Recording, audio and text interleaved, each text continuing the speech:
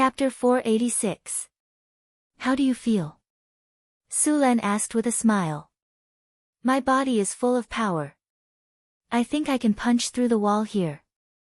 Chrissy said eagerly. Do you want to give it a try? Sulen said, looking at Chrissy with a teasing smile. However, Chrissy didn't notice at all.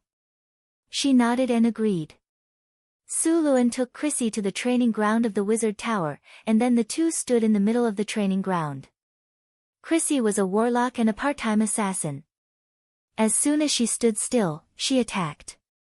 With a flash of cold light, a dagger appeared in front of Sulen. Sulen blocked it with his long sword. Although he was not an assassin, Sulen's agility attribute was much higher than Chrissy's. The battle between the two was very fast.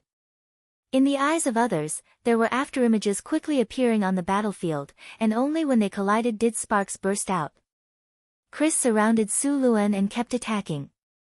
Every attack she made was aimed at Sulen's fatal points, which made people tremble with fear.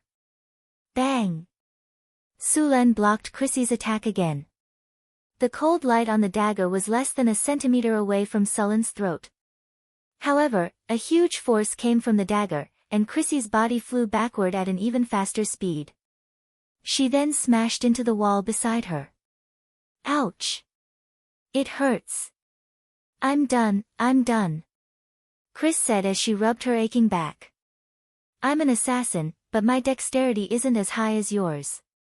Moreover, your strength is more than one level lower. Why should I torture myself? Chrissy sat on the ground with a depressed expression. Sulen smiled and walked over to help her up. Now that you have the strength belt, your strength has reached the standard of an ordinary frost giant. You're much stronger than other assassins, Sulen said with a smile. The best strength belt was made from the skin of a frost giant king or a cloud giant king. It allowed the wearer to have the strength of a frost giant chieftain. I've also prepared other equipment for you. More equipment? Hearing Sulen's words, Chris's eyes lit up. She grabbed Sulen's hand and got up from the ground. Let me see what kind of equipment it is. Let's go. Sulen pulled Chris back to the lab. This is a mind headdress. It can add a mind shield to prevent you from being controlled by mind control spells. Prerequisites: will immunity to some mind control spells and mind attack spells. Sulen handed a beautiful gemstone headband to Chris. The gemstones used in the headband were actually the eyes of the brain hunters. The brain hunter's eyes had the same special psionic ability as the beholder. After soaking in a specially concocted potion, the brain hunter's eyes would become very hard, as beautiful as the best cat's eye gems. Gale Boots. It comes with advanced haste, fly, featherfall, and auto-recharge. You should be able to use it. The Gale Boots were made of cryopterous leather. The wind element on it was rich, and with the runes inscribed with mithril, it was already a quasi-legendary level magic equipment. Agility Gem. It can strengthen your agility perception. It will be effective as long as you wear it. Sulen handed a gem to Chris. In addition to the agility gem, Hathaway also made strength gems, physique gems, mind gems, and charm gems. These gems required high-quality magic gems as the main material, and many rare materials were added. Only one of these gems could be worn at a time, and the effect was not bad. It could increase the corresponding attributes by 3 points. These attribute gems could only be worn one at a time, and the attributes increased by the gem could be stacked with other equipment. If you wanted to change it, you would have to take it off and exchange it. In fact, these attribute gems were only the primary products of another type of gem, the Philosopher's Stone. The Philosopher's Stone, this gem required 5 high-quality attribute gems and other materials to synthesize. After success, you would get a Philosopher's Stone. The success rate of the Philosopher's Stone was very low, but after success, the Philosopher's Stone would increase all attributes by 3 points.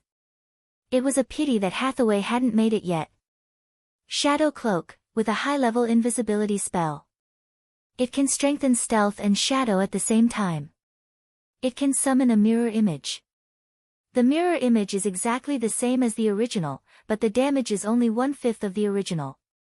The mirror image's defense is also 1/5 of the original. It was a very good cannon fodder to attract the enemy's attention or to cover an attack or retreat. If used well, it was not difficult to change the outcome of a battle. Protection ring, this is made based on the ring I used to wear. After activation, a high-level energy protection force field will appear.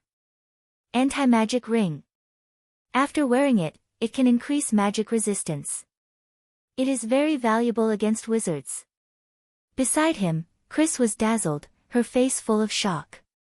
This set of equipment was simply too luxurious. Any one of these equipment in front of her would be sold for hundreds of thousands or even millions of kinnar. With so many of them added up, it was a few million kinnar. Chris had become a moving treasure trove. The main materials for these equipment were obtained by Su Len from killing various monsters and monsters. After Hathaway's crafting, they became powerful magic equipment. As a member of the Chinese family in his previous life, Su Len had also inherited the fine traditions of the Chinese family. For example, he was obsessed with the construction of cities, roads, and other infrastructures. For example, Su Len was like a squirrel in winter, hoarding large amounts of wealth. These things in front of her were accumulated bit by bit. When he was playing games, Su Len liked to accumulate large amounts of materials and gems. Then he would upgrade his equipment every once in a while. After giving all the equipment to Chris, Su Len went to find Alex. Alex was flipping through books in the library. When he saw Su Len coming, he put down the book and said, "How come you have time to come here today?" Su Len stepped forward and grabbed Alex's arm. "Come with me, I have something for you."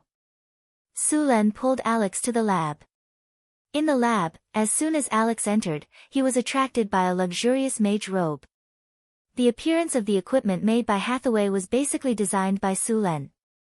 Su Len combined the various patterns he had seen in his previous life. After some deletions or direct plagiarism, the pattern was much better than the original pattern in this world. Of course, some impractical patterns were also deleted by Su Len.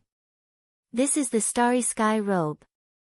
The main material is the skin of the Hydra. It's made from the softest skin of the Hydra's abdomen.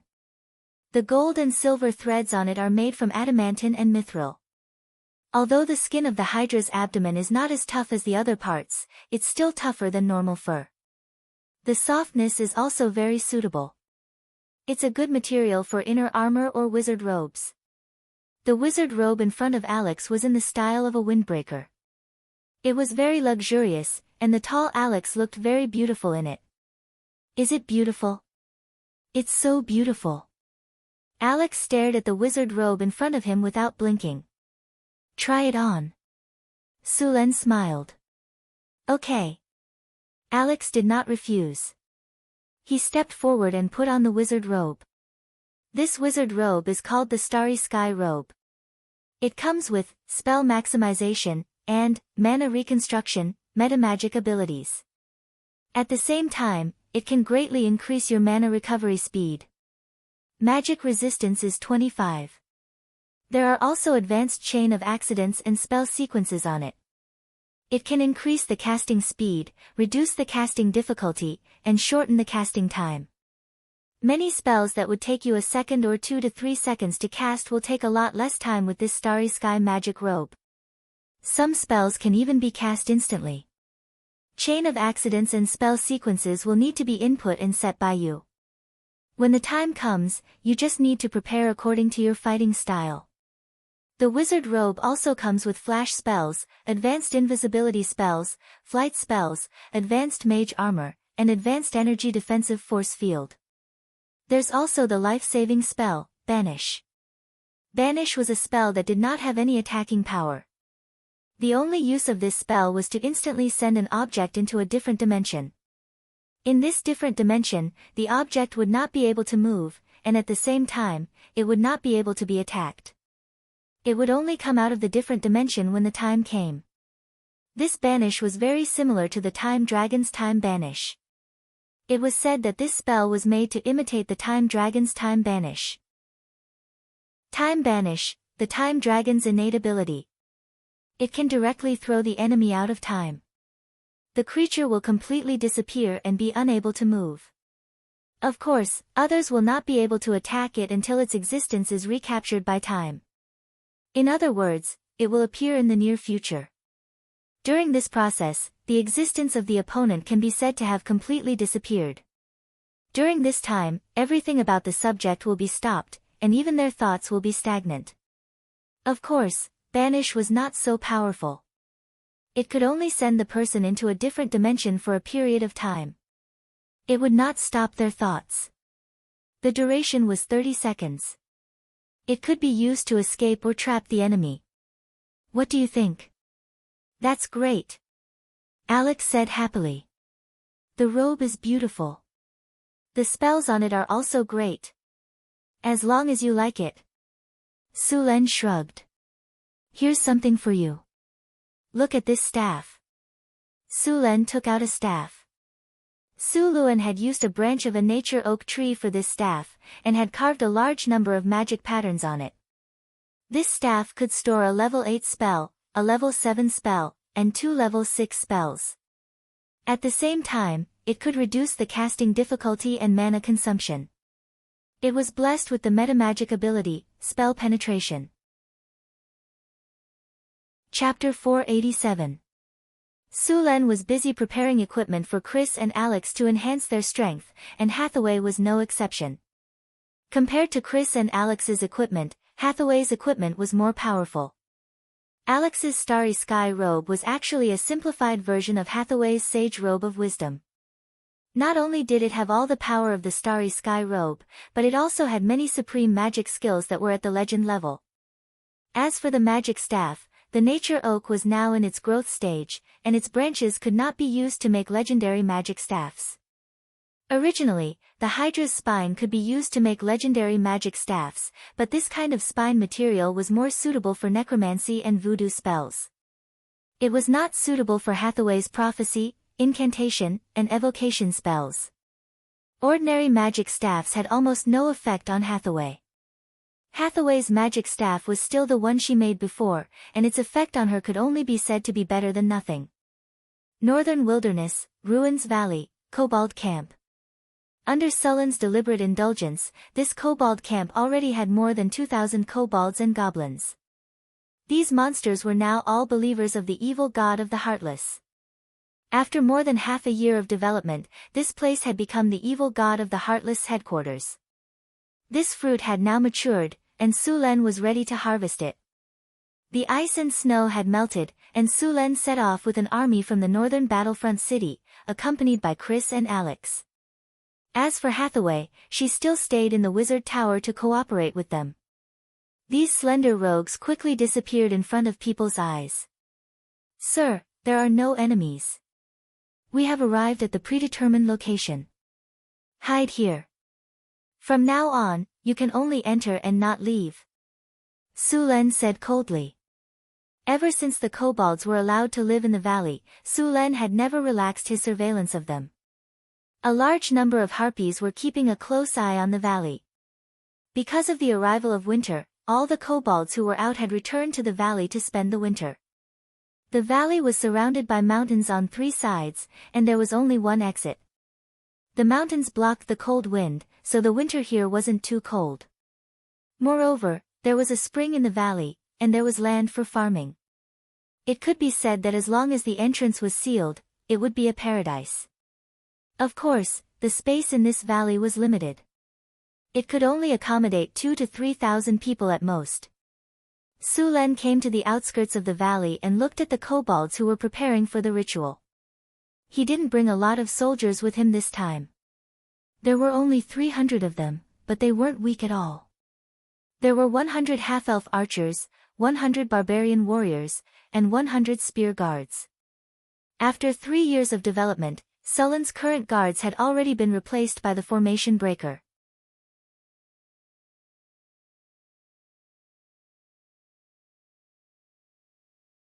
The priest held the heart in one hand and the dagger in the other, and he walked to the center of the altar with a very sincere expression.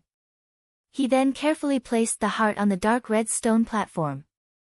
As the blood flowed out, a strange evil energy also appeared. The kobold believers all had frenzied, intoxicated, and excited expressions on their faces. Su Luan quietly watched the group of kobolds perform the blood sacrifice. Obviously, these dogs couldn't change their habit of eating shit. The evil god of the Heartless still liked blood sacrifices. After all, blood sacrifices were the easiest way to obtain divine power. Otherwise, in ancient times, almost all the gods would have accepted the blood sacrifice. However, this blood sacrifice had a lot of side effects, which made the gods fearful. In the end, they had to give up on this ritual. Otherwise, this method of sacrifice would not have been abandoned. Relying on the conscience of the gods. In the past, many true gods went crazy because of blood sacrifices. They attacked everywhere and were eventually surrounded and killed by other gods. In the end, the gods gave up on this ritual. Looking at the dark red bloodstains on the altar, this kind of sacrificial ceremony had been held countless times. In fact, this kind of blood sacrifice was not conducive to the development of believers. Although the normal development of believers seemed to take a long time and the effect was slow, this kind of method was sustainable. In the long run, this kind of method was far more beneficial than blood sacrifice. Chapter 488. The specialty of a blood sacrifice was that it took only a short time and had a quick effect. The gods naturally liked this method. As for the other method that had a better long-term effect, they could not see that far ahead. Don't overestimate the knowledge of the gods. In fact, most of the gods were short-sighted. Soon, the second captive was dragged out. A blood sacrifice was not enough to satisfy the evil god. In ancient times, there were often blood sacrifices of thousands of people. There were even a few blood sacrifices of tens of thousands of people. As an evil god, the Heartless would not be satisfied so easily. As time passed, the scale of the blood sacrifice would only increase. One day, the believers would not be able to bear it. If the blood sacrifice could not provide powerful sacrifices, then they would have to rely on sufficient numbers to please the evil god. Therefore, a blood sacrifice would often last for a long time. Through this blood sacrifice, the believers would be able to obtain the god's blessing. The quality of the sacrifices provided by the kobolds was not high, so they could only rely on numbers to make up for it. The sun gradually set, and the light in the valley became even dimmer. Pine oil torches were lit, and the priests began to dig out the hearts of the captives. Soon, all the captives were killed, but the evil god seemed to be dissatisfied with the sacrifices.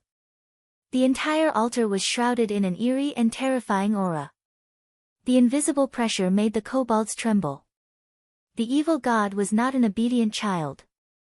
If they could not satisfy the evil god's request, the evil god would do it himself. A cold glint flashed across the eyes of the leading priest. He then ordered in a deep voice. A few strong dragon-blooded kobolds rushed to the back of the crowd and grabbed some disabled kobolds and goblins. The captured kobolds and goblins screamed in horror and tried to escape, but everyone lowered their heads and ignored them. As the obsidian dagger slashed across, a kobold's chest was directly torn apart. His steaming heart was dug out. Scarlet blood spurted out and slowly flowed into the crevices of the rocks on the altar. As the heart was placed on the altar, the evil god's consciousness showed a trace of satisfaction. Then, it kept urging the sacrifice to continue. Seeing this, the kobold priest inwardly let out a sigh of relief before killing the other kobold. At the same time, the faces of the kobolds and gnomes kneeling before the altar were once again filled with fervent excitement. The kobold priest could feel the power within his body growing, and his heart was filled with joy. After every blood sacrifice, his strength would increase. This was a gift from the gods, and as long as he continued to sacrifice, he would become even more powerful. Above the altar, a blood-red spirit light enveloped the entire valley. This spirit light was emitted by the evil god. At this time, the sacrifice had reached its climax. The air was filled with the pungent smell of blood. Even Su Len could smell it in the air. Do it. Sulen ordered coldly. Alex, have the harpies seal off the battlefield. Don't let any living creature escape. Yes, master. Alex gently flapped her wings, and a wave of energy spread out from her body. Soon, 3,000 harpies descended from the sky and surrounded the valley. Chris, don't leave anyone alive in this battle. Yes, master. The little succubus Chris's tall figure stepped forward and responded. Then, a group of demons behind her spread their wings and flew towards the valley in a flash.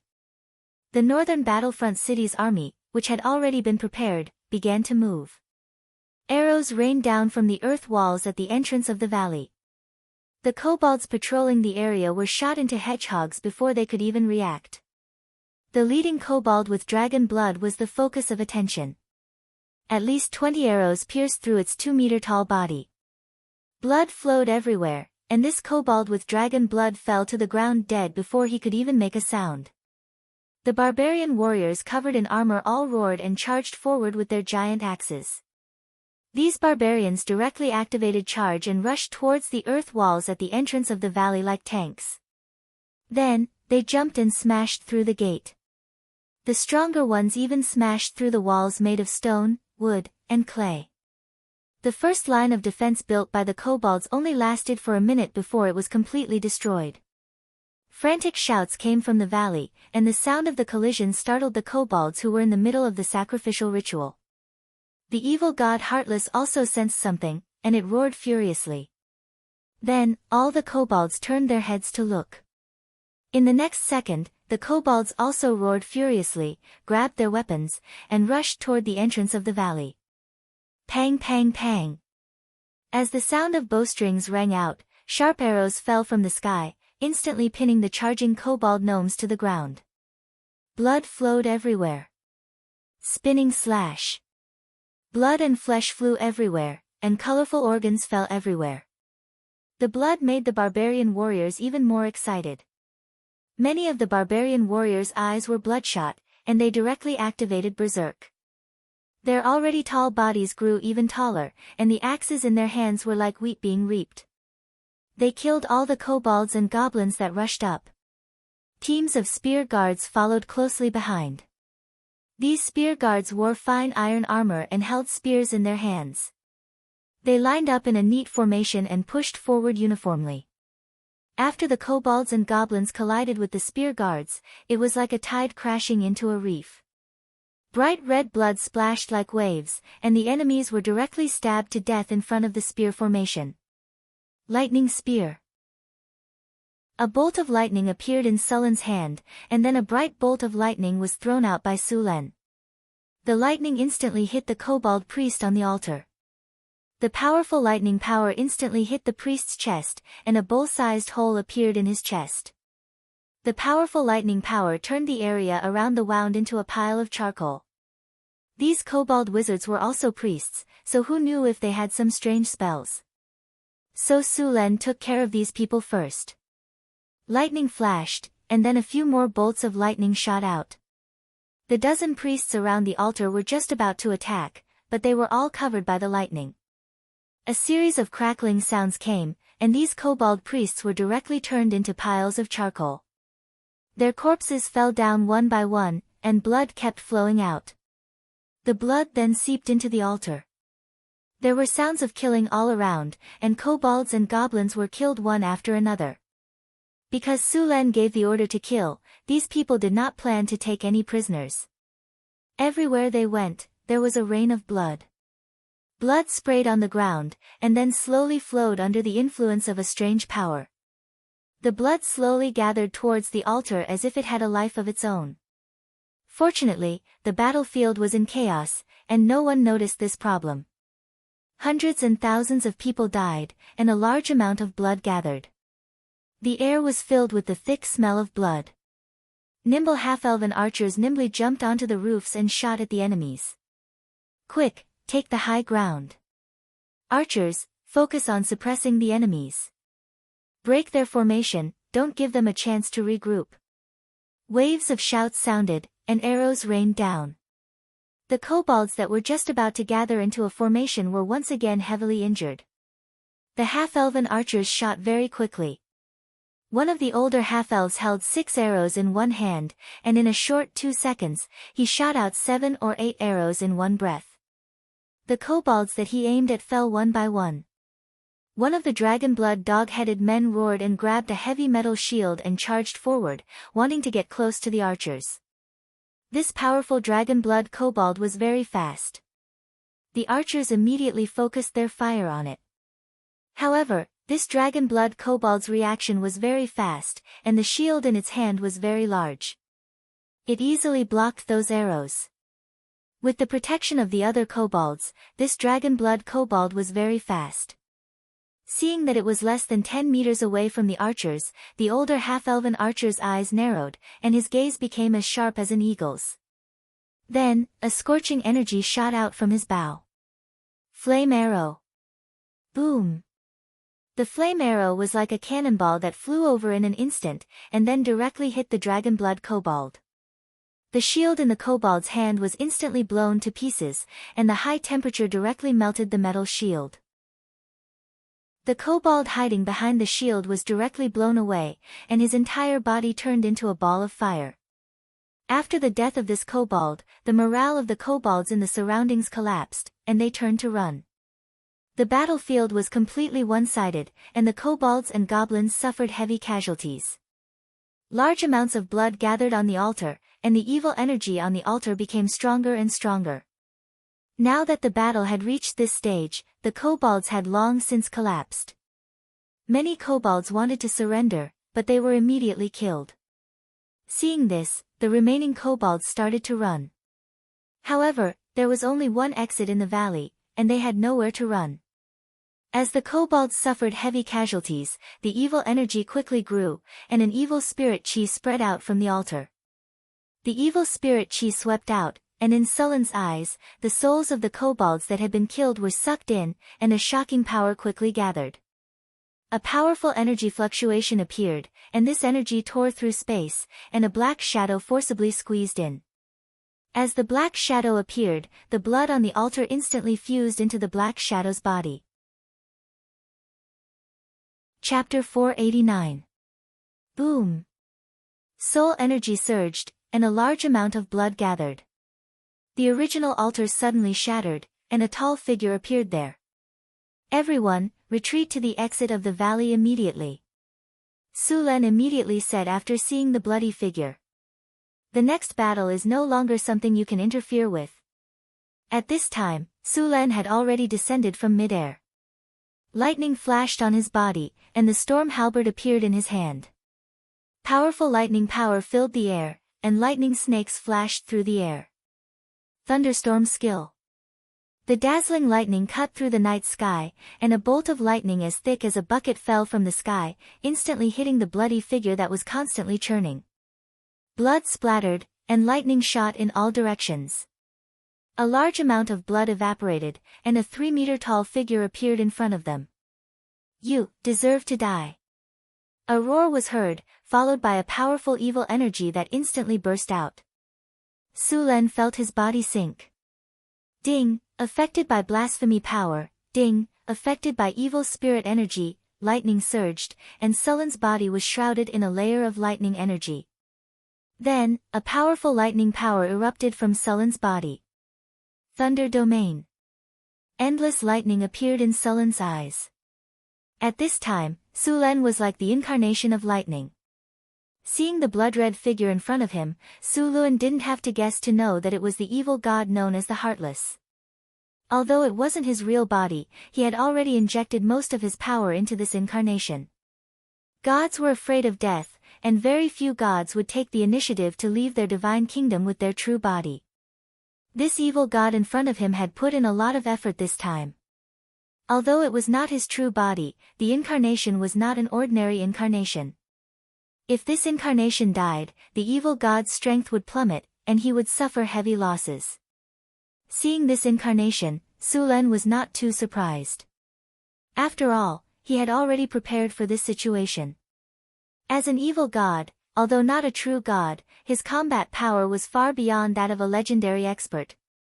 Sulen speculated that this evil god's true body was much stronger than a demigod. The incarnation in front of him was also not to be underestimated. Lightning Spear. After activating the thunder territory, the thunder power around Sulen became even stronger. A thunder spear filled with a destructive aura quickly formed in his hand. Sulen immediately threw out a lightning spear. However, Sulen's target wasn't the evil god's divine incarnation but the spatial portal that had been torn open. Amidst the thunderous roar, the heartless divine incarnation looked strangely at the collapsing portal. The lightning exploded, and even the altar below was destroyed by the lightning spear. Su Luan wasn't going to leave the teleportation gate behind. What if this divine avatar escaped through the teleportation gate? Sui Xiong did not want to give up on the incarnation at the last moment and escape with the power of divinity. If that was the case, then all his efforts would be for naught. An angry roar sounded. Sulen directly destroyed the portal. The evil god's incarnation could not return unless he accumulated power again and started a new round of blood sacrifice. The wind raged. The angry evil god's incarnation was very fast. With a flash of red light, it had already appeared in front of Sulen. A blood tentacle instantly shot out. Sulen's storm battle halberd swept across and directly cut off the blood tentacle. However, something unexpected happened. The blood tentacle that was cut off quickly moved toward the main body and then merged back together. Regeneration? Or other abilities? Sulen frowned slightly. Or immunity to physical damage. Lightning Spear. The storm battle halberd was instantly wrapped in a layer of violent thunder power. With Sulen's attack, thunder and lightning clashed in the sky. Boom! The moment the two sides clashed, an extremely fierce battle broke out. Horrifying scars appeared on the evil god's incarnation's huge body, and the energy shield on the surface of Sulen's body shattered one after another. The evil god's incarnation's attack directly hit Sulen's body, but he blocked it with his spear. Thunder and blood made a fierce explosion, and the two were directly pushed away by the explosion. Revenge! Revenge! Revenge! I'm going to eat you! The evil god's incarnation muttered. Sulen's ears were shrouded in chaos. Whispers kept ringing in his ears.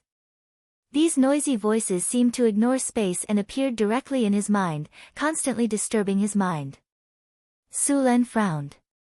He hated this kind of enemy. Not only was their vitality tenacious, but they were also very difficult to kill. They were either immune to physical damage or had super strong regenerative abilities. Blasphemy. In a strange silence, an inexplicable figure appeared and pierced Sulen's soul. Unfortunately, this kind of attack was useless. Sulen had a strong will to begin with, and he also had the iron will talent ability. His own resistance was also high, and he was not afraid of this kind of control spell at all. Great Cleave. The evil god's follower rushed directly towards Sulen, and the evil energy kept corroding the surrounding space. Rumble. After realizing that magical attacks were useless against him, the evil god's incarnation directly used physical attacks. A giant sword condensed from flesh appeared in its hand. Sulen's body flashed and flew past from the side. Accompanied by the flash of thunder, Sulen's storm battle halberd fiercely cut a hideous wound on his body. A blood whip swept across. The blood whip had strong corrosive properties, and a layer of the rocks next to it was directly corroded. In a short while, the surrounding ground and rocks were full of traces of corrosion. There was also a layer of divine force field around the evil god's incarnation. Sulen was very clear about this and had already prepared for it. The storm battle halberd flashed with thunder and attacked quickly. The evil god's incarnation did not show any weakness. It fought speed with speed, and the whip shadows covered the surroundings tightly. The sky was filled with whip shadows that fell from the sky. Bang! Bang! Bang! Bang! Bang! Bang! Sulen swept the evil god's incarnation away. Then, without any hesitation, he instantly chased after it. Chain Fireball. Spell maximization. Flames rose up, and the evil god's incarnation was beaten to a pulp. Su-Len did not stop at all. Fireball after fireball whizzed out.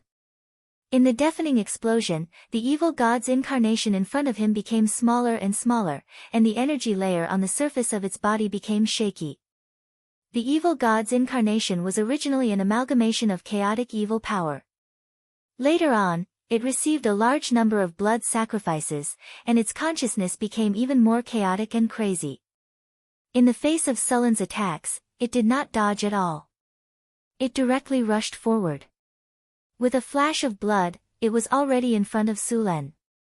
A scarlet shadow instantly attacked. Bang! Thunder exploded. Tentacles of blood instantly hit Su-Len. These tentacles of blood attacked very quickly. In just a moment, Su-Len was attacked hundreds of times. The thunder shield only lasted for 2 seconds before cracks appeared. Advanced Mage Armor. Advanced Energy Protective Barrier. Advanced Deflection Force Field Protection. Rays of spiritual light flashed across Su-Len's body. The protective spells that he had prepared in advance were released in an instant. Invisible barriers opened up. The moment the thunder shield shattered, it directly blocked the evil god's incarnation's attack. Silver Dragon Inversed Scales Spear. The shadow of a silver dragon appeared on Su-Len's body. Then, with a blinding flash of lightning, it suddenly attacked the evil god's incarnation in front of him. Endless lightning instantly wrapped around it. As the evil god, its power was completely opposite to Su-Len's. The blood light on its body was constantly being worn down by the lightning. At this moment, Su-Len suddenly felt his heart palpitate. A sense of danger enveloped his heart. Without hesitation, Su-Len's body flashed as he tried to retreat. Boom! Just as he was about to retreat, a dazzling red light swept over him like a hot knife through butter. The lightning that had been wrapped around the evil god's incarnation was also worn down by the red light. Wherever the red light went, an evil, chaotic, and crazy corrosive energy came out. Although this kind of energy was not very damaging, it had a very disgusting ability. It could corrode other people, and it was very difficult to get rid of. But this kind of explosive power cost a lot of energy, and the cooldown time was very long. After using his talent, his sixth sense, to dodge the attack, Su-Len rushed forward again. After the explosion, the evil god's body's blood light became even dimmer. A round of extremely effective chain of fireballs appeared again. After casting that spell, Su-Len threw out 5 lightning whips. The evil god's incarnation was sent flying again. Boom! Boom! Boom! Boom! The evil god's giant body was pierced again. The blood light on its body was used up. This time, its wounds did not heal as quickly as before. Instead, there was a hideous gash. Now, Su-Len could see the evil god's incarnation's scary, twisted soul. That was the evil god's soul origin, but it was not all of it. It was only a part of it. This time, to take revenge on Su-Len, the evil god had given up a lot. It had given up a part of its soul origin and god power. Evil gods relied on blood sacrifices and sacrifices to grow. But blood sacrifices made gods crazy. Evil gods were a collection of chaotic powers, and now, they were even crazier. The evil god in front of Han-Sen had lost its sense of self. It had become a collection of all kinds of negative energy and chaotic consciousness. When Su-Len absorbed the god's divinity, it had a strong consciousness. So, when he absorbed the god's divinity, he spent a lot of effort to wipe out the consciousness of the god's divinity. That was difficult, and it took a lot of time. But it also brought him many benefits. He would not be affected by the consciousness of the god's divinity. He would not become a puppet controlled by the god's divinity. Dazzling lightning swept across. After losing its powerful regenerative ability, the evil god's incarnation was no match for Su-Len. Under Su-Len's constant attacks, it could only retreat again and again, with more and more wounds appearing on its body. Chapter 490. Thunderstorm spell. Dark clouds gathered in the sky, and countless lightning bolts rolled back and forth in the dark clouds. A bolt of lightning as thick as a water bucket descended from the sky and instantly struck the evil god's incarnation. Without enough power to quickly regenerate, endless lightning instantly drowned it. Lightning spear. Endless lightning power instantly gathered in Sullen's hand, and a lightning spear formed completely from lightning power appeared in Sullen's hand. In the next second, he threw the lightning spear and instantly hit the evil god's incarnation, which was still in a stiff state. Time seemed to freeze at this moment. The evil god's incarnation's body was extremely stiff and fixed on the spot. The evil god's incarnation's body shattered like crystal glass, and powerful lightning burst out from its body, illuminating the entire valley in an instant. The evil god's incarnation's entire body disintegrated into countless tiny dust particles bit by bit. A gust of wind blew past, and the evil god's incarnation's body disappeared without a trace. Ah! A miserable wail sounded. Just as the evil god's incarnation's body was completely destroyed, the countless souls that it had absorbed just now surged out of its dissipated body. As these souls had only been absorbed for a short period of time, the evil god of the Heartless had no time to absorb and digest these souls. Therefore, these souls were basically still complete. They were just a little distorted because they were contaminated with the chaotic energy of the evil god's body. Soul-binding spell. A spiritual light rose from Sullen's body and quickly imprisoned a part of the evil god's soul core that wanted to escape. Endless lightning power turned into lightning chains. These chains crisscrossed and weaved into a large net in midair, as if enveloping the entire world. The evil god's soul, which was mixed in with a large number of spirits, couldn't escape in time and was completely sealed. As a spiritual light flashed, the large net in the sky instantly enveloped downwards. All the spirits and the evil god's soul were trapped in the lightning net. Soul-binding spell. Sulen took out more than 10 magic gems from his storage space. Bolts of lightning turned into countless chains and pulled all the spirits into the magic gems. Those low-level spirits were directly sealed in the magic gems. As the evil god's soul, Sulen specially used a high-quality magic gem to seal it. As the evil god's soul was sealed into the magic gem, the entire magic gem turned purplish-red. A crazy and chaotic aura was constantly emitted from the gem. Just standing nearby made people feel very uncomfortable.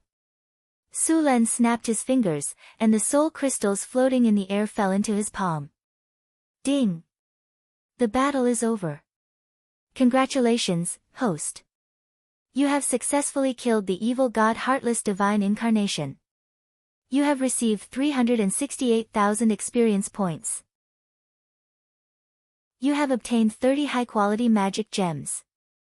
You have obtained 2 sets of Star Ocean Silver Sand. Congratulations, host. You have successfully killed the evil god Heartless Divine Power Incarnation. You have obtained Diamond Treasure Chest X2. Congratulations, host. You've won an epic victory. Congratulations, host. Your army has completely wiped out the evil god Heartless Believer's gathering place. You have obtained 103,000 experience points. Evil god Heartless Stronghold Extermination Battle, Battlefield Level, High Legendary. February 1689 of the Huiyue calendar. You discovered a hidden stronghold of the evil god Heartless. After some preparations, you launched a war and successfully wiped out the stronghold of the evil god Heartless Believers. You also killed the evil god Heartless Divine Power Incarnation. Your name is widely spread across the continent. Prestige plus 15. Favorability of various Orthodox churches plus 30. Congratulations, host. Your experience points are full. You have leveled up. Current level, 30. You have obtained 2 free attribute points and 2 skill points. You have obtained Platinum Treasure Chest X2. As the battle ended, a series of system notifications rang in his ears. Sulen dispersed the energy on his body, and the rumbling thunderclouds in the sky also dissipated. The battlefield was a mess. The original altar had long since disappeared in the aftermath of the battle, and the surrounding village was only left with broken walls. Clean up the battlefield and kill all enemies. Leave no one alive in this battle. With Sullen's order, the Northgard city's army began a net-like search of the valley. Not all the enemies had died in the battle just now. Many had taken advantage of the chaos to escape to various parts of the valley, but because there was only one exit, these kobolds had nowhere to run. After arranging for people to clean up the battlefield, Sulen returned to the Northwind Tower. After leaving the follow-up matters to Hathaway and Chrissy, he went to the seclusion room to check on his harvest. The most precious thing in this battle was naturally the divinity crystal. Su Luan checked it and found that this divinity crystal contains 6 points of divinity. It could be said that this was the most divinity Su Luan had ever obtained. However, it wasn't easy to absorb this divinity crystal. He hadn't finished absorbing the Brain Hunter's divinity crystal, so he could only slowly absorb this divinity crystal. Currently, Sulen needed about a month to absorb a single point of divinity. If he wanted to absorb all of it, he would need half a year. However, this was already a fat piece of meat in his mouth. There was no rush to eat it. He opened the storage space and opened the 2 diamond treasure chests and the 2 platinum treasure chests together. A series of beautiful special effects flashed, and the sound of a system notification rang in his ears. Congratulations, host. You have successfully opened the platinum treasure chest. You have obtained the item 9 Transformations Golden Pill *1 bottle. Congratulations, host. You have successfully opened the platinum treasure chest. You have obtained the item Wishing Crystal *1 bottle. Congratulations, host. You have successfully opened the diamond treasure chest. You have obtained the item Nature God Crystal *1 bottle. Congratulations, host. You have successfully opened the diamond treasure chest. You have obtained the book Levitating Ring Theory and Production. When the light faded, Sulen couldn't wait to take out the 4 items to check. Sulen had already obtained a bottle of 9 Transformations Golden Pill. This kind of pill was very powerful. Each pill could increase 5 free attribute points. It was a rare item. Sulen beamed with joy as he put away the bottle of pills. The second treasure chest contained a crystal called the Wishing Crystal. Sulen curiously picked up the crystal and looked at it. This crystal looked clear and transparent. There were no impurities in it. It looked very beautiful. This crystal also contained a strange power. Sulen didn't know what this power was for. After playing with the crystal for a while, Sulen asked the system to appraise it. Wishing Crystal, a special kind of crystal bred by nature. It has a special power. It is said that Jinn elemental spirits like this kind of crystal very much. When using the wishing spell, you can use the wishing crystal as an item of exchange. When negotiating with the Jinn elemental spirits, the wishing crystal can obtain a higher value. This is actually an item used for the wishing spell. After reading the introduction of the system, Sulen's eyes moved slightly. Although the wishing spell was said to be able to grant wishes, in fact, this spell had many traps and the price to pay was also high. Now it seemed that with this wishing crystal, Sulen could make a wish without paying any price. Of course, when using the wishing spell, one still had to strictly follow the rules of the wishing spell. The Jinn elemental spirit's ability to take advantage of loopholes was not inferior to the devils of Bator. In the past, there were more than 1 or 2 wizards who were cheated by these Jinn elemental spirits. The wizard who wished for immortality still didn't know which corner of the multiverse he was sealed in. The nature crystal was a green crystal the size of a palm. There was rich natural energy on it and even a little divinity of nature. This crystal could be directly absorbed to increase one's own divinity. It was much better than the divinity crystal Sulen had before. He didn't need to spend time to eliminate the evil consciousness in the divinity crystal. He could directly absorb it. Of course, in addition to direct absorption, this nature crystal also had other effects. For example, it could improve the surrounding environment.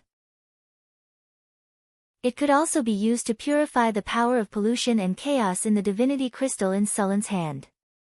Of course, this purification effect was limited. It could also be used directly on a druid. This would allow the druid to obtain a large amount of natural energy and even directly become a big druid. The nature crystal quickly turned in his hand. Sulen already had a plan in his mind. He was going to try it in a few days. The Principle and Making of Floating Rings. When he read this book, even Sulen couldn't help but laugh. This was simply like meeting a pillow when he was sleepy. He planned to build a floating city. In addition to the problem of energy, there was also the problem of the floating rings. The floating rings were the key to building a floating tower. At the same time, it was also an important part of building a floating city. The manufacturing technology of the floating rings was only mastered by a few wizard organizations. If the elemental pool was the energy source of the wizard tower, then the floating rings were the engine. The manufacturing of the floating rings required a lot of precious resources. At the same time, it also required a deep knowledge of runes and grandmaster alchemy skills. Sulen simply flipped through the book. This kind of floating rings required a lot of technical skills. He couldn't make it yet. The main material of the floating rings was mithril. Some adamantine, orichalcum, starry silver sand, arcane dust, and many other materials needed to be added. These materials were processed according to a special method and refined into a special silver alloy. Then, the runes were engraved on the floating rings according to a special method and pattern. Finally, a runic array was formed. Each rune was formed by a combination of a larger number of magic patterns. These runes were combined to form a larger runic array. There couldn't be any mistakes in the manufacturing of such a floating ring. Otherwise, there would be a big problem. If there was a problem with the floating ring during flight, the consequences would be terrifying. Sulen planned to study the book, The Principle and Making of Floating Rings, with Hathaway. Although he couldn't make it now, it didn't mean that he couldn't do it in the future. Now that his wizard level had reached the advanced level, it was only a matter of time before he became a legendary wizard. Chapter 491. The construction of the floating city could not be done by Hathaway alone. A floating city like the floating city, which was the ultimate magic creation of the Arcane Empire, required a lot of people to work together to build. Among other things, it was a big project just to enchant the floating city with hardening spells. If only Sulen and Hathaway were relied on, they would be busy for a long time. It required a lot of wizards to work, which was one of the purposes of Sulen and Hathaway establishing the Wizard Academy. The Wizard Academy was to continuously provide a large number of wizard talents for Sulen. Sulen did not expect the wizards to become legends, which was unrealistic. He only wanted them to be promoted to official wizards. And even if they were wizard apprentices, there were a lot of jobs that they could do. For Sulen, wizards were high-level talents. He had too many jobs that needed wizards, such as planting magic herbs, refining potions, enchantment equipment, building wizard towers, and daily maintenance.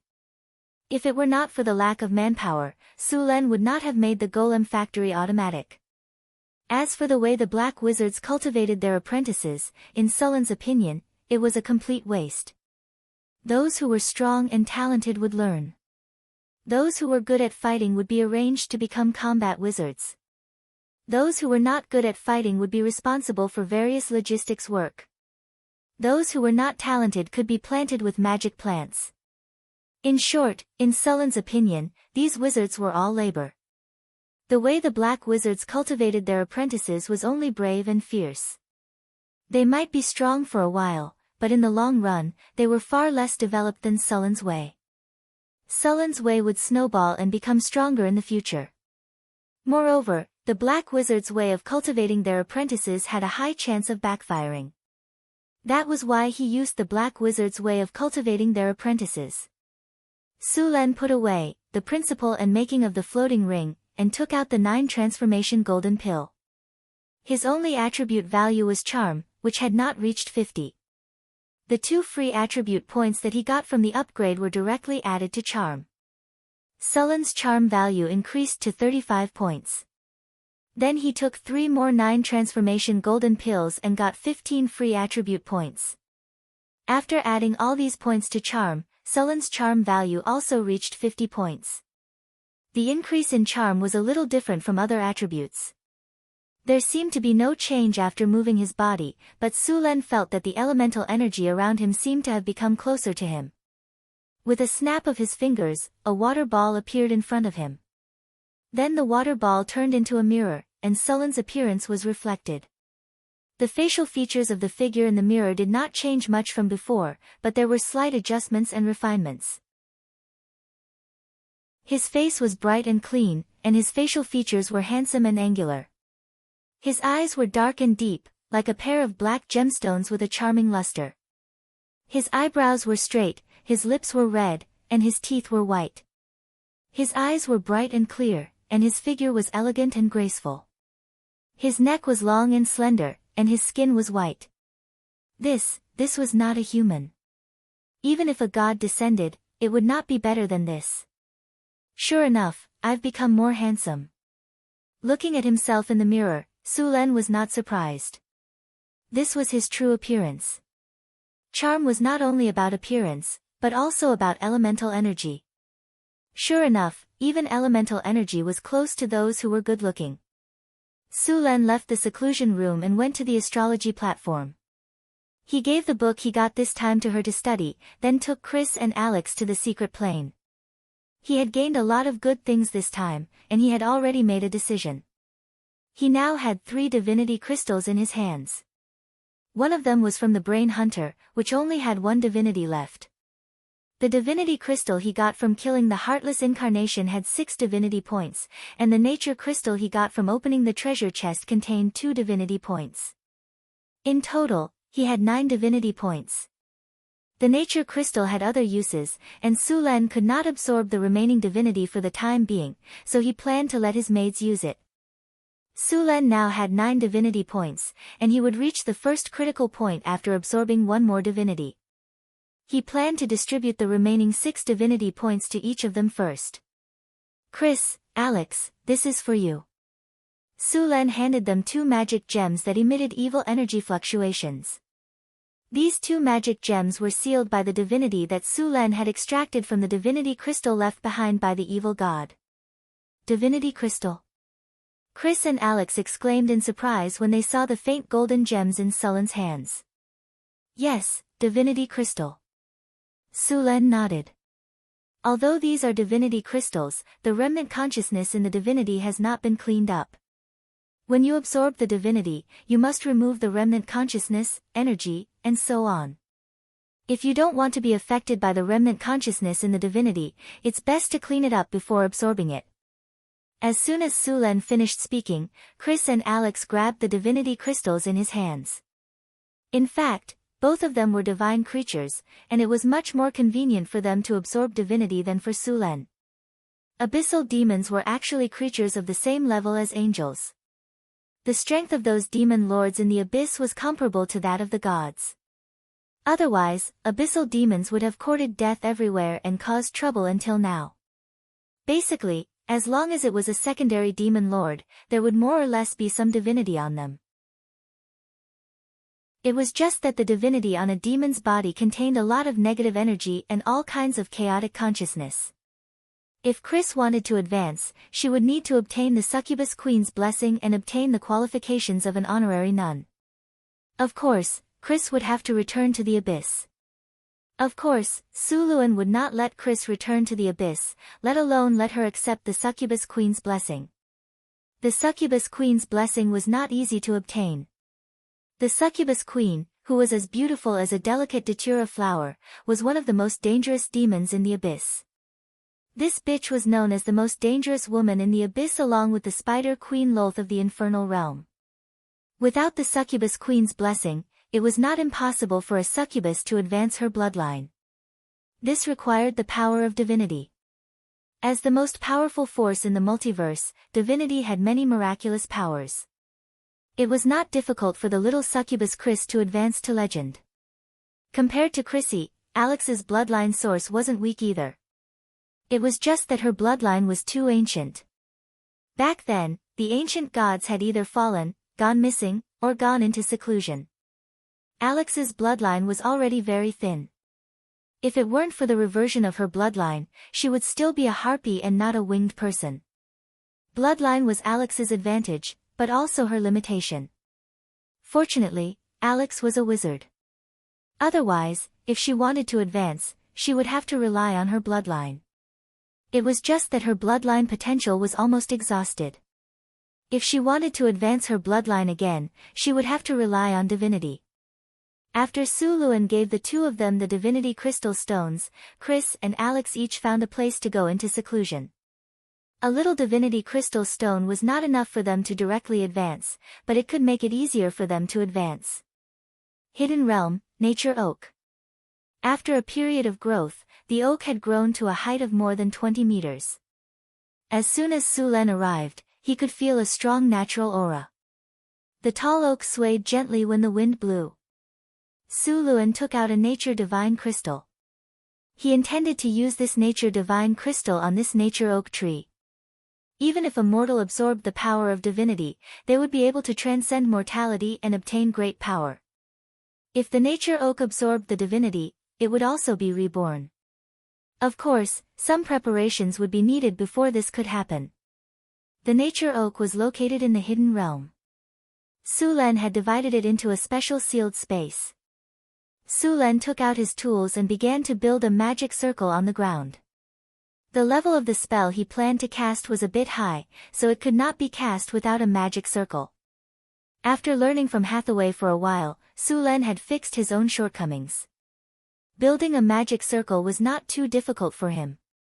As time went by, a complex magic circle began to appear little by little. Phew! Su Len stood up and let out a long breath. He looked at his masterpiece with excitement. It was his first time making a complicated rune circle like this.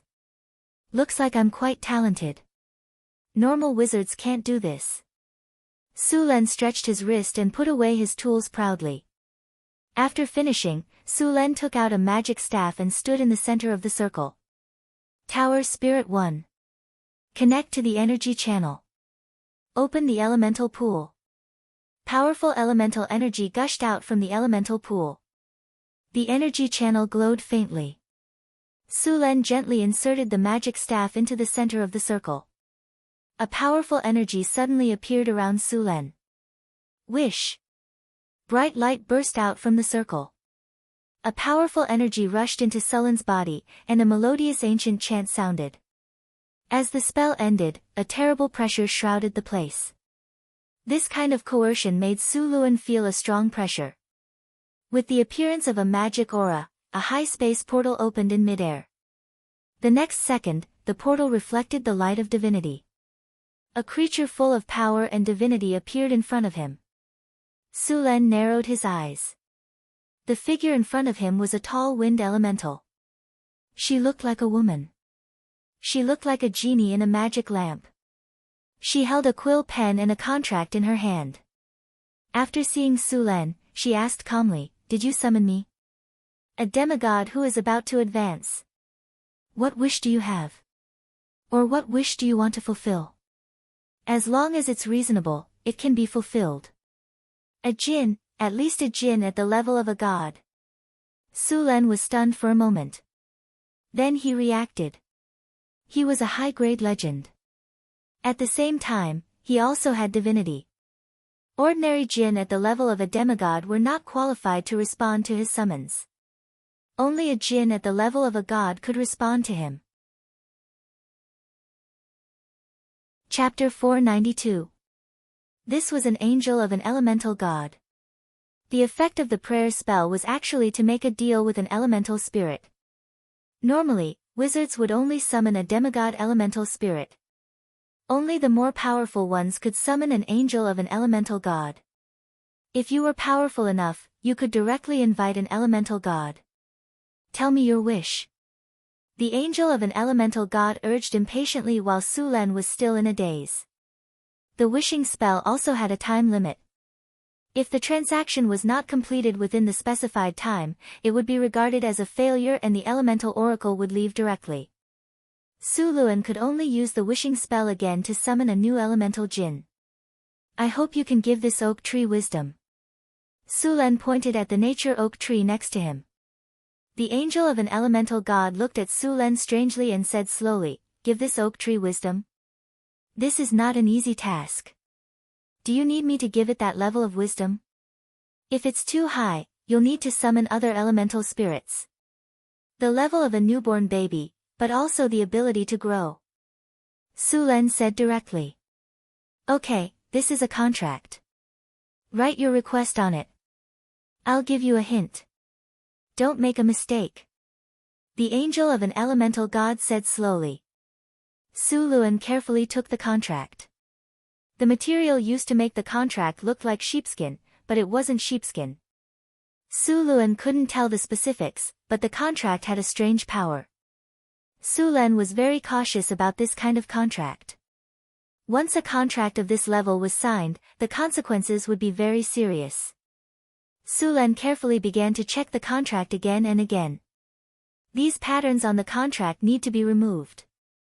Su Luan pointed at the circle of decorative patterns on the edge of the contract. The angel of an elemental god looked at it and slowly said, okay, you're very cautious. I have to be cautious. I don't want to pay a heavy price because I didn't read the contract clearly. Su Luan said calmly. I'm not a devil. I won't use such despicable means to deceive you. The angel of an elemental god looked at Su Luan unhappily. At the same time, he reached out and used his divine power to remove the patterns on the contract. You are indeed different, but I have to be careful when signing such a contract. Su Luan shook his head.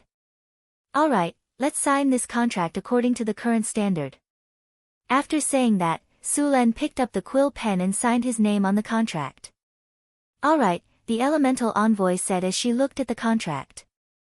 Then, she picked up the quill beside her and quickly wrote down the contents of the deal. With a flash of golden light, the written contract appeared in front of Su Luan. Let's take a look. To fulfill this wish, you need to pay 2 points of divinity, or the corresponding soul power. If you agree, then leave your soul brand on the contract. Su Luan took the contract and read it carefully. He read the 3 lines 4 or 5 times until he was sure that there were no problems. Then, he left his soul imprint on it. Very good. Feng Juling gently waved his hand, and the signed contract dissipated with the wind. Then, a divine power enveloped Ling Ren and Ling Ren.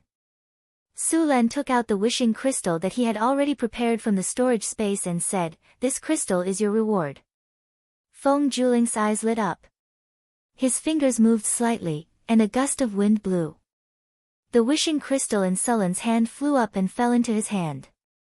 After casually sizing it up, Feng Juling's palm turned over and directly put away the wishing crystal. All right. According to the contents of the contract, if you pay the reward, I will give wisdom to the oak tree. Soul Awakening Technique. Divine power plus change reality, a beam of spiritual light descended from the sky and landed directly on the nature oak tree. The originally ordinary oak tree suddenly seemed to have something extra. Soon, a weak soul fluctuation was born from the oak tree. The soul light was extremely weak, just like a firefly. It seemed that it would be blown away by the wind. However, although this spark was weak, it was full of vitality. Instead of being extinguished, it began to grow. Seeing that the soul fire had slowly grown to a certain extent, the wind spirit god envoy withdrew his hand. All right. The contract is complete. Goodbye. After that, Feng Juling said to Su Luan, next time you have this kind of crystal and need to make a wish, feel free to summon me. My name is Alona's. Goodbye, little guy.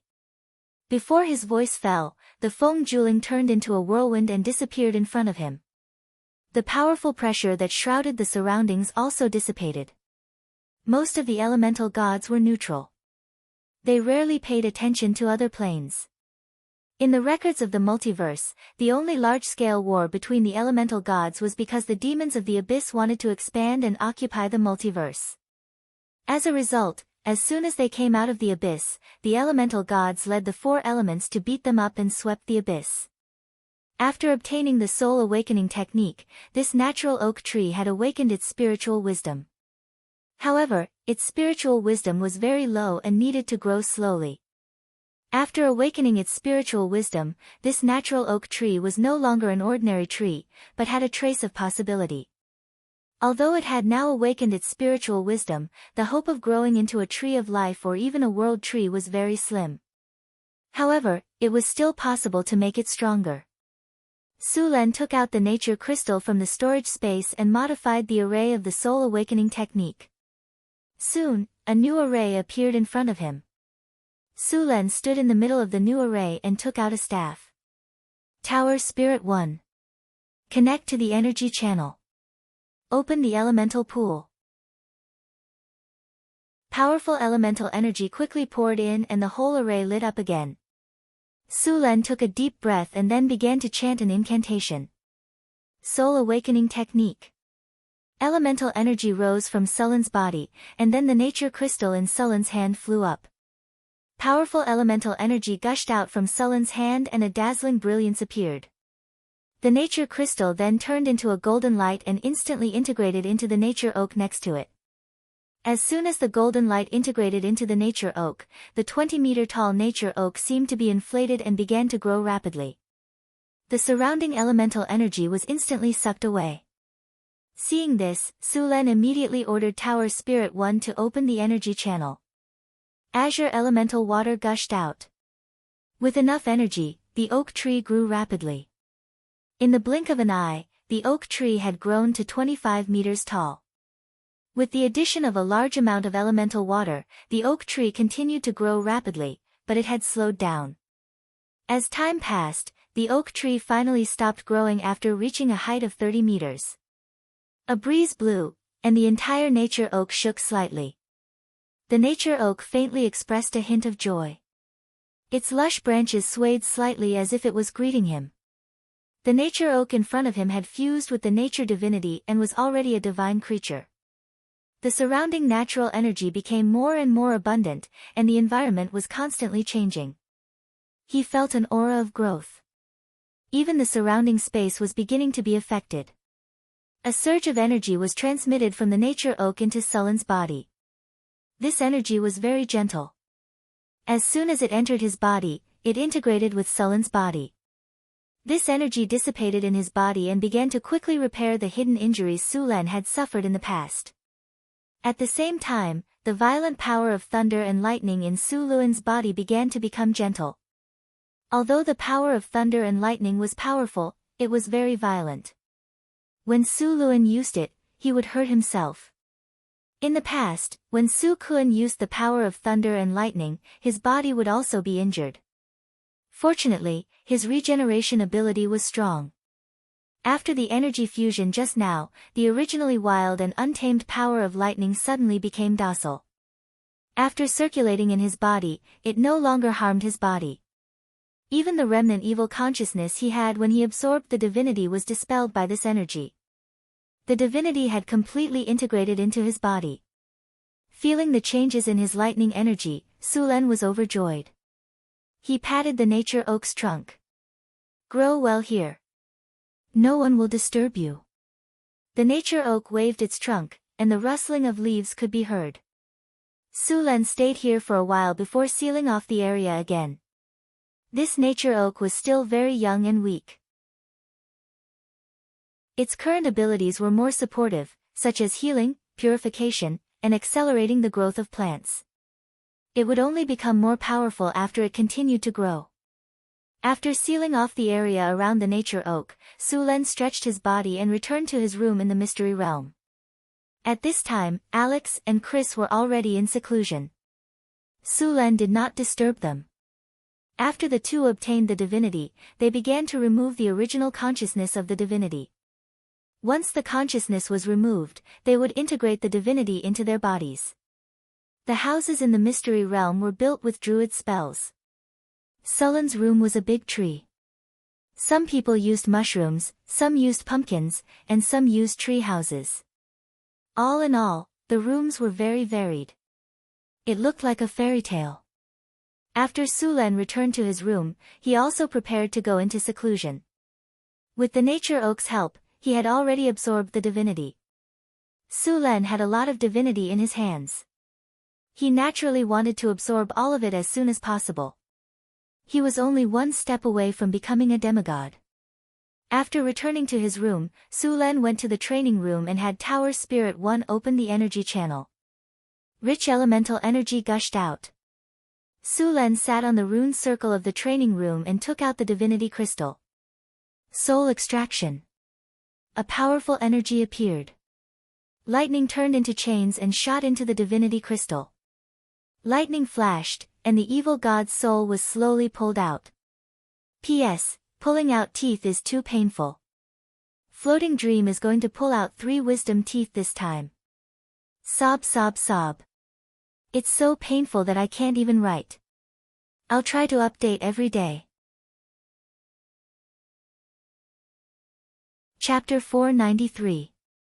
Although it was only a part of the evil god's soul, it was still very powerful. It was just that it wasn't Sullen's match when it was alive, let alone after it died. Thunder sealing magic. Endless thunder and lightning wrapped around the evil god's soul. The phantom of the evil god's soul howled in pain as it floated above the gem. As energy crazily surged, Suluan took a deep breath and a beam of light rose up. Divinity extraction. Streaks of dark purple soul energy slowly entered Sullen's body. This energy was full of evil, madness, and destruction. Sulen needed to extract the divinity from this chaotic soul energy. Sulen already had experience, and extracting divinity was a walk in the park for him. He sealed the chaotic, evil, and crazy soul energy into another magic gemstone. Soon, the gemstone used to seal the soul energy turned dark purple. This soul energy was full of all kinds of negative emotions. Although absorbing it could improve the soul energy and strengthen the soul origin, it would also corrode the soul. If one was not careful, they would become a fallen one, and their entire being would become crazy, bloodthirsty, and destructive. Sulen didn't want to become such a lunatic, so the best way was to use it to make a legendary rune. High-quality soul crystals were rare and very precious. Sulen only had one, which he obtained after killing the brain hunter and extracting all the divinity in its soul. Sulen gave the divinity crystal to Chris to absorb, and the rest of the soul crystals were not used yet. High-quality legendary soul crystals could be used to make legendary runes such as the Magic Breaker and Arcane Guard. Northfield City didn't even have a diamond golem, let alone a high-quality legendary golem like the Magic Breaker. Sulen slowly injected the divinity into his body. Soon, his body felt full and satisfied.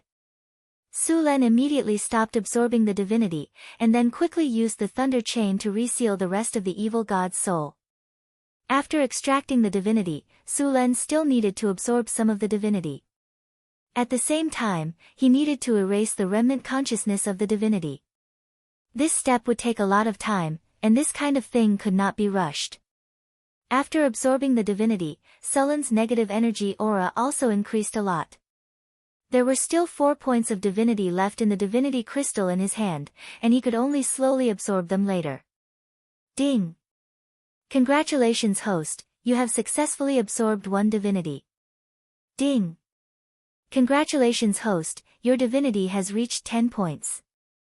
The power of divinity has begun to transform your body. You have successfully become a demigod. Divine power is changing your body. Faint golden energy emerged from Sullen's blood and began to wander around his body. Traces of golden energy penetrated deep into his bones, muscles, and organs. His body, which was already very strong, became even stronger. Dong dong dong. His heartbeat became more and more dull, like the sound of a war drum ringing in his ears. His blood was like mercury, rapidly flushing out the impurities in his flesh and bones bit by bit. As time passed, his bones also became harder and harder. The elemental energy in the isolation room surged, and a large amount of elemental energy quickly rushed into Sullen's body. The speed was getting faster and faster. After noticing that the energy in the isolation room was being consumed quickly, Tower Spirit Number 1 immediately increased the energy supply to the elemental pool. The surging elemental water rushed in quickly, and the originally low concentration of elemental energy was quickly replenished. Sulen absorbed the elemental energy faster and faster. The highly concentrated elemental energy washed through his body, and then merged into every part of his body. A vortex appeared around him, and as soon as the vortex appeared, it quickly grew bigger. In the blink of an eye, it covered the entire room. The vortex grew bigger and bigger, and soon formed a scene like a tornado. If a high-ranking wizard saw this, he would definitely recognize it. This was the extremely rare elemental siphon. Suluan quickly absorbed the elemental energy, and his body also underwent earth-shaking changes under the influence of the divine power. From his bones to his flesh and blood, the golden light was thoroughly integrated into his flesh and blood. Even his soul began to transform under the influence of the divine power.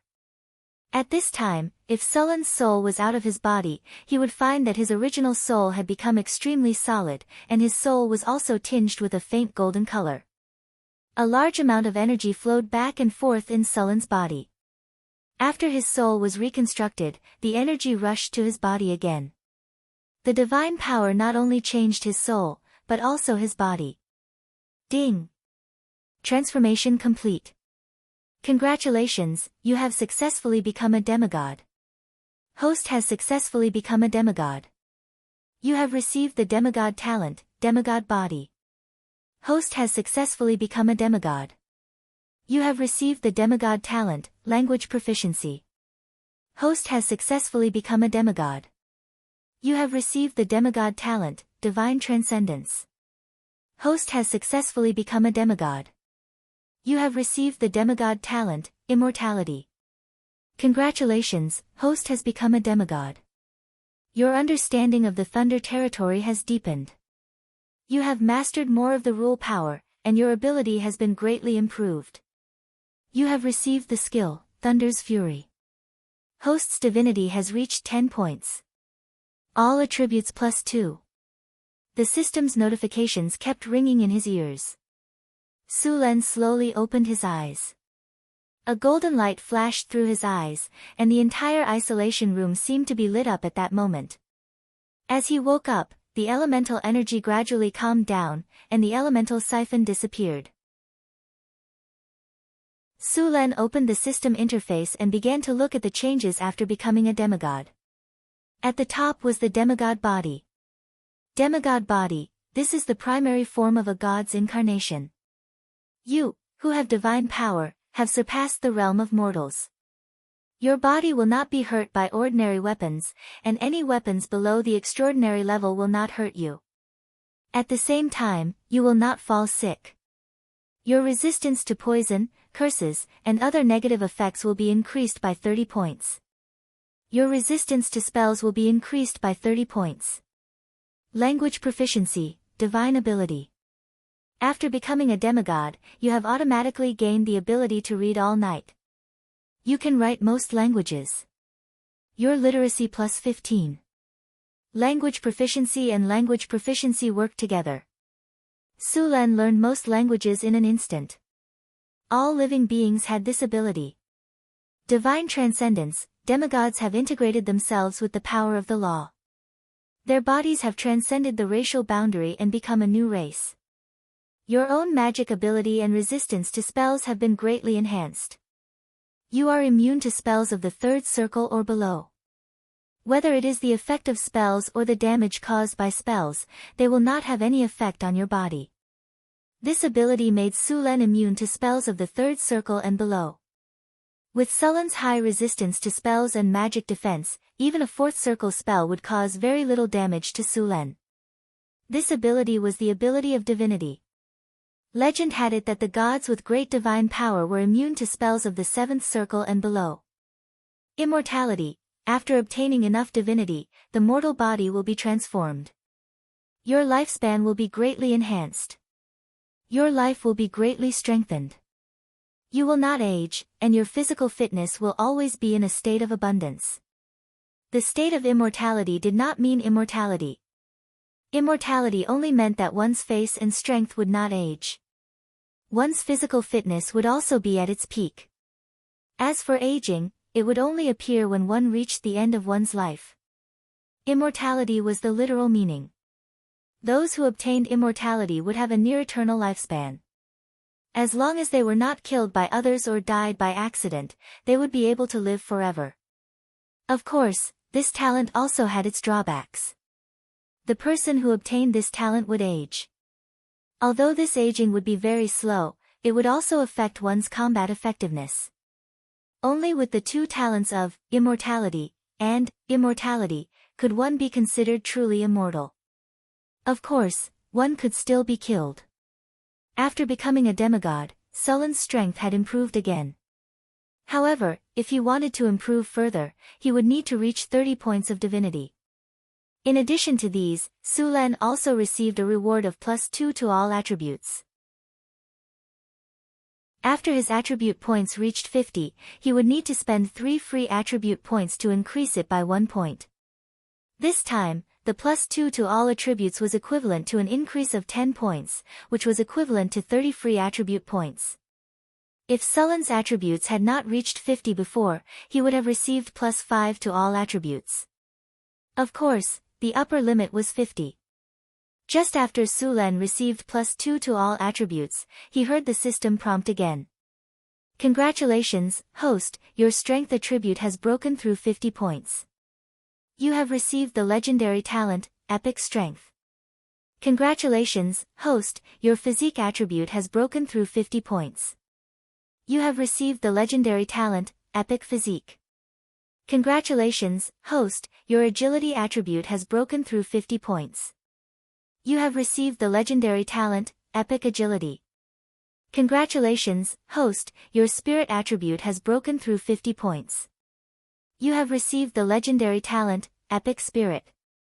Congratulations, host, your charm attribute has broken through 50 points. You have received the legendary talent, Epic Charm. Hearing the system prompt, Sulen only felt a surge of power in his body again, and then slowly merged into his body. Epic Strength, legendary ability, your strength has exceeded the scope of human beings. When attacking, your strength will cause an additional 3 points of damage. You will permanently gain an additional 3 points when making a strength test. At the same time, when attacking, there is a chance to cause crushing damage to those whose strength is lower than your own by 5 points. In any strength test, you will gain an additional 1 epic point. After all of Sullen's attributes had broken through 50 points, he had directly gained 5 legendary talents. It could be said that his accumulated talents and toughness had now surpassed that of a dragon in its prime, except for the legendary dragon species. According to his current physical fitness, it would be polite to say that he was a humanoid dragon. Chapter 494.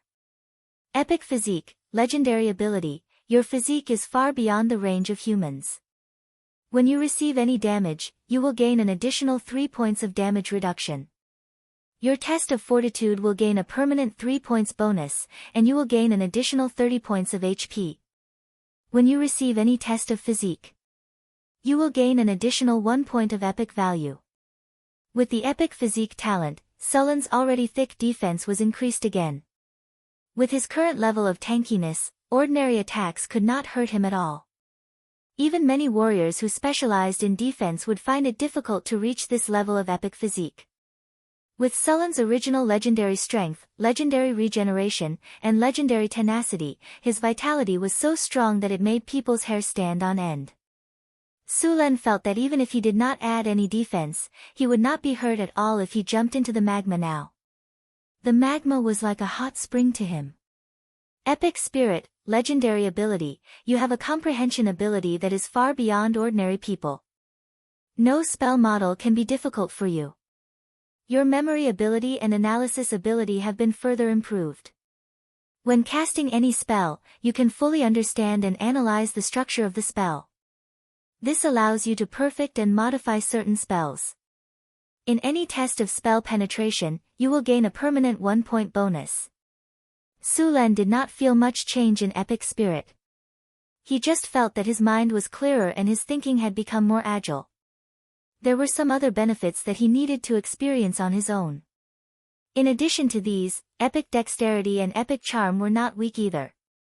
Sulen's strength could now be said to have skyrocketed. Sulen moved his body and closed the energy channel. The elemental energy in the seclusion room returned to normal. Only then did he get up and leave. In fact, Sulen's divinity value was now. If he obtained a divine spark, he could almost try to become a god. Becoming a god was both difficult and simple. In addition to divinity, one also needed a divine spark and a divine spark. To put it bluntly, the clergy was the scope and responsibility of the gods. If Sulen wanted to become a god, the clergy would be ready-made. It would be the god of thunder, or thunder, clergy. In addition to the clergy, there was also the divinity. It was not easy to obtain a quintessence. A quintessence was a materialized substance formed by the laws of the multiverse. If one had a thorough understanding of one of the laws, one could attempt to condense a quintessence. Of course, there was another way, and that was to kill other creatures with a quintessence. There were many creatures with divinity.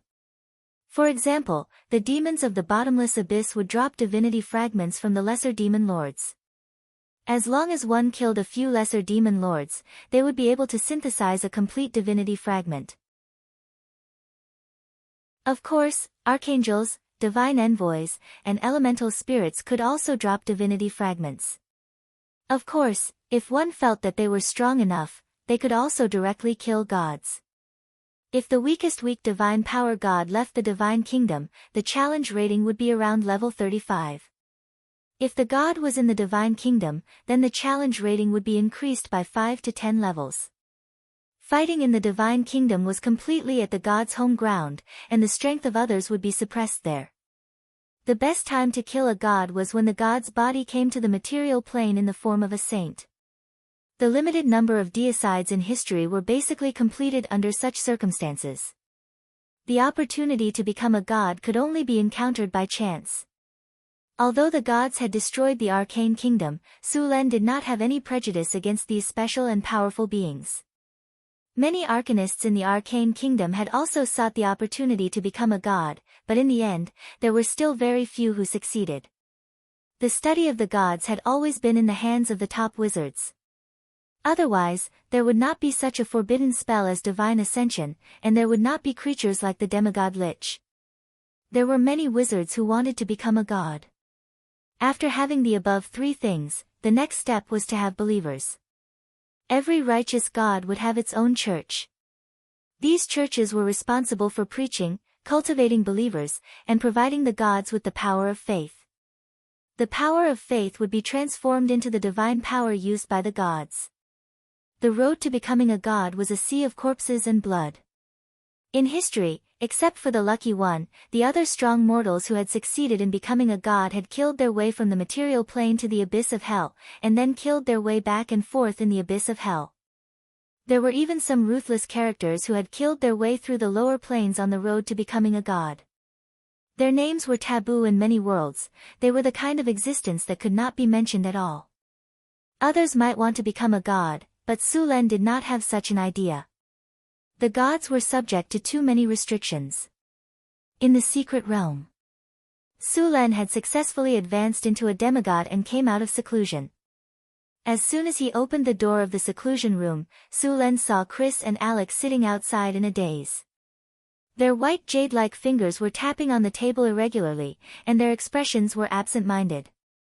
Sulen closed the door of the seclusion room and asked, "What's wrong with you two?" "Ah, Sulen, you've come out of seclusion." Chris heard Sulen's voice and immediately stood up. "Are you okay? There was such a big commotion just now." "I was worried about you," Alex asked. Sulen moved his body and said proudly, "Of course I'm fine. Just now, I've successfully advanced into a demigod." Demigod. Alex and Chris looked at Sulen in disbelief. You've advanced into a demigod? Sulen did not say anything. Instead, he released his territory directly. Alex and Chris instantly felt an invisible pressure enveloping them.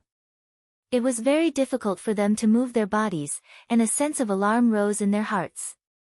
Seeing that the two were having difficulty breathing and their bodies were shaking, Sulen withdrew his territory pressure. For them who had not yet reached the legendary level, his current pressure was too strong. Whoosh! As soon as Sulen withdrew his territory pressure, the two's bodies went limp and were about to fall. Sulen hurriedly supported them. How are you? You almost scared me to death. Chris patted her towering chest and complained. Sulen chuckled. By the way, how's your divinity absorption going? Chris and Alex looked at each other, then stood up. With a slight tremble, a pair of wings stretched out from behind them. Chrissy's wings were devil's wings, which were very similar to the fleshy wings of bats. However, devil's wings were dark red and looked more ferocious. Sulen had seen Chrissy's devil's wings before. Now, devil's wings were obviously stronger and larger. In addition to these, some small scales had also grown on her wings, and her defense had also increased by quite a bit. Alex's wings were feathered, and her wings were even bigger than Chris's. Right now, Alex's wings looked like they had a layer of metallic luster, looking very hard. On the feathers of her wings, there was also a layer of faint golden light, making her wings look very beautiful. In addition to these, Sulen also discovered that Alex's ears had become a little sharper, her skin had become as white as milk, and her body seemed to have the smell of the wind. Her long hair was also covered in a strange luster, and there was a faint golden color at the ends of her hair. The most obvious change was her pupils. Even Alex didn't realize that her pupils had become like emeralds, faintly emitting a faint golden light. These changes showed that Alex's bloodline had become denser. Beside him, Chris also underwent a similar transformation. Her skin became even whiter, smoother, and more supple. A golden radiance flashed in the depths of her eyes, and the charm she exuded became even stronger. Every move she made was astonishingly charming. She looked like a beautiful black rose. The shackles that had originally prevented them from becoming legends had also loosened. On Sulen's attribute panel, there was an additional, Divine Creature, Awakening, label in their attribute panels. Their experience slots had also been filled by more than half, and they were very close to leveling up. Of course, although they had become divine creatures with divinity, they were still the lowest level of divine creatures. Above divine creatures were demigods, and above them were weak gods, followed by weak divine power, intermediate divine power, great divine power, and great divine power. Demigods were generally descendants of gods. Most of the weak gods were gods born from some small races, and were usually subordinate to the mainstream gods. Orthodox gods were generally intermediate divine powers, and the main god of a divine system was basically a great divine power. As for the great divine power gods, so far, there were very few of them. Gods such as Gaia Mother, Nero the god of death, and the god of justice, like Alex and Chris, were completely unorthodox. It seems that you've absorbed it well. Sulen nodded with satisfaction. This divine power is really powerful. I feel like I've been reborn. Alex said as he folded his wings. Chris nodded repeatedly like a chick pecking at rice. She went around to Sulen's side and hugged Sulen with her jade-like arms. The amazing elasticity of her chest pressed against Sulen's back. Feeling that Sulen's breathing had suddenly become a little faster, Chris smiled slightly and said, Master, can you give us a little more divine power? Yes, I can. Divine power has the ability to turn something rotten into something magical, but it's not easy to get this kind of power. Sulen shook his head and said, after you've completely digested the divine power, and the residual negative energy consciousness in your body has been completely removed, I'll give you more divine power. Don't think about it now. Ah. Chris was disappointed, and she was a little dejected. Next to her, Alex also became a little disappointed. Greedy. Sulen shook his head. If you continue to absorb divinity, be careful that you'll eventually be affected by the residual consciousness in the divinity, and you won't even have a place to cry. Chapter 495. Night fell, and the silver moonlight shone on the ground.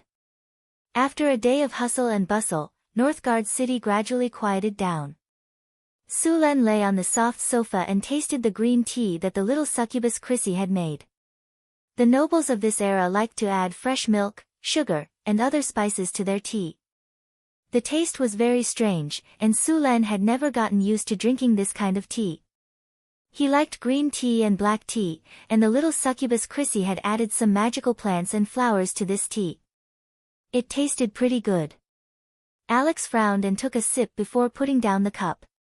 He then said to Chrissy with a fawning expression, "Big sister Chrissy, I want to drink more's coffee. Can you make me a cup? I really don't know what to do with you. There's not much more's coffee left. If you finish this, you'll have to wait until next year."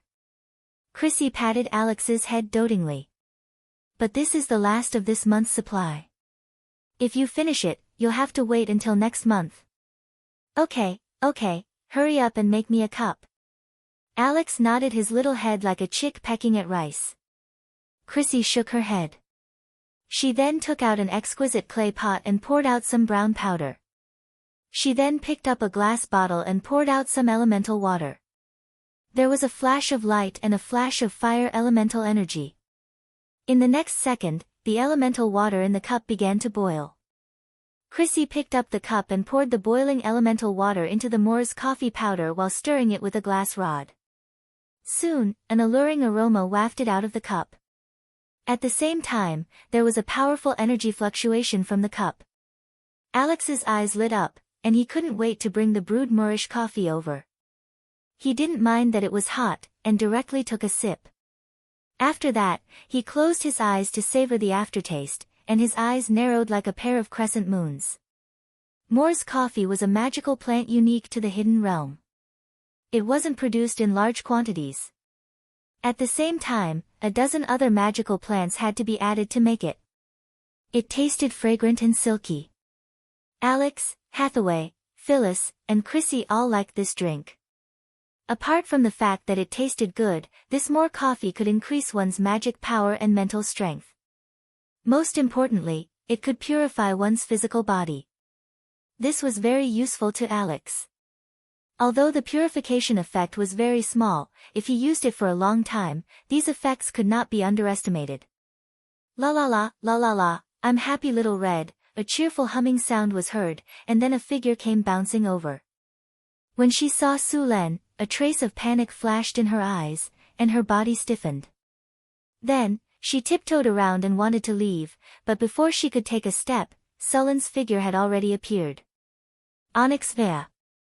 Where are you going to hide? Sulen asked, lying on the sofa. Who dodged?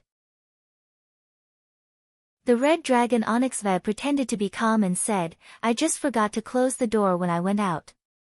Oh right, I still have something to do, so I'll go back first. After saying that, he turned around and slipped away. I've already asked someone to close the door, so you don't have to worry about it. Now, let's talk about other things. Sulen's figure flashed, and he appeared beside the red dragon Onyxvia.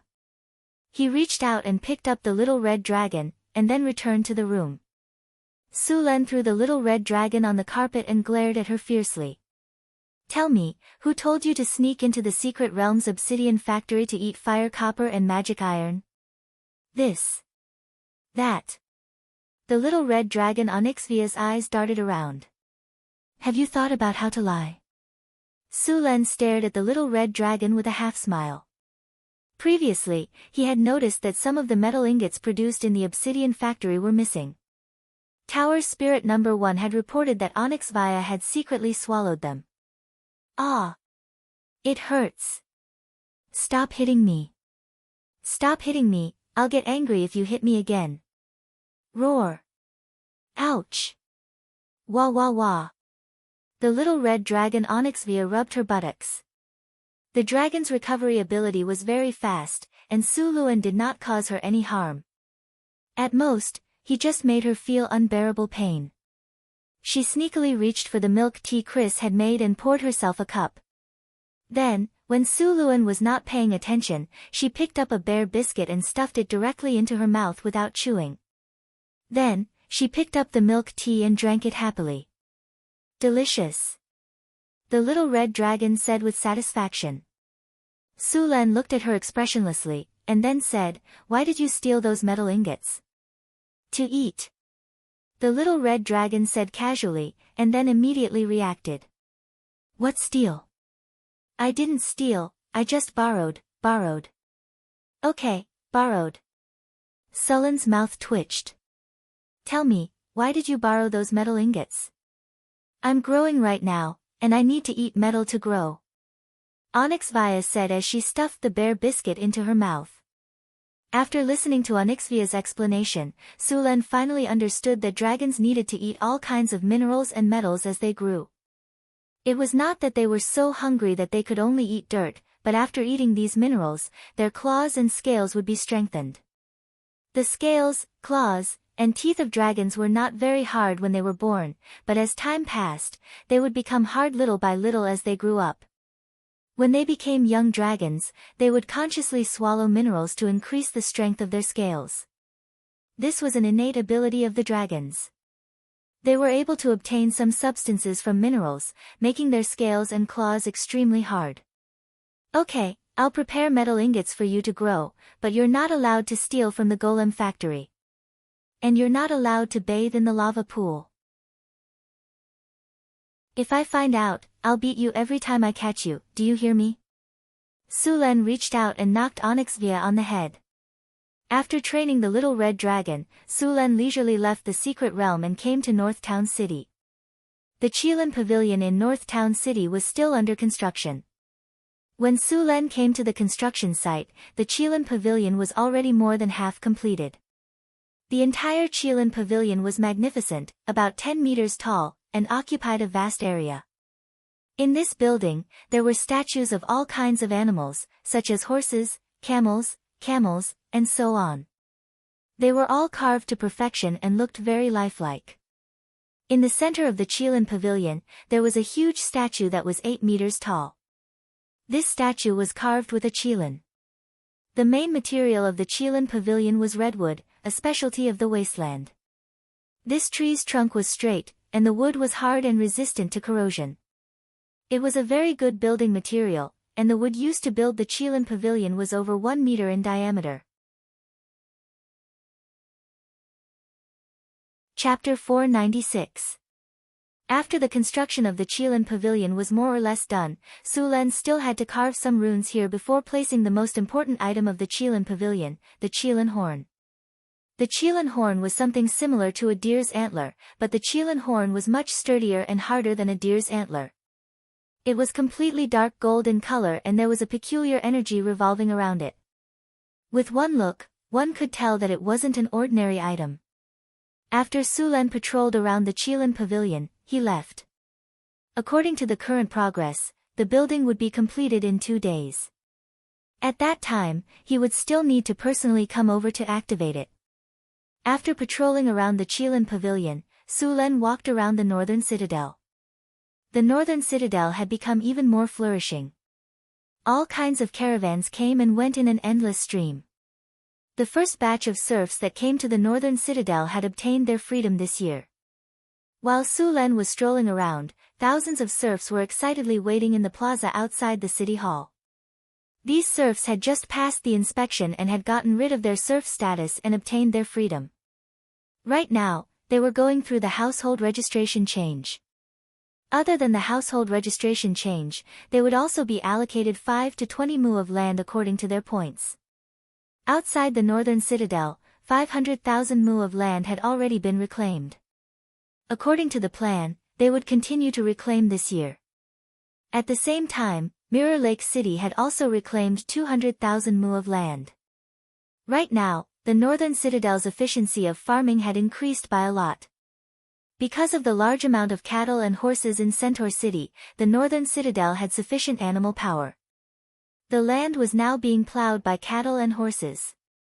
In the past, those gnomes, kobolds, and gnolls were either sent to mine or to build roads. After these people successfully got rid of their slave status and became free people, it made those serfs that hadn't obtained their freedom status extremely excited. The city hall held a grand celebration for these people.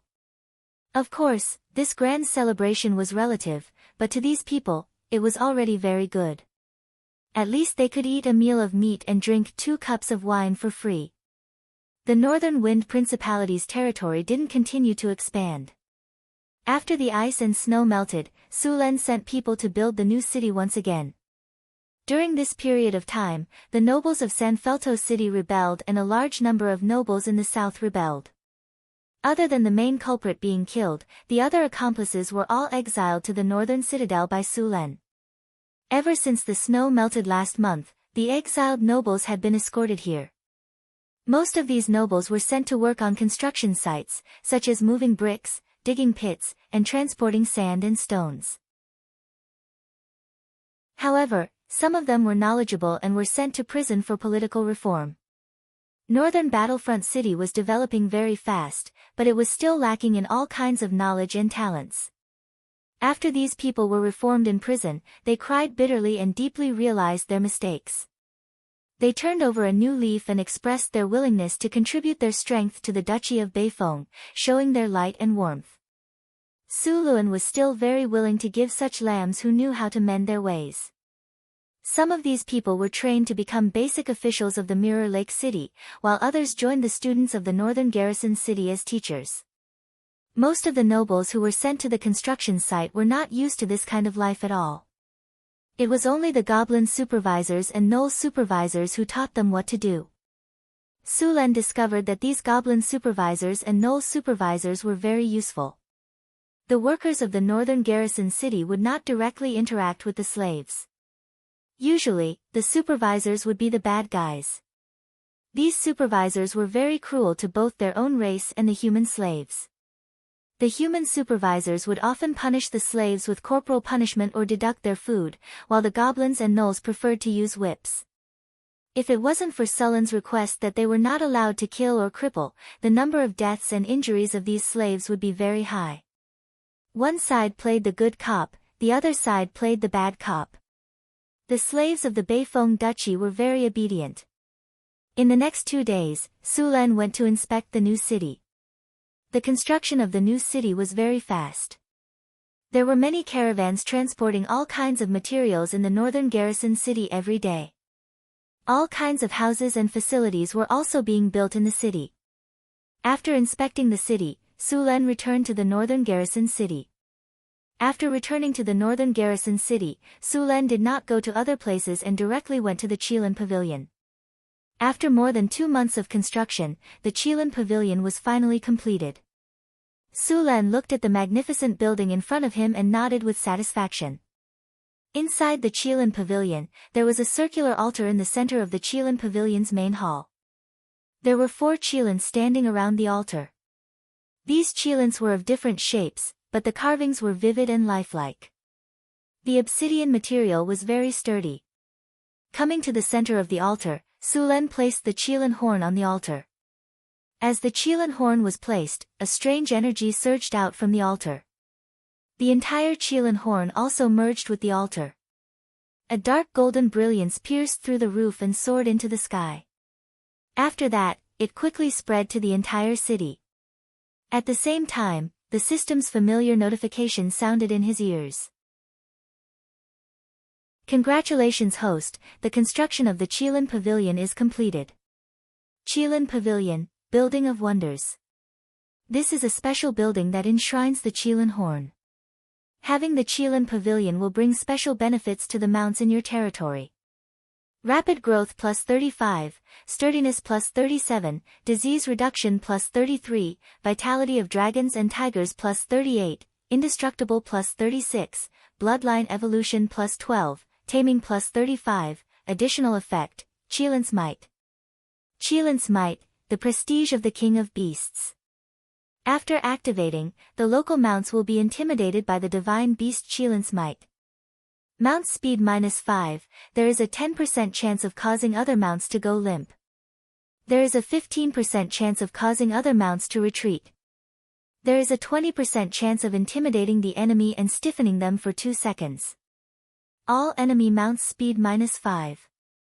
After seeing the attributes of the Qilin Pavilion, Su Len was also very satisfied.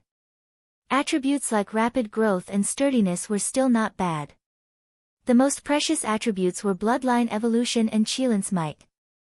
Bloodline Evolution, as the name implied, was able to allow various mounts to undergo bloodline tempering, allowing the bloodline to complete an advancement.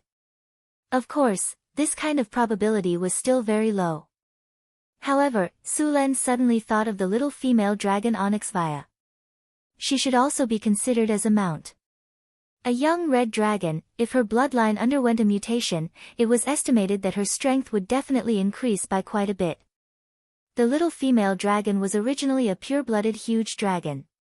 If she were to undergo an advancement, what kind of huge dragon would she become? Su Len was also somewhat looking forward to it. Another Qilin's Might technique. This technique was completely used on the battlefield. Taking advantage of the time when the opponent's cavalry launched an attack, it would directly release a Qilin's Fury. The charging cavalry would definitely be in a mess and their formation would also be completely messed up in an instant. Using it on the battlefield was completely a huge killing machine and could even be used to control the battle.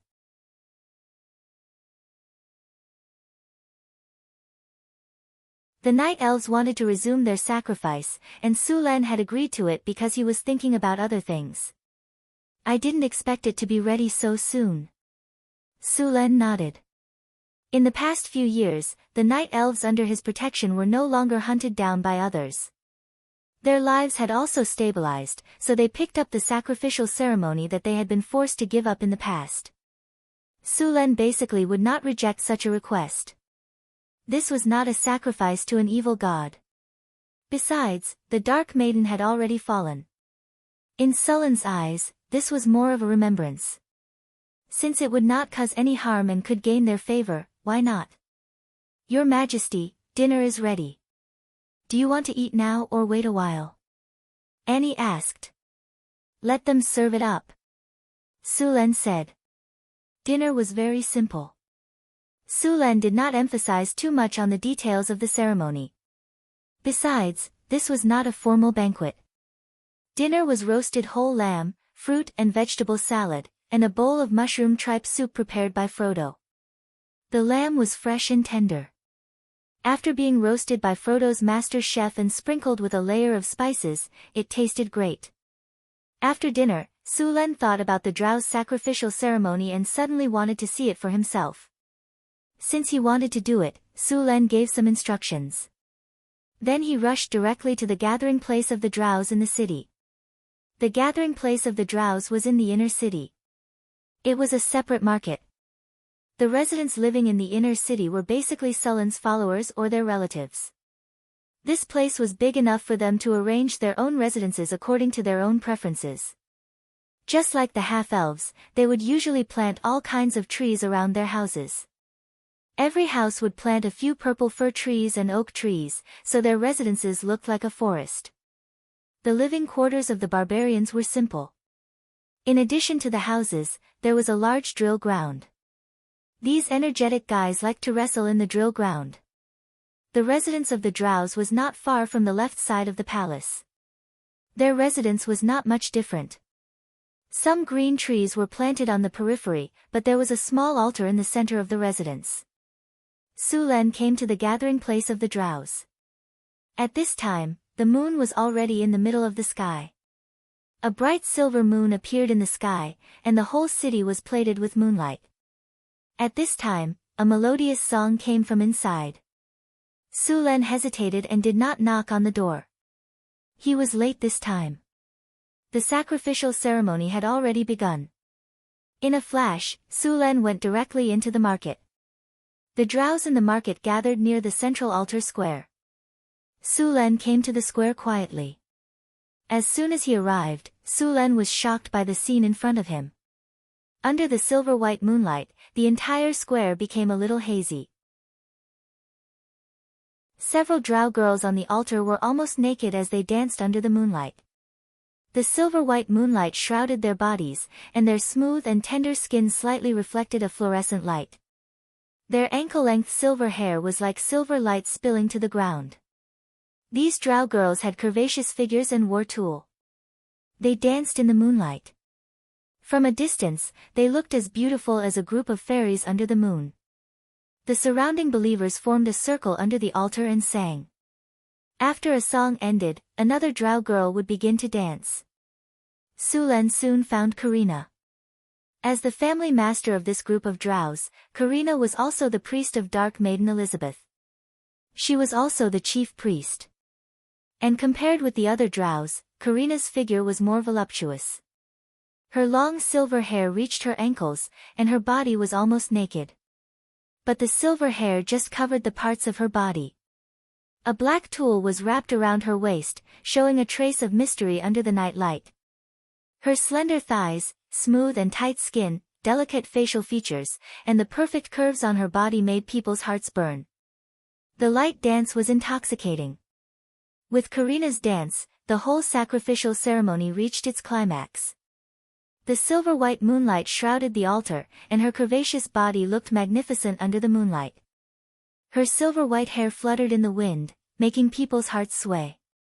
However, her song carried a trace of sadness and sorrow that couldn't be dispelled. It was very intoxicating. In fact, if the Dark Maiden hadn't fallen, she would have bestowed power to her followers. Unfortunately, this deity had already fallen. She died in the hands of her mother, the Spider Queen Lolth. It was said that her fall was completely a conspiracy, and a few traitors played a very important role in it.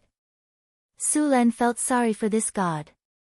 Although she was a drow, she was a kind god. She protected the kind races in the underground world, and with her fall, the kind races in the underground world would soon be swallowed up and destroyed. The reason why Spider Queen Lolth killed her was to completely integrate the spiritual beliefs of the drows and then find an opportunity to become a powerful god. The master of the realm of demons, the schemer in the multiple planes, finally succeeded. After many years of planning, Spider Queen Lolth successfully promoted to a great divine power in the Battle of Spider Queen. Sulen still had a good impression of the Dark Maiden. This young goddess could only be said to be a tragedy from the moment she was born. The Dark Maiden, Elizabeth, was a god of the good alignment. Her nickname was the Dancing Lady. She lived in the plane of the elven gods and the pit magic network. Her clergy was singing, beauty, dancing, swordsmanship, hunting, and moonlight. The elven gods did not have a good impression of her. The goddess of magic, Mystra, and Sulen, the Lady of Silver Moon, were her allies. She was not a very powerful god, and her position was quite awkward because she was the daughter of the Spider Queen, Lolth. However, her nature was not evil at all. On the contrary, she could be said to be quite kind.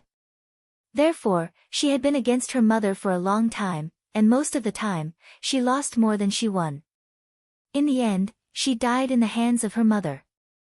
This goddess represented the remaining good of the drows. Her fall also meant that the race had completely fallen into evil. Sulen and Elizabeth still had some common interests. For example, both of them liked music and dancing. However, Sulen liked to listen to others sing and dance, while Elizabeth liked to sing and dance by herself. In addition, both of them were lovers of naked sex. Of course, Elizabeth also liked to run around naked.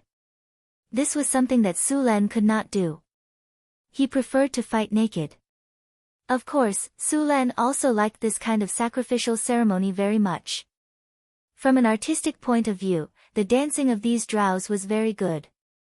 After the sacrifice, it was a perfect visual enjoyment. Sulen was intoxicated. With the end of the song, the grand sacrifice was also over. The moonlight still shone on the altar, but the Dark Maiden could not respond to her believers. The drows were a little silent, but they had expected this situation. After the sacrifice, they returned to their houses. Seeing that the sacrifice was over, Sulen also turned into the darkness next to him. After all, he came here without being invited to secretly observe the sacrifice ceremony of these drows. He could not help but feel a little guilty in his heart. After seeing that the sacrifice was over, he planned to sneak away quietly. Chapter 498. Where are you going? Just as Sulen was about to leave, a pleasant voice came from behind him. Sulen's body stiffened. He slowly turned around and was stunned by what he saw. Under the moonlight, Karina's naked body seemed to be covered with a layer of silver sand. Her long silver hair hung in front of her chest, and a black veil wrapped around her waist. Her whole body seemed to be emitting a faint glow. Coupled with her delicate face, she gave Sulen a sense of holiness and seduction. Do I look good? Yes. Sulen came back to his senses and said. By the way, how did you find me? Your eyes are glowing. How can I not see you? Karina rolled her eyes and said. Sulen shrugged. You can't blame me for that. Who knew that your ceremony would be so beautiful? If I had known, I would have come. According to the rules, if it's not for the celebration, the non-drows have to use oil to paint their bodies black and their hair silver. Your attire won't do at all. Karina snorted softly. Paint it black. That's not unacceptable. Sulen hesitated. Come on. I wouldn't dare let you attend. Karina rolled her eyes and said. You haven't eaten yet, right? I'll take you to eat. Sulen reached out and grabbed Karina. Then, in a flash of light, he appeared in the bedroom in the palace. Didn't you say that you're going to eat? Why did you bring me here? Karina said with a seductive look in her eyes. F***ck. Hey, stop, boo-hoo, boo-hoo. Before Karina finished her words, Sulen covered her mouth. Then, there was a series of moaning sounds in the room. The moon in the sky was blocked by a dark cloud. Sulen and Karina were studying spells in the room. Sulen had obtained a few new spell books. The content was a little deep, and he needed to study them together with Karina. The title of the book was Combat Wizard Advancement. The Art of Binding Shadow Tentacles. Lightning Arcana. Evoking Thunder Spear Attack. Among them, Karina, as a drow, was a 4th-grade warlock. She was proficient in shadow spells and had a deep understanding of them. On the other hand, Sulen was proficient in lightning spells and had excellent spear skills. Both of them had their own strengths, so they complemented each other and complemented each other. Early in the morning, Sulen woke up from his sleep and felt a soft fragrance beside him. His heart was slightly stirred. The chocolate from last night was silky, fragrant, and delicious. It was just that he went a little overboard last night, so he couldn't eat chocolate today. As the sun rose, another busy day began. As of now, the expansion of the northern citadel was almost enough to meet the needs of the population. The next step would be to slowly renovate the market and commercial streets. The entertainment center would also need to be opened up. Speaking of which, the entertainment centers in the northern citadel were far inferior to the ones in San Felto. However, some merchants with good taste had come to set up entertainment venues. After all, there were many merchant groups, mercenaries, adventurers, and merchants in northern town city. These people were the main source of consumption.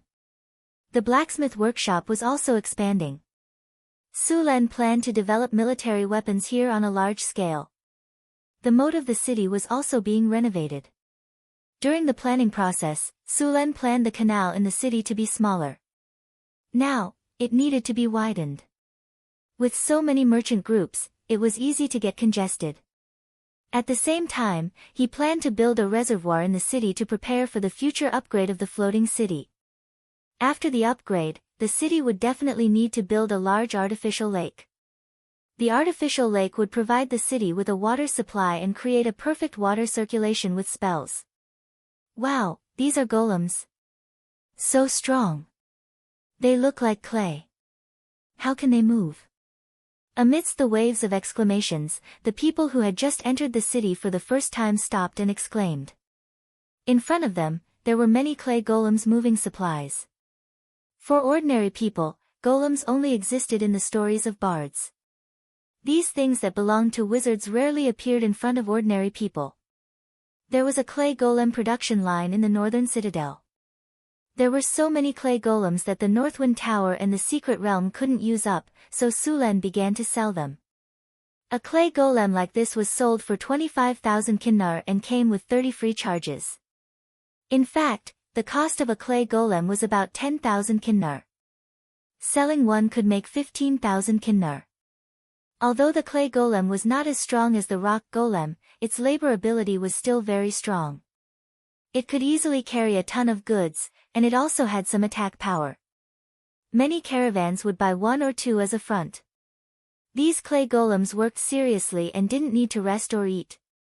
If it weren't for the high price, those merchants would definitely buy them on a large scale. Earth, water, wind, and fire. Under Hathaway's suggestion, Sulen made some changes to the layout of the northern citadel.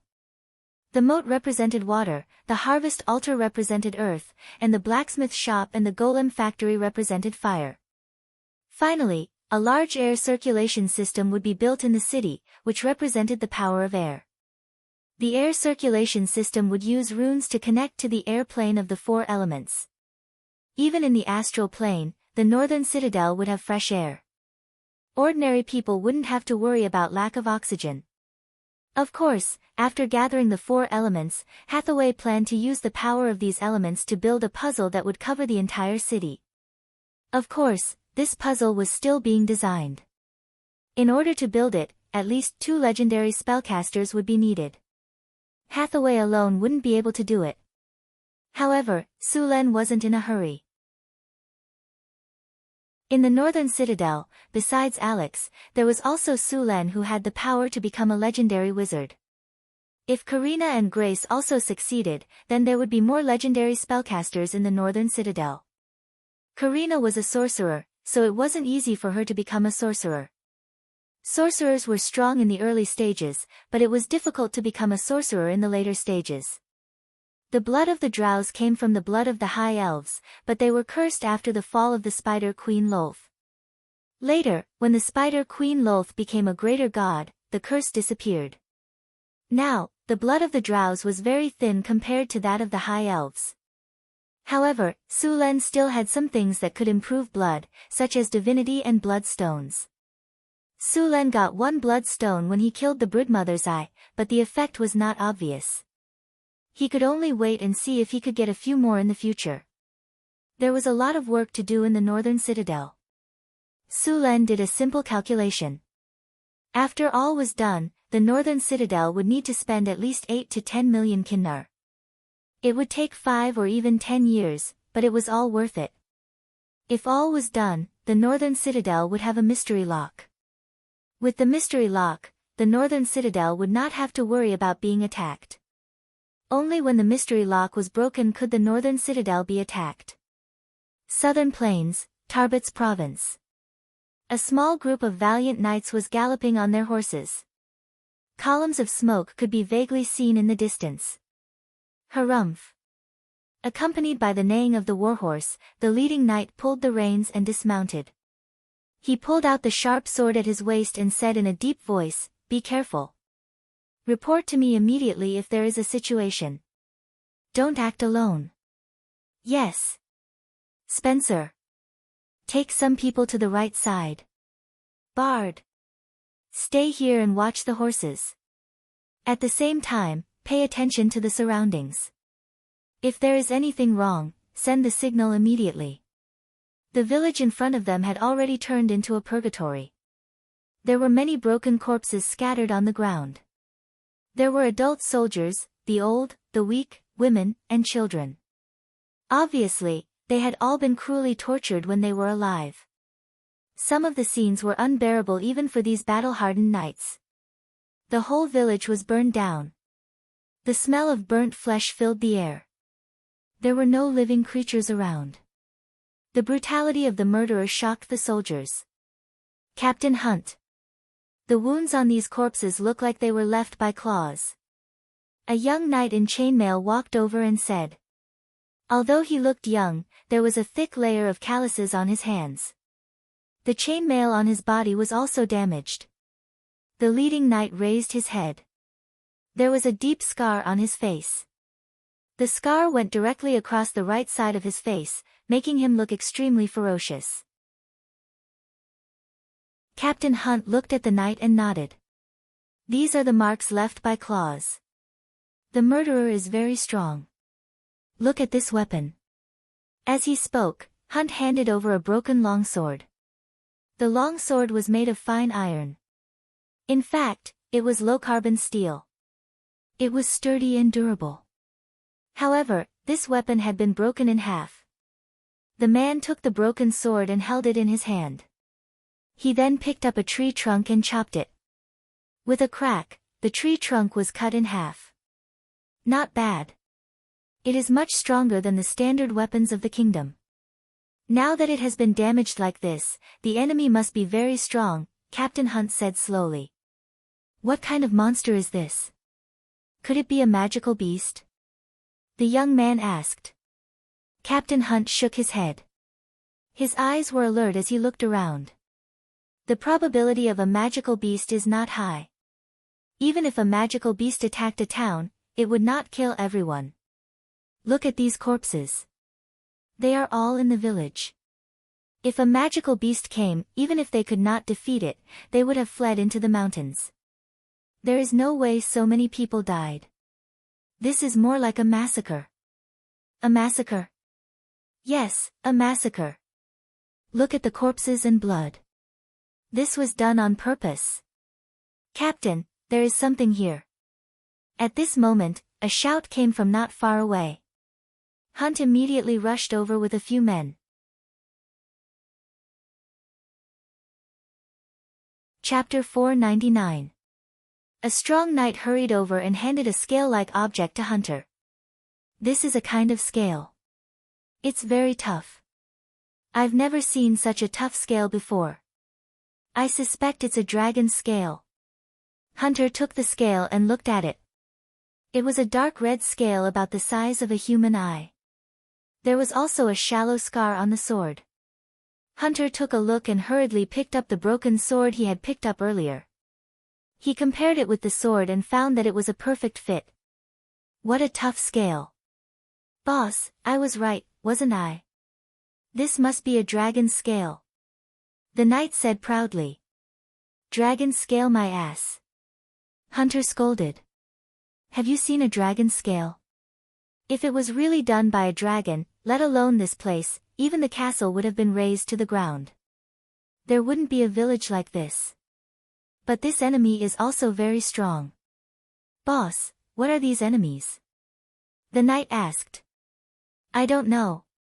There have been several massacres in the Abots province recently, and the victims were all in these relatively remote villages. Even now, we still haven't caught those people. Hunter coldly replied. Hunter picked up the scale and sniffed it. He frowned. The smell of blood is mixed with a strong smell of sulfur. These damn things are probably demons from the lower realm. Demons? You're saying that it's a devil? Spencer exclaimed in horror. Calm down, Spencer. Spencer. Hunter looked at him and said, they're gone now. The higher-ups have received news that some of the fallen have held a sacrificial ceremony and summoned the demons here. The power of evil has begun to infiltrate our world. Hunter suddenly moved. In an instant, those lifeless corpses suddenly rushed towards him as if they had come back to life. A cold light flashed, and the cold blade instantly cut the corpses that were rushing towards him in half. Thud. It was like cutting rotten wood. A resurrected undead was killed by the knight on the spot. Following the first undead's attack, the surrounding corpses immediately attacked. These undead might be useful against normal people, but against these well-trained knights, their only use was to dirty their weapons and armor. Kill all these undead. Spencer said in a low voice. The knights in the surroundings who were always on guard brandished their swords and rushed forward. Their speed was very fast and their explosive power was amazing. These ordinary undead were not the opponents of these knights. All the undead in front of these knights were instantly beheaded. In just 5 minutes, dozens of undead were completely annihilated by these knights. After the last undead was killed, Hunter tore a piece of cloth from the corpse and wiped the blood off the weapon. He then ordered, "Kill all the corpses and cut off their heads. Gather them all together and burn them." "Yes." The knights next to him replied. "Remember to tell the priests to come here and purify this place." So many people died, and they were turned into undead by the demons. This place is very polluted. If we don't purify it, more undead will be born. In fact, these undead were not created by the demons. This world had supernatural powers. Under normal circumstances, areas with strong negative energy had a high chance of giving birth to undead. In a place like this where demons had appeared, and so many people had died, the negative energy in the surroundings had long gone off the charts. If this place was not cleaned up, the undead would be haunted for a long time. "Everyone else, pack up. We're leaving. We have to find this monster before it destroys the next village," Head Knight Hunter said as he mounted his horse. Soon, another bonfire was lit in the village, and the smell of dead bodies spread out. These people did not stay any longer. Once again, they galloped into the distance. It seemed like there was a dark shadow in the dark that was looking for them somewhere else. The fallen seemed to be carrying out some kind of evil sacrifice. They had to stop it before it got worse. A group of people quickly mounted their horses. Accompanied by the sound of hooves, these knights continued to follow the traces left by the enemy. In the past 2 years, the fallen and the evil cultists had become more and more active. Especially after the war last year, many places were destroyed by the war. Some evil creatures from the abyss gradually appeared. The purge last year caused many nobles to suffer heavy losses. Many nobles' territories could not bear the burden. Fortunately, the power of the temples was still there. With the help of these temples, the overall situation was still stable. San Filto City. After receiving professional training and ideological and political education, Phyllis continued to send these people to various cities and territories. If it were not for the lack of manpower, Phyllis would have sent these people with the army. Now, she could only send a group of soldiers to protect them. Fortunately, after the previous war, no one dared to go against the king's orders. Otherwise, many of these officials would have died of illness or been killed by bandits before they could reach their destination. Now that Su Len was there, these people naturally would not dare to do such a thing. If you dared to let an official die of illness, Su Len would dare to kill your entire family. North City. After Sulen's promotion, he entered a period of stability. He now needed to stabilize his strength as soon as possible. As for the 9 transformation golden pill, he could not use it for the time being. He still had 2 9 transformation golden pills in his hand, and he gave them to Chris and Alex respectively. The effect of the 9 transformation golden pill was very powerful. The strength of the two had been improved again, but it would take some time for them to advance. Although Karina didn't have the 9 turns golden pill, Su Luan had given her the bloodstone. The bloodstone could increase the concentration of one's bloodline. For a drow like Karina, it could purify her bloodline, enhance her potential, and increase her chances of becoming a legend. The shackles of advancing into the legendary realm were very firm.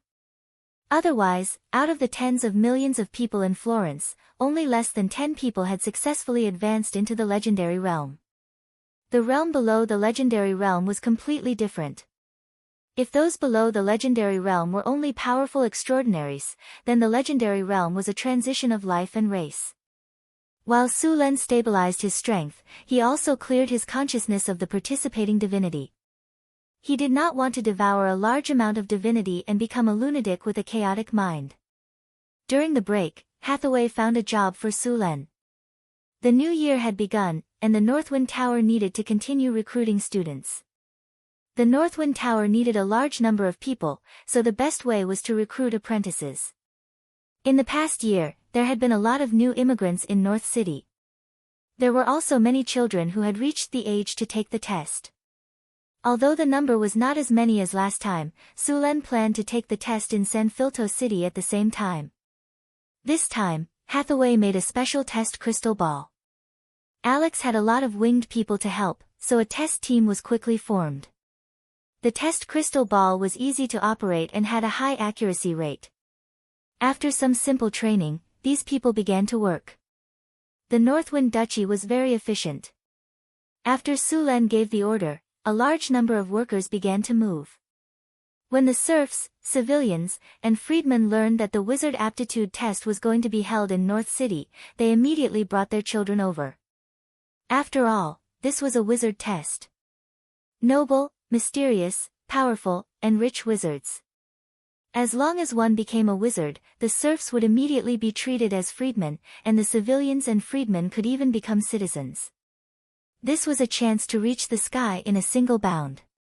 In the entire city, as long as there were families with children of suitable age, they immediately brought their children to the city square for the test. Fortunately, there were enough grassroots officials in North City. At the same time, the test time had been divided into different areas, so it was not too crowded. Many merchants who came to Northern Town City for business all expressed their willingness to donate funds to support the development of Northern Town City. Their only request was for their sons and nephews to come forward and sign up. Sulen certainly would not refuse this kind of thing, but he would not agree so easily either. If one wanted to be qualified, they would need to donate a sum of money first. After that, they would need to go through a political review. After passing both, they could take the test and join the Northwind Academy. At the same time, Sulen sent a message to Phyllis, asking her to count the number of children of suitable age in San Filto City in advance. After the Northwind Duchy finished the test, they would go to San Filto City for the test. The Northwind Academy was just a newly established magic academy, so there was a serious shortage of mentors. They could not use the teaching method of a mentor teaching a few apprentices like other wizard organizations, so they could only use a large class. However, considering that North City did not need a few talented wizards, this kind of teaching method was acceptable. At the same time, this kind of teaching method had its advantages. For example, in the same class, the talented and untalented apprentices would be able to show off very quickly. After a while, after a few simple tests, they would be able to distinguish the outstanding ones among the apprentices. At the same time, they would be able to understand the personality of the apprentices through these observations. After a period of time, the most outstanding apprentices would be selected, and then the mentors would choose from them. These people would be the focus of training. As for the rest of the apprentices, the Northwind Academy would not just give up. They would also continue to teach them knowledge and provide them with resources. After all, sometimes talent did not guarantee success. Sometimes, luck was also very important.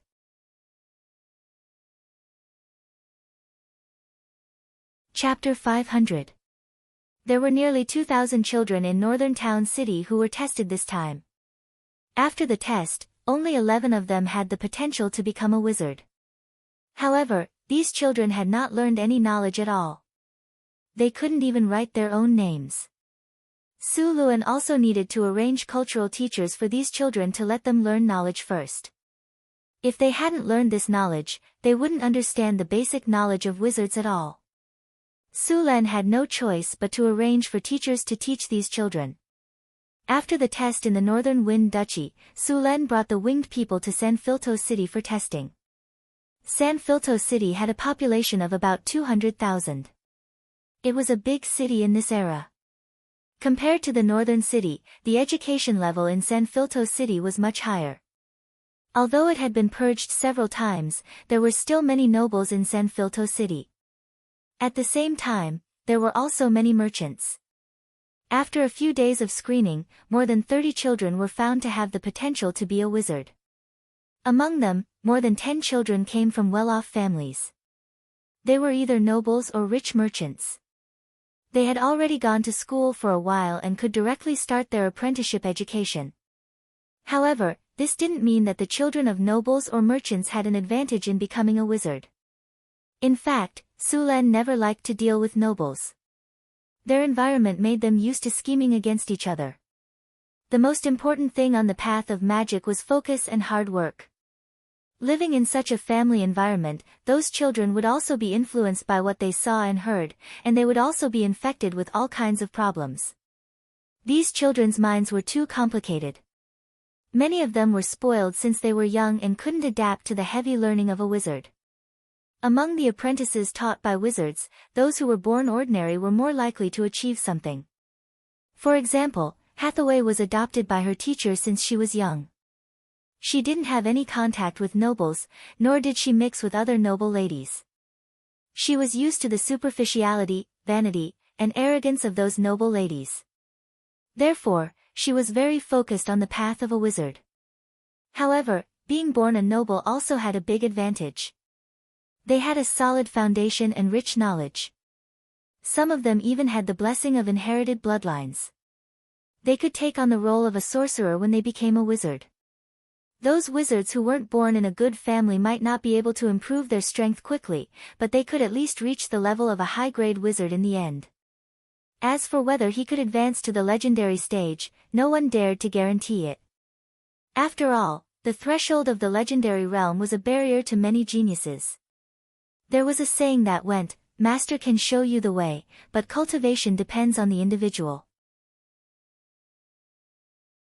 For many people, the legend rank was the end, but for Sulen, the legend rank was the true starting point. To wizards, becoming a legend was like opening the door to the multiverse. Only when one reached the legendary level could one travel between planes and leave this world. Southern Plains, Tarbet's province. In a noble's territory near the Corinthe Mountains in the northwest, a noble's castle appeared on a hill. A group of travel-worn knights stopped outside the fortress, causing the guards to grip their weapons nervously. This was just a small baron's castle. There were only 20 guards in total. Although it was called a castle, it was actually a solid stone house with an area of more than 300 square meters. Looking at the appearance of the castle, it was at least a few hundred years old. After a long period of peace, this kind of castle, which was more for military purposes than residential purposes, was rarely inhabited by nobles in the south. In contrast, they preferred to live in their own prosperous manners. But for some unknown reason, the baron's family suddenly moved from the comfortable manor to this cold and gloomy castle. Why are those people coming here? The leader of the guards saw a group of knights running from afar. As the distance closed, he soon saw the flag of the knights clearly. There was a sharp sword on the flag, with a snake wrapped around it and a circle of thorns around it. This was the insignia of Count Cromwell. Soon, the group of knights that looked unusually valiant gradually approached the castle. Even from a distance, he could feel the strong murderous aura of the other party. As a retired veteran, he was all too familiar with this kind of aura. "Quick, quick, pick up your weapons and be on guard." The leader of the guard's expression changed drastically. This group of knights seemed to be coming with ill intentions. He immediately notified the soldiers to be on guard, but his approach seemed to be completely useless. How could these untrained guards, who bullied the weak and feared the strong, be a match for these battle-hardened knights? They could probably take down the castle with a single charge. "Halt! This is the dominion of Baron Brent. Who are you? Stop immediately, or we'll shoot." As soon as the leader of the guards finished speaking, more than 10 guards knocked their arrows and took aim at the knights. However, judging from the power of the wooden bows in their hands, it was no doubt impossible for them to shoot through the knights' armor. The knights in front of them were all wearing gray cloaks. Most of them had their faces covered with hoods, only the outline of their chins could be seen. They were clad in exquisitely forged armor with a layer of chain mail underneath. With such elite warriors equipped with double layers of armor, normal arrows would be ineffective against them. At the same time, the knights were also equipped with long swords, crossbows, throwing knives, gauntlets, boots, and so on. Even the most elite soldiers of Rhodes City, the leader of the guards, didn't have such a complete set of equipment. Furthermore, they all seemed to be of high quality. Some of them were using heavy weapons that were difficult to control. Such weapons required a high level of control. Only an expert would be able to use such a weapon, otherwise it would be easy to injure oneself. Leader, who are these knights? Are we really going to fight them? Asked a smaller guard in a low voice. Judging from their banners, they should be Count Cromwell's knights. But what are they doing here? Asked the leader of the guards. Did the king order them to capture Baron Brent? During this period of time, there were many nobles who were imprisoned. The reason was naturally a rebellion. The king was purging the nobles who stood on the wrong side. Could it be that Baron Brent was also one of the targets? The leader of the guards broke out in cold sweat at the thought of that. The battle last year had completely shattered the confidence of the southern nobles. Even if they wanted to rebel, there wouldn't be many who would follow them. Under the castle. Knight Hunt dismounted from his horse and placed his hand on the hilt of his sword. He felt the coldness of the metal on the hilt of his sword. He turned around and said, "That demon is nearby. Be careful. Have our reinforcements arrived yet?" The burly man beside him shook his head and said in a low voice, "Not yet. But based on my calculations, they should be here soon." Although the knights were strong, the wizards and priests of the church were better at dealing with demons. Demons also had many spell-like abilities. It wouldn't be easy to rely on the knights alone to deal with them. Along the way, they came across another 2 villages that had been slaughtered. Even if they rushed, they still couldn't catch up to the demon. Sensing that the situation was getting more and more serious, Captain Hunt became more and more uneasy. Thus, he decisively sent someone to ask for help from the temple and the earl. As the archenemy of the demons, the temple would immediately send reinforcements after realizing the severity of the situation. Likewise, the earl would also send a wizard to help. "Something's not right," said the leader of the guards as he looked around. The burly knight beside him looked around and asked, "Boss, what's wrong? Isn't this normal? Are you worried about those weaklings in the castle? As long as you give the order, I can rush up and squash them to death." "It's not those people. It's too quiet here. The negative energy is too strong," said Hunt in a serious tone. "Yeah, there's no sound of insects. There aren't even any birds around. This is too strange. Don't worry about that. Let's go and ask the lord of this castle. He's the boss here. He should be able to help us." All right. Soon, the knights finished their discussion. Head Knight Hunt looked around the castle and waved to another young knight. "Hans, you go and talk to them." "Yes, boss." Inside the castle. When the knights requested to enter the castle to see Baron Brent, the leader of the guards let out a sigh of relief. As long as it wasn't the king's doing, it wouldn't be a big problem. As for the fact that there were demons here and they wanted to see Baron Brent, it was fine. As for the demons, Hunt and the other knights were here to deal with them. It was fine as long as they were here. Thinking of this, he quickly sent someone to report to Baron Brent. A few minutes later, a servant hurried over. "What did you say?" "The Baron refused to let them in. And he wants them to leave immediately. Otherwise, he wants us to attack." The leader of the guards couldn't believe his ears. "Is he crazy or did I hear wrong? Do you know who those people are?" "They're a whole team of knights, and the leader is a knight."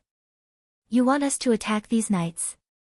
If you want to die, don't drag us down with you," the servant said coldly. "You are the knight's guards. You should listen to his orders. Now, go and do as he says." Hearing this, the guard captain's face became gloomy and uncertain. This order was clearly to send them to their deaths. Being a guard was only a profession, and the Baron didn't pay him much salary. He had elders and children to take care of, so he didn't need to risk his life. Thinking of this, he made a decision in his heart. Chapter 501. The guard captain had followed Baron Brent for 10 years. Naturally, he knew some of Baron Brent's secrets. This time, the Baron hid in this remote castle on the surface to avoid the epidemic. However, the real reason was that he was afraid of being punished for his actions in the future, so he hid here. Now, it was obvious that the Baron was preparing to fight back. However, judging from the current strength of the knights, they would be nothing more than fodder. I order you. Shoot the arrows. Seeing the leader of the guards hesitating, the Baron's personal guard's face became even more stern. However, he didn't expect his voice to be so loud that the knights outside the castle could hear him. Boss, they want to attack. Should we? Spencer looked at the castle not far away and said to Hunter. At the same time, he made a chopping gesture. The knights were not obedient children who would not fight back. Moreover, these people wanted to attack them. Hunter coldly looked at the personal guard on the castle wall. He then waved his hand at the knights behind him. Attack! The knights who were already prepared immediately pulled out their weapons and rushed forward. At this time, the leader of the guards on the castle wall had not made up his mind to attack. Captain, this is bad. The knights are attacking. Just when the Baron's personal guard's patience was at its limit, a guard suddenly shouted. The knights were very fast. Two of them rushed to the castle gate and jumped off their horses. They had already jumped onto the suspension bridge and swung their swords at the chains of the suspension bridge. Large amounts of sparks flew out of the rusty chains and a deep cut was left on it. Then, the two knights turned their swords and slashed at the chains again. Within a breath's time, they had already slashed at the chains 5 to 6 times.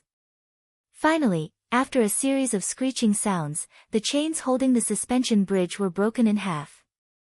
Then, the suspension bridge fell to the ground with a loud crash. A few knights who were already prepared rushed up the moment the drawbridge fell. These knights held heavy battering hammers and smashed down on the city gate. Boom! A loud sound was heard. A large amount of dust fell from the gap of the castle gate and a deep mark immediately appeared on the castle gate. The guard captain's expression changed when he saw that the knights had broken the suspension bridge in just a few moments. If a battle really broke out, it would only take a single sword strike to deal with him. Wasn't this just courting death? However, the situation in front of him did not allow him to refuse. He gritted his teeth and directly ordered, "Release the arrows." Then, he quietly took a step back. If there was anything wrong with this posture, he would immediately turn around and run. Bang bang bang. More than a dozen arrows flew out, but the knights didn't even look at them. They knocked the arrows away with their swords. Then, he took out a javelin and threw it directly at the city wall. Before the guards could react, they felt a pain in their chests and their bodies flew backward. Then, their consciousness fell into endless darkness. What a piece of trash. The attendant spoke coldly when he saw the guard's actions. Suddenly, his expression changed, and then he roared furiously, "You actually dared to flee. Die!" A ray of cold light shot out. The bodyguard captain who had just run a few steps suddenly stiffened and then fell to the ground. A long sword was pulled out of his chest and blood flowed out. Boom! The castle's wooden gate had been in disrepair for a long time and couldn't withstand such a torment. After a few more hits, it collapsed. Without the gate, the castle was unobstructed. The guards saw that the situation was not good and scattered like birds and beasts. The knights easily rushed in. After rushing into the castle, the knights didn't stop and directly rushed inside. At this moment, the Baron's attendant rushed over again with his men. Both sides didn't show any courtesy when they met. They waved their swords and rushed forward. At this moment, the Baron's attendant in the lead roared. His body suddenly grew by more than 10 centimeters. The clothes on his body were directly torn, revealing dark red scales. Bang! A loud sound of metal clashing was heard. The knight in the lead was directly sent flying. The long sword in his hand had a deep cut. A fallen one. At this time, the others clearly saw the appearance of the Baron's attendant. It was a humanoid monster with dark red scales all over his body. He was tall, about 2.5 meters. There was also a layer of scales on his ferocious face. His eyes were blood red, and there was a sharp horn on his head. There were also some bones growing out of his joints. His body was filled with the smell of blood and sulfur. A demonic human. Damn it, I should have known. Seeing the monster's appearance, Hunter's face changed and his eyes became even colder. A demonic human was simply a fallen one who had sacrificed to the devil. After receiving the power of the devil, this person's strength would increase exponentially and their body would also be demonized. At first, the demonization wouldn't be serious, but as the power of the devil continued to corrode their body would begin to transform into a devil. This transformation from the soul to the body was completely irreversible. At the same time, after receiving the power of the devil, one's personality would change greatly. They would become cruel, bloodthirsty, and chaotic, so very few people would do this. Even if these demonic humans died, they would fall into the bottomless abyss and be sent to the blood pool in the abyss by the river Styx to become a true devil. Everyone, be careful. They are demonic humans. Hunter warned and then rushed out with his sword. These demonic humans were blocking the way outside, so there must be something very important inside. What could make them think it was important? Nothing more than sacrificing or summoning a devil. For fallen ones, this was an opportunity to increase their strength. Hunter and the others naturally knew this. The situation was urgent, so Hunter directly used his full strength. The life force in his body was stimulated to the extreme. His sword glowed with a bright light and a powerful wind pressure swept out. In an instant, he collided with the demonic human. The powerful force caused the tall demonic human to take a step back. Hunter didn't stop there and quickly appeared beside the demonic human. The sharp sword in his hand slashed horizontally. Blood splattered as the demonic human's arm was cut off at the elbow. Ah! Intense pain came, and the demonic human's originally bloodshot eyes became crazed. The demonic human's other hand grabbed the sword and slashed at Hunter, but the experienced Hunter had already dodged in advance. His body turned and he was already on the left side of the demonic human. In the next second, a cold light flashed, and the demonic human's head flew up in an instant. Scorching hot blood spurted out. With full strength, Hunter killed the demonic human in 3 moves. For a moment, the morale of the surrounding knights was greatly boosted. However, the remaining demonic humans were not afraid. Their blood-red eyes were filled with madness, and they roared and rushed forward. The battle became even more intense. In the northern city, Sulan looked at the boys and girls between the ages of 10 and 16 in front of him and secretly nodded in his heart. This batch of apprentices had recruited about 50. There were nobles, poor people, and even slaves. Of course, these identities were already in the past. They would be the second batch of apprentices of the Northwind Tower. The Northwind Academy that Sulan had organized had been completed long ago. It was right next to the Sorcerer Tower. Hathaway purposely drew an energy channel from the elemental pool to connect it to the academy. The concentration of elemental energy in the academy was very high. The instructors of the Northwind Academy were still Locke and Andre. Occasionally, Karina, Grace, and Alex would come for a class or two. In addition to learning about sorcery, they were also taught cultural knowledge. Although there were not many instructors in the Northwind Academy, each one of them was very powerful. The weakest of the instructors here was a 4th-rank wizard, and the principal was a legendary wizard. It could be said that in terms of strength, the academy was one of the best in the entire continent. However, strength did not equate to education. The Northwind Academy's education level was probably in the lower middle of the continent. Congratulations! From today onwards, you are all official apprentices of the Northwind Academy. The door to the world of magic has officially opened for you. Sulan looked at the excited children in front of him and laughed in his heart.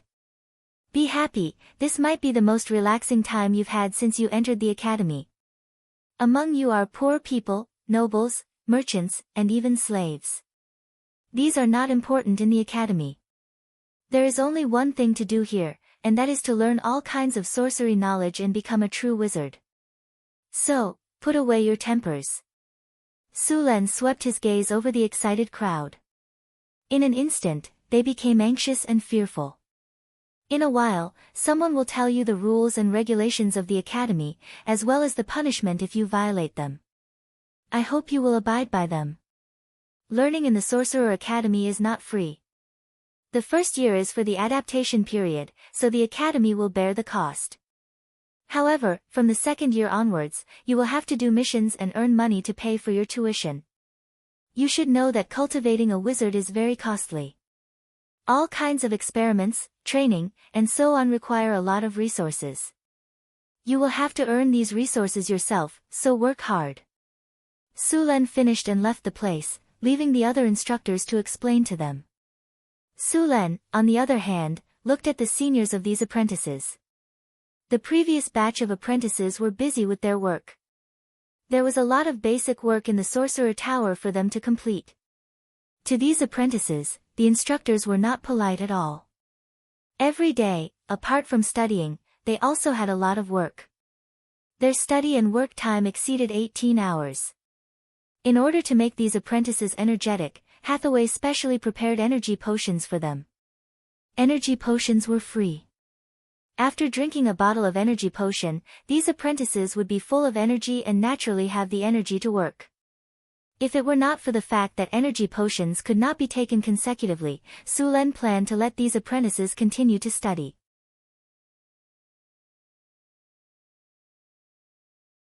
Chapter 502. After walking around the Northwind Tower, it was getting late. Su Len was thinking about who he should talk to tonight about the truth of magic. Hathaway was still in seclusion, and Karina was busy absorbing bloodstones to purify her bloodline. Alex should be in the eagle's nest. That left Phyllis and Chrissy. After thinking for a while, Su Luen decided to study with Chris today. When he thought of the succubus, Su Len thought of the two little horns on her head. Compared to the reins, the steering wheel was much better. Besides, the succubus had both the reins and the steering wheel. Phyllis would have to wait until she awakened more of her red dragon bloodline and grew out her dragon horns before she could compete with Chrissy. After making up his mind, Su Len did not waste any more time. He turned around and went to study with Chrissy. An eagle descended from the sky and landed in a remote courtyard in the city. An ordinary-looking young man removed the bamboo tube tied to the eagle's leg and carefully opened it. After examining it, his expression changed slightly. He immediately put the tube back together and hurriedly went to the eagle house to pick the strongest eagle. After tying the bamboo tube properly, he took out some fresh meat and fed it. When the eagle was full, the young man immediately released it. The eagle spread its wings and soared into the sky. After circling in the sky once, it flew in the direction of Northtown City. A group of people in black robes rushed out of the passage. They were all wrapped in black robes. Their eyes were as red as blood, and there was a hint of madness in them. Stop these people. The ceremony to sacrifice to our master must not be interrupted. Our master will grant us eternal life and power. The people in black robes were completely unafraid of death. They shouted loudly and blocked the path of Hunter and the other knights. There were all kinds of people in this group. Not only were there powerful servants, there were also demon warlocks with strange means. There were also men, women, and children. The only thing they had in common was that they were completely unafraid of death. They were all expressionless and used their lives to stop the knights from approaching. This is not good. These people are crazy. Be careful. Seeing the frenzied crowd, Hunter, Spencer, and the others were shocked. These people had all worshipped the devil and obtained the devil's power. Their strength varied, but they all had one thing in common: they were not afraid of death. A gloomy and cold aura enveloped the surroundings. This aura was filled with madness, bloodlust, and destruction. It constantly stimulated the wills of these knights. This power suppressed the knights' hearts and imperceptibly weakened their strength. Evil spirit energy. A strange aura swept across, and all of the knights instantly felt a gloomy and cold energy. This energy made their bodies feel heavy, and a chaotic murmur sounded in their ears. It was very uncomfortable. Even though they were warriors with strong wills and had been through hundreds of battles, some of them gradually became confused. This is the whisper of a demon. Cover your ears. Night Hunter yelled at the top of his lungs. The roar immediately woke up the confused knights, but the fallen ones would not let go of such a heaven-sent opportunity. They launched an attack one after another. Two knights who had just recovered from their daze were hacked to death by the surrounding fallen ones as soon as they raised their heads. Gain! A knight next to him roared and rushed forward. A cold light flashed, and the head of one of the fallen ones was chopped off. The two knights next to him cooperated well and killed a few of the fallen ones around them in an instant. The knight picked Gain up and covered his bleeding wound with one hand. He quickly poured potions into his companion's mouth with the other hand. However, this kind of serious injury could only be healed by a high-grade wizard or a powerful priest. Ordinary potions were useless. Don't waste it. Be careful. Help me. Give this to Tia. The knight's powerful physique prevented him from dying on the spot. The knight named Guyan grabbed his hand tightly and spoke with great difficulty. After seeing that the knight had agreed to his request, the knight lowered his hand and looked at the mottled amulet in his hand silently. Then, he gently placed it on the ground. Don't worry, Gain. I will avenge you. Kill all these sons of bitches. The knight did not have time to be sad. As an elite knight who had experienced hundreds of battles, he had seen too many deaths. However, when he saw his companion die, his heart was still filled with anger and sadness. This was his best friend, who had saved his life twice on the battlefield. His son was only 3 years old. Javelins. Crossbows. Quick. The fierce battle did not give them any time to be sad. Faced with so many fallen ones, they could only keep fighting. This kind of haul was perfect for arrows and javelins. These fallen ones had nowhere to hide. Whoosh! Whoosh! Whoosh! Whoosh! Javelins flew out and pierced through the chests of the fallen ones. The small crossbows were activated, and the fine iron arrows pierced through the bodies of the fallen ones. The arrows and javelins turned into shadows, and the fallen ones were killed in an instant. The surrounding knights also put down their crossbows and rushed forward again. Head Night Hunter took out a potion and poured it into his mouth. A gust of wind element immediately surrounded him, and his body became extremely light. Even his heavy armor became as light as a feather. Gale Potion. It was a powerful magic potion that could slightly increase the user's strength and speed after use. Head Night Hunter's speed was so fast that it could not be seen with the naked eye. He shot out like a ghost, and at this moment, he was even faster than the rogues who focused on speed. Blood splattered in the air, and the fallen ones who were not afraid of death fell one after another. All of the enemies were killed in one hit. Quick! Charge! The ritual is almost complete. We have to stop them. Spencer waved his sword and rushed forward. The other knights followed closely behind. The knights were very familiar with each other. Their formation was already broken by Head Night Hunter, and now they were being crushed by the other knights. The whole castle was covered by a cold, evil, and chaotic energy. This energy was constantly affecting the others, and it was constantly attacking the knights' consciousness. The whispers of demons sounded in their ears, and many of the knights showed a painful expression. Head Night Hunter made a prompt decision: you guys stay outside.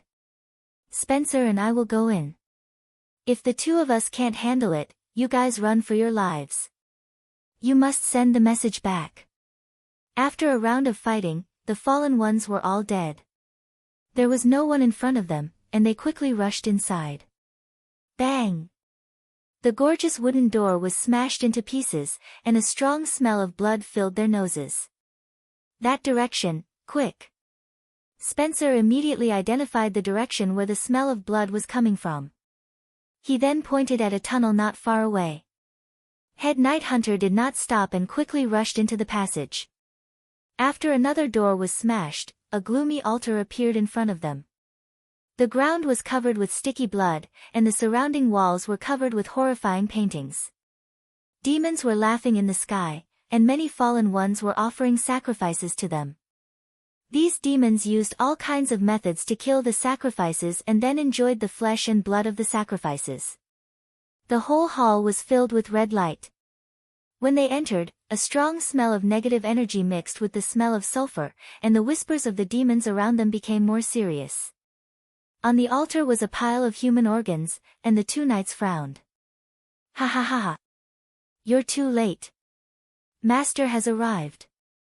Offer your flesh, blood, and soul. Become Master's food. And I will receive the power and eternal life bestowed upon me by my Master. You dogs, I will kill you little by little. And that damn king, I will cut off his flesh and feed it to the dogs. I will take back everything I've lost. A noble laughed crazily. He had a handsome face, and although he looked to be in his 40s, he was still very charming. He was wearing a black priest's robe, and he looked at the altar crazily. A teleportation gate quickly took shape on the altar. The dark red gate looked as if it had been dyed in blood. Immediately after, a ferocious arm covered in scales reached out from the gate. A strong evil energy instantly covered the whole hall. Even though they were warriors who had been through hundreds of battles, they still felt very depressed when faced with this aura.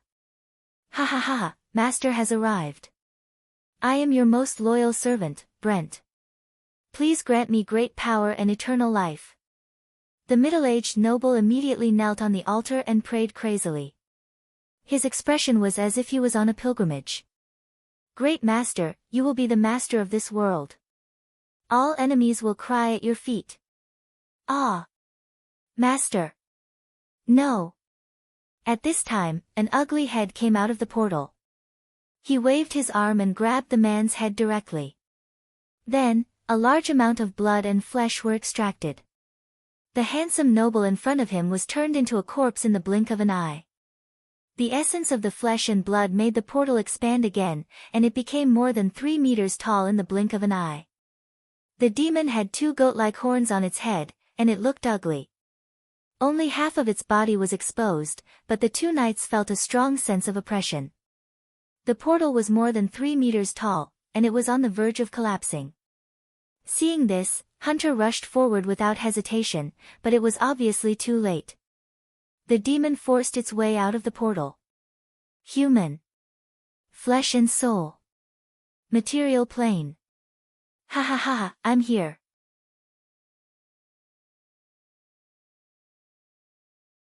Chapter 503.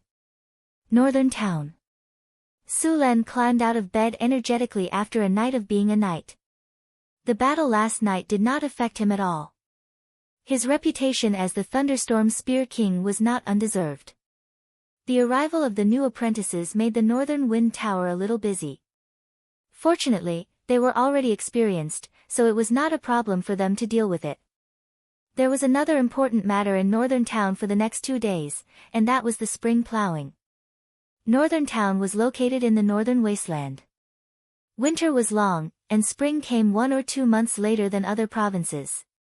That was why spring plowing only began at this time. As an agricultural country, spring plowing was a very important event. In some countries, the king would personally plow the fields to announce the start of spring plowing. Although Northern Town's event was not as exaggerated, it was still necessary to hold a grand ceremony. With the help of Angela and Annie, Su-Luen put on a hunting suit, and then rode the Pegasus to the central square with his guards. At this time, the central square was crowded with people. The arrival of spring plowing made the whole city vibrant. Spring plowing was the hope of everyone in Northern Town. It was the lifeblood of the farmers. The grand celebration made Northern Town City look very lively. The caravans from all over the world could feel the joy and prosperity here. The solemn statues, the neat and clean roads, the blooming flowers on both sides of the roads, the beautiful fountains in the parks and squares, and the energetic citizens of Northern Town City. Children were running quickly with simple toys in their hands. A group of dwarves were cheering loudly with wine glasses raised high in the air. Young girls were singing and dancing in the crowd. On the other side of the square, there were many half-elves performing. From time to time, a beautiful magic firework would rise. Powerful warriors wearing excellent armor and weapons could be seen in every corner of the city. There were even drows among these warriors. The merchants who came here were greatly shocked.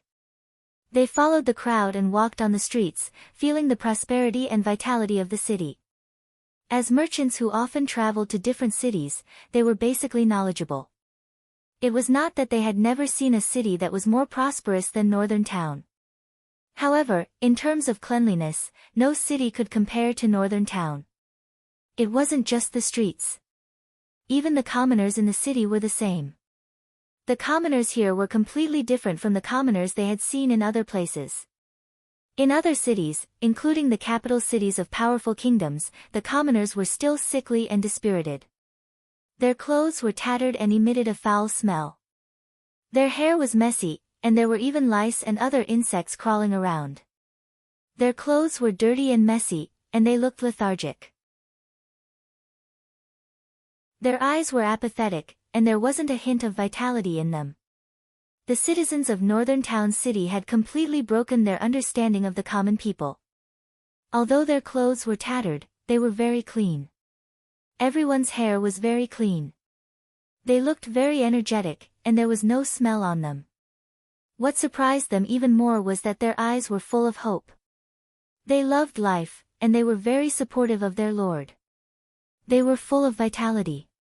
In other cities, very few nobles would allow such a large-scale celebration. Most of them would only celebrate in the noble district. If they were in a good mood, they would give out some black bread to the citizens. That way, they would be praised as a kind lord. Most of them would not even care about the lives of the citizens. This spring plowing celebration was hosted by Su Luan in person. Not only the officials of the North Town City, but also many caravans that had trade relations with the North Town City were invited.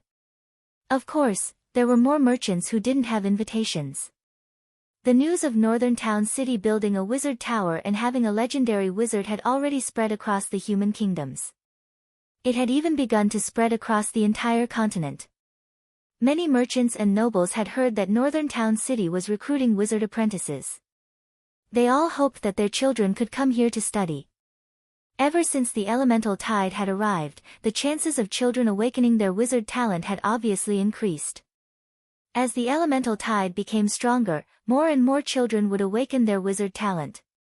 Most of the sorcerer organizations on the continent only recruited students once every 10 years. The last time they recruited students was only 3 years ago. Even the most recent recruitment date for a sorcerer academy was 5 years later. Many children who had awakened their potential to become a sorcerer couldn't wait that long. The best time to train a magus was between the ages of 10 to 16. After this time, the difficulty of becoming an official magus would increase by several times. The nobles were not willing to let their children waste this opportunity. At the same time, after the situation in Northern Town City had completely stabilized, many mercenaries and adventurers had started to make a living here. Mercenaries and adventurers sounded nice, and they often appeared in the epic stories told by traveling poets. However, what was the reality? Most of these people were poor. They had no land and no jobs. They were only slightly better off than slaves. When they heard that gold was everywhere in Northern Town City, they all came to make a fortune. Some of them joined the army of Northern Town City and applied to become citizens of the city. Some of them wanted to make a fortune and started to explore the wasteland. In order to become a citizen of Northgard City, one had to accumulate a certain amount of merit points before they could join. As long as they fought bravely on the battlefield, they would be granted citizenship within half a year to a year. Furthermore, they would be rewarded handsomely. The lowest monthly salary for regular soldiers in Northgard City was 1 gold coin. As one's power and position increased, so did their salary. Other than the salary, Northern Town City would also give them land and houses. After they had served for a certain number of years, they could buy these properties for 1/3 of the original price. As long as they worked hard in the army for a few years and did not gamble, these soldiers would become the middle class of Northern Town City. As for the lower-ranking officers, they were already richer than many knights. However, it was not easy to become a soldier in Northern Town City. Sulen had strict requirements for the army. They had to have a clean background and know how to be grateful. Those who were cunning and unruly would not pass the inspection. Sulen did not want to raise a bunch of ungrateful bastards. In the central square of the town, the grand celebration had begun. The entire square had turned into a sea of joy. Sulen had a simple meeting with the nobles and merchants. He then began to enjoy the beautiful dance of the half-elves. Magic fireworks bloomed beautifully in the sky. At this moment, in the distant sky, an eagle quickly flew over. The eagle circled in the sky and landed in a building beside the inner city barracks. A few minutes later, a messenger rushed out. The dance of the half-elves originated from the elves. It was more beautiful than the dance of humans. Sulen was mesmerized by the dance. He had already thought of a few poses in his mind. He was going to try it out with his 2 maids at night. Before he could decide which pose to use first, a messenger hurried over under the lead of a guard. "Your Majesty, there is an urgent military situation," he said as he handed over a letter. Sulen immediately came back to his senses. He took the letter and began to read it. His expression changed slightly. He said to the officials, "Continue the celebration. Let's go." He then left with the guard. Sulen did not return to the palace. Instead, he went straight to the wizard tower. He found Hathaway, who was reading at the astrology station. "Why are you in such a hurry? What happened?" Seeing Sulen's expression, Hathaway also realized that something big had happened. Traces of demons have been found in Tarbet's province, south of Florence. Sulen handed the letter to Hathaway. "Demons?" Hathaway frowned. "Was it done by the fallen?" "Yes." Sulen nodded. Some nobles were unwilling to lose. They chose to cooperate with the fallen to slaughter the villagers and sacrifice them to summon demons. So far, at least 6 villages have been massacred. Thousands of people have been killed. With so many souls and flesh sacrificed, there is a high chance of summoning a high-grade demon, or even a legendary demon. "I need you to help me teleport there." "No problem." Hathaway nodded. "I'll set the coordinates first. You get ready. A legendary demon is not easy to deal with. Do you want to bring a few more people? Or you can give me a coordinate, and I'll open the portal and directly kill the demon with the particle cannon. Get ready. If the demon is not easy to deal with, I'll inform you through telepathy and then open the portal for a super long-range attack." The Northwind Tower could not fly now, and weapons like the particle cannon could only attack in a straight line. The limit of attack on the ground was 50 kilometers. If they wanted to attack a target thousands of kilometers away, they could only open the portal in advance and attack when the enemy locked on in advance. This tactic required Sulen's cooperation to lock on the target's position at close range, open the portal, and then let the high-energy beam from the particle cannon pass through. This kind of high-energy beam would affect the stability of the portal and cause some deviation. It needed to be corrected in advance. If the cooperation was not good, it was easy to miss the target.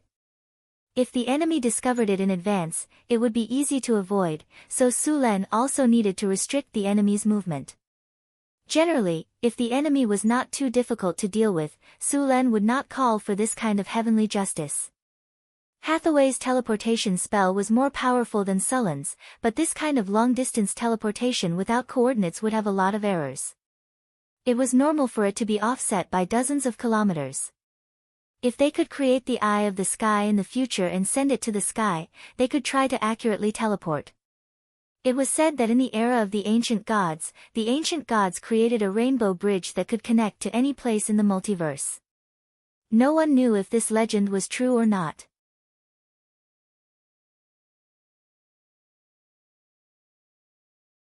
Chapter 504. In the era of the ancient gods, there were many magical things. The rainbow bridge was one of them. It could be used to teleport between planes. It was very powerful, but it disappeared later. "Where's Chris?" "Bring her there," Hathaway said as she calculated the coordinates. "I've already informed her." "She'll be here soon," Sulen said. After waiting for about 10 minutes, Chris hurried over. "What's the hurry?" After fighting for half the night, she was planning to sleep in and rest. However, Sulen sent someone to inform her that there was something important. "I just received a message from the embroidered uniform guard. They found someone summoning a demon in the southern provinces of Florence. According to speculation, it's at least a high-level demon. It might even be a legendary demon." "A legendary demon?" Chris was slightly stunned. She was now close to the legendary level and knew how destructive a legendary demon was. She also knew the demon's desire to destroy. If the legendary demon was allowed to move freely, the damage would be shocking. "Then we must hurry over," Chris said. "I've already asked Hathaway to prepare. We'll teleport directly when the time comes," Sulen said. With the help of the tower spirit, Hathaway quickly calculated the approximate coordinates of the southern Tabbats province. She then connected Milky Way to the elemental pool and activated the teleportation portal on the astrology platform. Soon, a powerful energy wave came and a teleportation portal appeared in front of them. Sulen nodded at Hathaway and took Chris directly into the portal. After passing through the portal, Sulen and Chris appeared in midair. To prevent the teleportation from reaching the bottom line, Hathaway set the coordinates at a high altitude, so the two were directly teleported into midair. Sulen had expected this. With a flash of light, the two floated in midair. Suluan looked around and soon saw a city about a dozen kilometers away from them. "Let's enter the city first. There should be a stronghold of the embroidered uniform guard in the city. Let them scout for information and find the demon," Sulen said. "Then let's go." The two of them weren't slow. After about 10 minutes, they appeared near the city. They didn't enter through the city gate. Sulen and the other man used invisibility to descend from the sky. The stronghold of the embroidered uniform guards was very hidden. However, they would report to the higher-ups after establishing a stronghold. Sulen had already checked the information before coming, so he naturally knew the location of the embroidered uniform guards. After observing for a while in the air, Sulen quickly found the location of the embroidered uniform guard's base. He then brought Chris directly to the embroidered uniform guard's base. "Who's there?" As Sulen and Roland removed their invisibility spell, the embroidered uniform guards in the stronghold immediately noticed them. "You're quite vigilant." Sulen nodded at the few Imperial secret guards who rushed over. "Your Majesty." After seeing Sulen's appearance clearly, one of the embroidered uniform guards turned pale with fright. Then, he reacted and prepared to salute. All right, there's no time for you to bow. Where's the information you've gathered about that demon? Report to me first." Sulen waved his hand and stopped them. The embroidered uniform guard hesitated for a moment before saying, "Your Majesty has just received news that the demon that appeared this time is very likely to be at the legendary level. Just yesterday, Night Hunter's team encountered that demon. If not for the timely arrival of the priests and paladins of the temple, they would have been completely wiped out. In the end, after paying a heavy price, the knights and the priests retreated." "Where is that demon now?" Sulen asked. "The latest news is that the demon went south after leaving Brent Castle. Since yesterday, priests and paladins of the temple have been constantly sending reinforcements. That demon hasn't caused much damage." The embroidered uniform guard quickly relayed the news. Sulen nodded, then said, "Who is familiar with the terrain here? Come with me." This legendary demon is a bomb in the material world. We have to get rid of him as soon as possible. Kurud, come here. The embroidered uniform guard waved his hand. A young man with a thin and weak body and an ordinary appearance walked forward. However, his eyes were extremely lively. Your Majesty, this is Kurud, a rogue. He's good at gathering information. He's very familiar with the terrain around Harvest City. Yes, Your Majesty, I'm familiar with the surroundings. The skinny young man said with a fawning expression. Alright, it's you. We'll go now. You lead the way. Sulen didn't stop. With a flash of light, the three figures instantly disappeared. When they reappeared, they were already outside the city. Kurud was shocked when he saw the completely different scenery around him. He was even more in awe of His Majesty. Kurud, what do you think we should do next? Sulen looked around and asked. Your Majesty, that demon went to a town in the south. We'll follow this road. After passing through 2 villages, we'll head west. Kurud said quickly. Alright, let's go. With a gentle wave of his hand, a gust of wind blew and lifted the 3 of them up. Then, they quickly flew into the distance. In order to deal with the demon and save magic power, Sulen used the power of the Wind Dragon Flag. Now, Sulen could completely control the Wind Dragon Flag. According to the grade, this Wind Dragon Flag was also a legendary creation. This legendary item was a group battle type. The lightning storm it came with could easily destroy an army. The attack range was very wide. Of course, this legendary item also had its shortcomings. If the attack range was large, the power would be reduced. The single target attack power was average. However, for Sulen, this wasn't a problem at all. He could deal with single target attacks by himself. If he really couldn't, he could summon Hathaway to attack from a distance. What he lacked was a large-scale attack spell. It was the skill to clear the field in the game. After the buff of Fly, the 3 of them were very fast. They didn't have to dodge or take a detour in the sky. So, under Kurud's guidance, the 3 of them quickly flew forward. Let's go back one day. In the southern plains, in a dark forest, a small group of mysterious people in black robes was moving forward quickly. They were strong and had cold faces. There was also some negative energy surrounding them.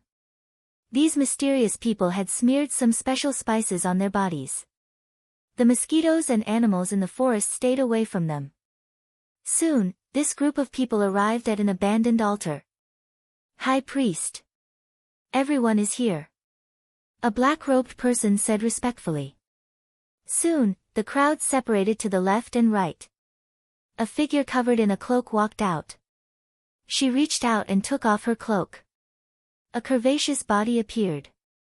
The loose robe couldn't hide her charm.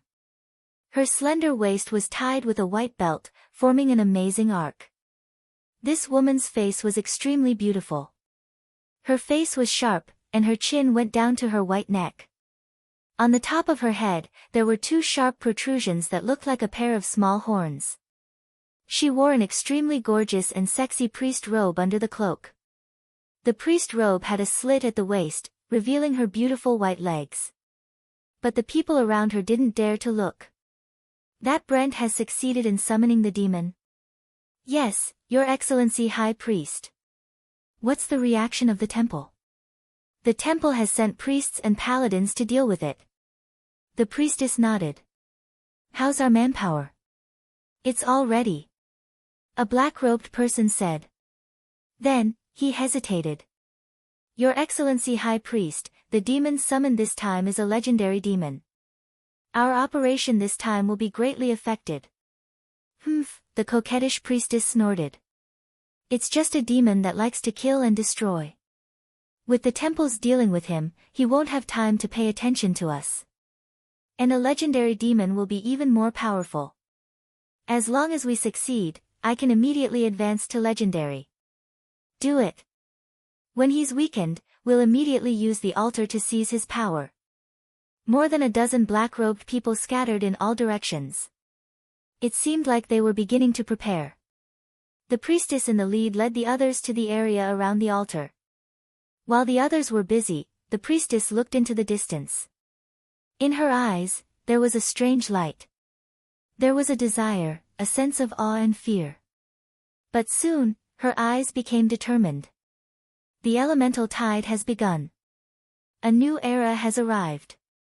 As the high priest of the Church of the Soul Snatchers, I must succeed this time. A group of temple knights was running quickly in the wilderness. The horses under them were already panting and sweating. But the knights had no intention of slowing down. Instead, they sped up and whipped their mounts. If this continued, the horses would be crippled. "Han, how far are we?" the knight in the lead asked. "Soon, it's in the small town ahead. We have to get there as soon as possible." This time, those rats summoned a legendary demon. "We paid a great price to keep him here. Those damn rats. Don't let me catch them.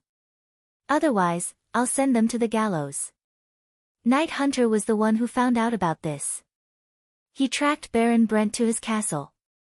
By the time he broke in, that damned bastard had already completed the summoning ritual and sacrificed thousands of people to the summoning ritual. When this mission is over, I'll teach those nobles a lesson. Also, we have to keep an eye on the other nobles. We don't have to do anything. That king won't let them go. He's known for his ruthlessness. He's also very powerful. And it's said that he has a legendary wizard as his wife. Those nobles are going to be in trouble this time. The knight gloated.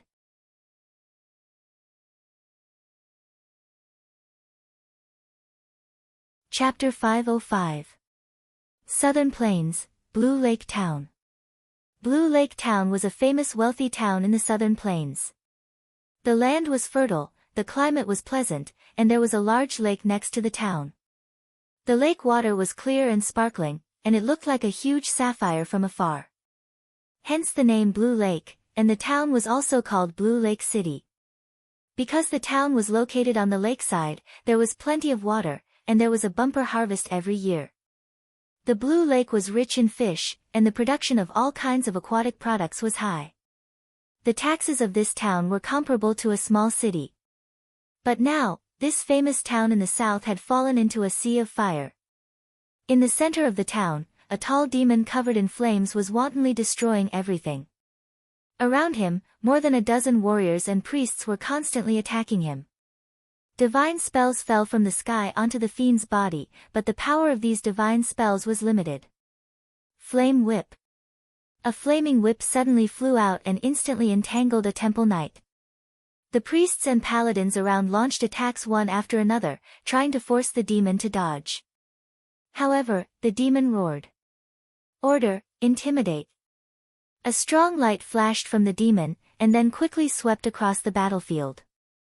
The people besieging the demons suddenly felt their minds go blank, and their bodies involuntarily stagnated for a moment. Taking advantage of the gap, the Baylor waved his arm, and the flame whip instantly tightened. He directly pulled the entangled warrior over, and with the other hand, he held a huge beheading sword and instantly slashed. Blood splattered everywhere, and with a scream, the temple paladin was cut in two by the beheading sword. After the fiend finished the beheading, he didn't seem to have any intention of stopping. He brandished the beheading sword and slashed at the nearest paladin. Holy impact. Purify evil. Protect evil. Rays of light flew out as the demon's attack pierced through the many magic barriers and continued to sweep towards the temple knight.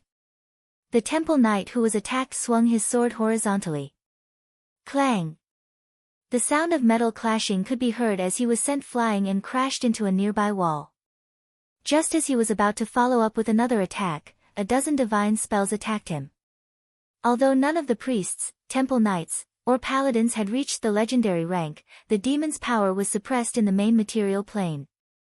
He didn't want to face these attacks head-on, so he could only give up. Summon the devil. Evil light flickered as a powerful evil aura erupted from the demon's body. In the next second, several figures appeared out of thin air. It was the 4 Vrock demons. As soon as these Vrocks appeared, they charged towards the temple knights. They were already having a hard time dealing with the Vrocks, and with the addition of 4 Vrocks, the situation became even more dangerous. At this critical moment, 4 rays of divine light descended from the sky and instantly hit the 4 flow demons. Expel! The messy sound of hooves could be heard as a dozen clerics rushed over, their faces covered in dust. Seeing that the situation was critical, he immediately cast a spell to provide support. As the 4 divine lights descended, the aggressive stone Vrock froze and began to fade away as the world rejected them. The Vrock struggled to stay in the prime material plane, but they couldn't resist the repulsive force and were sent back to the abyss in the blink of an eye. The slight advantage that they had just gained was instantly nullified. More importantly, the temple's reinforcements had arrived. The temple's members, who were barely holding on, had their strength doubled after the reinforcements arrived. What was even more precarious was that the situation had instantly stabilized.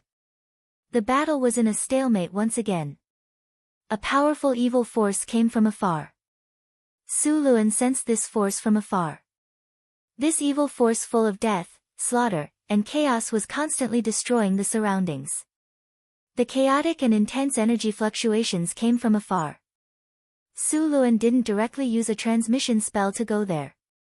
After putting Kurud down, he and Chrissy sped up and flew there. When Su Luan arrived at the battlefield, he found that the situation was out of his expectations. On the battlefield, a powerful Baylor was roaring in anger. The entire battlefield had turned into a sea of fire. The Baylor and the fire deity had some similarities. Their true forms were like monsters that were burning with raging flames all over their bodies. Their flesh and blood had been transformed into elements. Wherever the Baylor passed by, it would soon become dry land. Along the way, the Baylor left withered and cracked wounds on the ground. This was the damage and interference caused by its own power to the material plane. Where it invaded, the fertile land would become permanently barren, and the evil force would pollute the land. To put it bluntly, if it wasn't expelled or killed as soon as possible, it could completely turn the surrounding land into a dry and barren abyss. Baylor, legendary demon, large demon life, interdimensional creature, chaos, interdimensional, evil, divine creature, challenge rating, 21. A high-level demon from the abyss. He was very familiar with the evil, destruction, slaughter, and chaos aura. It was very similar to the evil gods and ancient abominations. The abyss was an extremely chaotic and evil place. There were many types of demons here. New species of demons were born almost every day. This was the embodiment of the evil and chaos of the multiverse. It was completely opposite to the good and orderly planes like Mountain Paradise. The original ruler of the abyss was the Orbis demons. These Orbis demons were born directly from the origin of chaos and destruction. They were also the first natives of the abyss. They were the descendants of the chaos demons and had once ruled the abyss for a long time. However, although these Orbis demons were powerful, their numbers were far less than the number of demons today. In the war with the Order Ancient Gods, the Orbis demons had always been suppressed. Until one day, the Orbis demons discovered humans. Before the order of the multiverse was perfected, many lost human souls would enter the abyss. The Orbis demons were very interested in human souls. So they used their chaotic power to transform these souls and finally created the second generation of demons, the Tana-Re demons. However, compared to the Orbis demons, the Tana-Re demons were weak. The Orbis demons used these Tana-Re demons as cannon fodder and slaves. However, as time passed, the number of Tana-Re demons increased, and their strength gradually increased. In the end, the Tana-Re demons killed the Orbis demons and became the new rulers of the abyss. Now, many demon lords in the abyss were also Tana-Re demons. The Baylor demons were the strongest of the Tana-Re demons. They inherited the power of chaos and fire. Even in the abyss, the Baylor demons were second only to the demon lords. They were also one of the few high-level demons born with divinity. This monster was one of the most powerful demons in the abyss.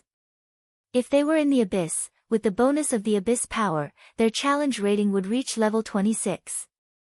If it were not for the suppression of energy and the suppression of the power of the plane, this Baylor demon would have killed all the temple knights, priests, and paladins. In the ruins, there was a huge monster that was burning with raging flames. It had a pair of demon horns and a pair of wide demon wings on its back. However, it was basically useless in this narrow underground ruin. The Baylor demon was more than 12 feet tall and weighed more than 5,000 pounds. It held a huge abyssal beheading sword in its hand, which was burning with flames. The Baylor demon was also a high-level demon that could fight with 2 weapons. Its other weapon was the level +3 abyssal flame whip. However, at this time, the Baylor demon did not seem to be having a good time. There were more than 20 clerics attacking it. At the same time, these clerics cooperated with each other and used their energy to form pale golden chains that wrapped around the Baylor demon. These chains wrapped around the Baylor demon's arms, wings, and legs. Under the Baylor demon's struggle, the chains kept breaking, but soon, new chains were condensed. The clerics wanted to forcibly seal the Baylor demon. The clerics looked miserable. Many of them had burns on their bodies. Compared to the Baylor demon, these clerics looked exhausted. If they continued to fight, they would be in danger. Seeing this, Sulen did not continue to watch. Powerful thunder energy gushed out of his body, and the storm halberd surrounded by endless thunder energy appeared in his hand. Damn mortals! The Baylor demon roared, and the pale golden chains that bound its body instantly tightened. The flames on the Baylor demon's body burst out in an instant. A powerful evil energy swept across, and the originally tight golden chains collapsed under this power. Seeing the collapsed chains, the clerics' faces changed drastically. They wanted to bind the Baylor demon again, but these clerics who were almost out of energy had no time to repair the chains. A flaming whip more than 10 meters long swept towards them with a whistling wind. The exhausted clergy were unable to resist and were about to be killed. At this time, there was a thunderclap in the sky. Dazzling lightning flashed, and a figure wrapped in countless lightning bolts appeared in the path of the flame whip. Su Luan had no intention of dodging, and directly brandished the storm halberd to hack at the flame whip. Pale blue lightning appeared. The flame whip was directly knocked away. The power of the flame on it dimmed instantly and then gradually extinguished.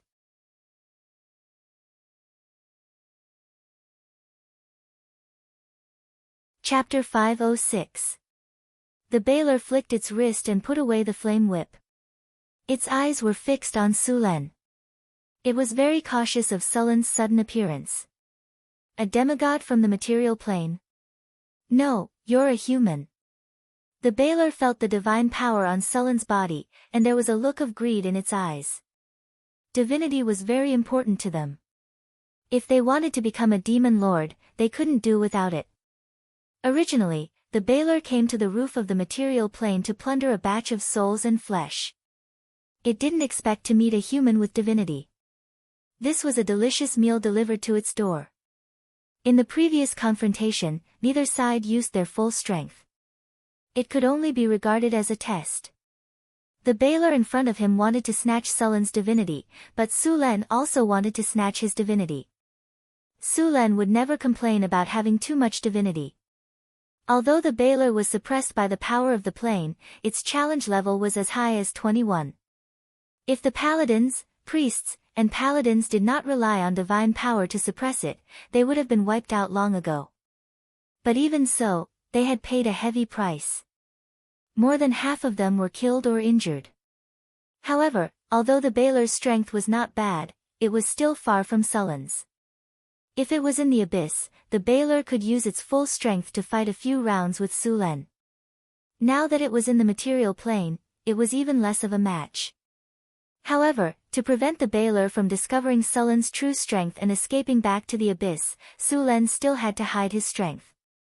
He would give the Baylor a surprise after it had completely sealed the surrounding space. Baylor. Since you're here, stay. Get out of the way. This is not a battle you can interfere in. Sulen said to the clerics. Whoosh! A strong gust of wind came, and the flame whips came with endless flames. The characteristics of demons made them naturally irritable and impatient. After seeing the divinity on Suluan's body, they directly attacked and made up their minds to rob Suluan's divinity. Crack! With a thunderous sound, the storm halberd blocked the flame whip.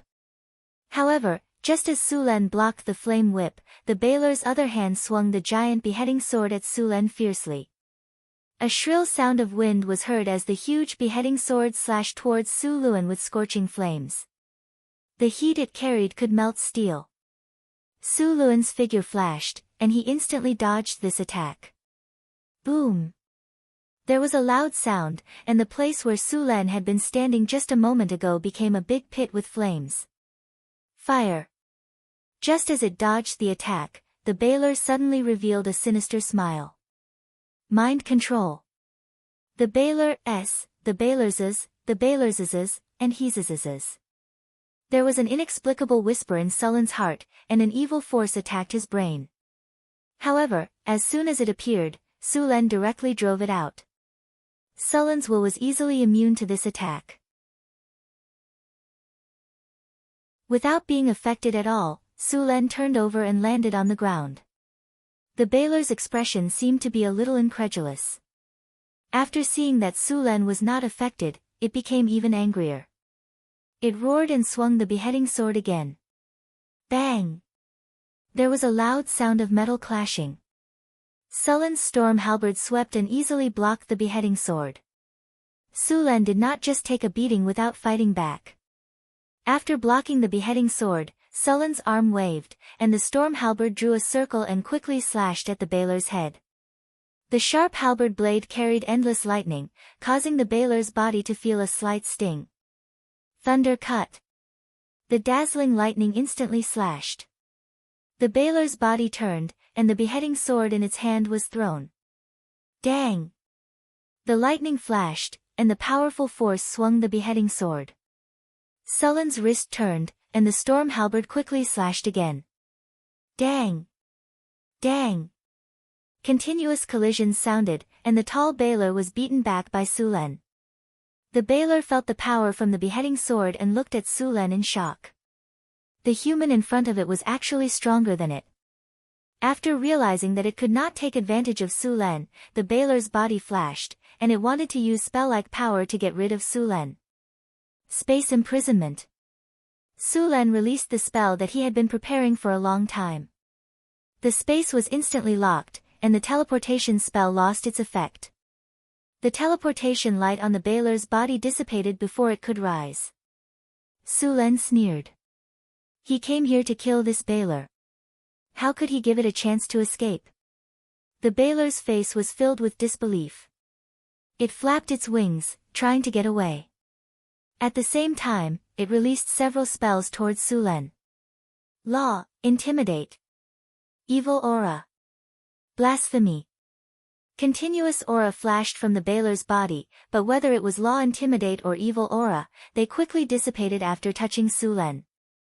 Sulen was directly immune to these two spells. The Baler's mouth quickly uttered ancient blasphemy. This evil language had powerful magic, and the surrounding air was filled with evil power. Sulen suddenly felt a sharp pain in his body, causing his body to involuntarily twist. Seeing the effect of the spell, the flames in the Baler's eyes rose, and it rushed towards Suluan in the next second. The beheading greatsword in its hand slashed towards him with a shrill sound, as if it wanted to cut Suluan in two. Thunder Domain.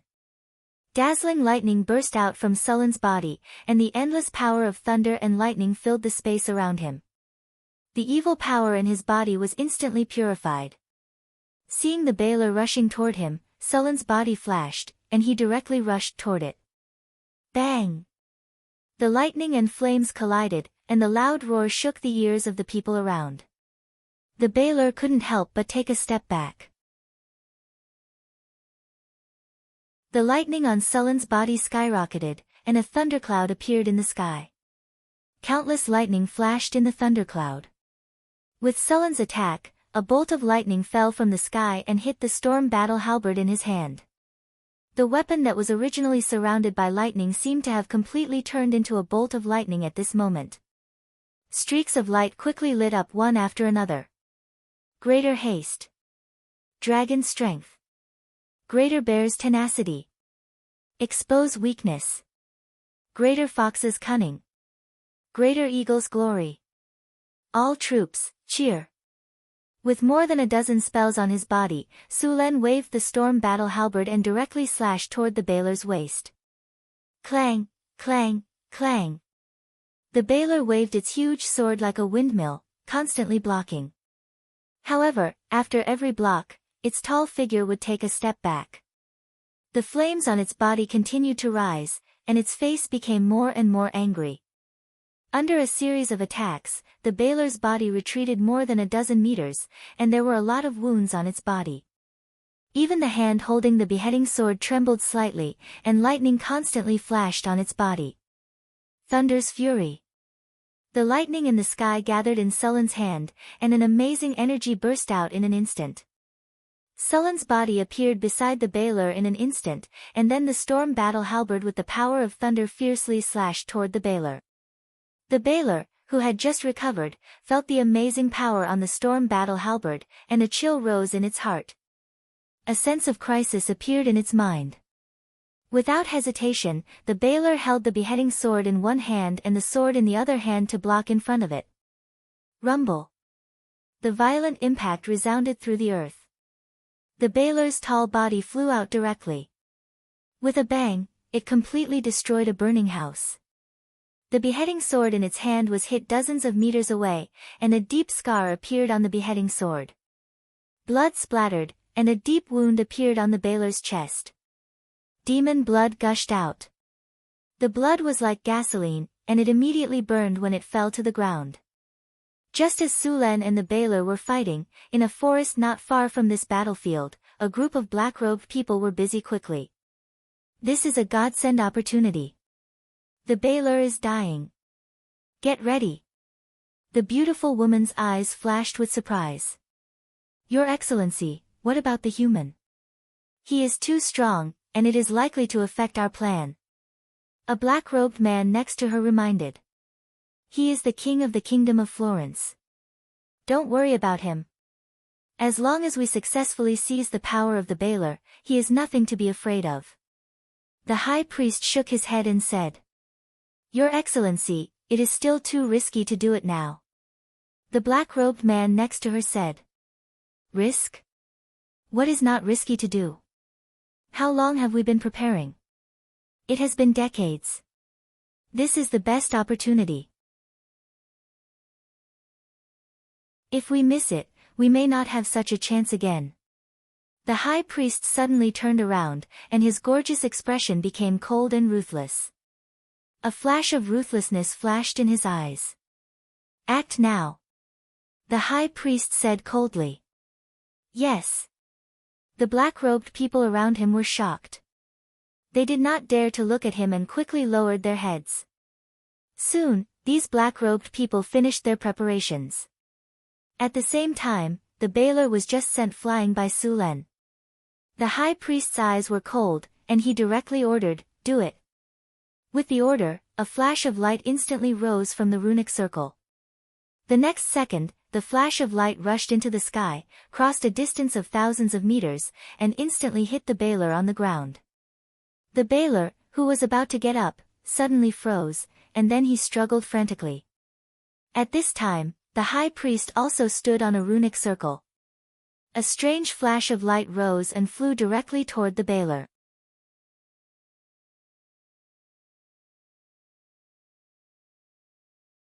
Chapter 507. Sulen was dumbfounded. Just now, when he was about to kill the Baler in front of him, a flash of light fell from the sky and turned into silver chains that trapped the Baler. Before he could recover, another red light descended. The Baler struggled to break free from the shackles. The silver chain was constantly broken, but it would recover in the next second. The red light fell, and the power of the Baler was quickly extracted. sh*t, someone wants to kill me. Seeing the red light, Sullen's first reaction was to kill the Baylor.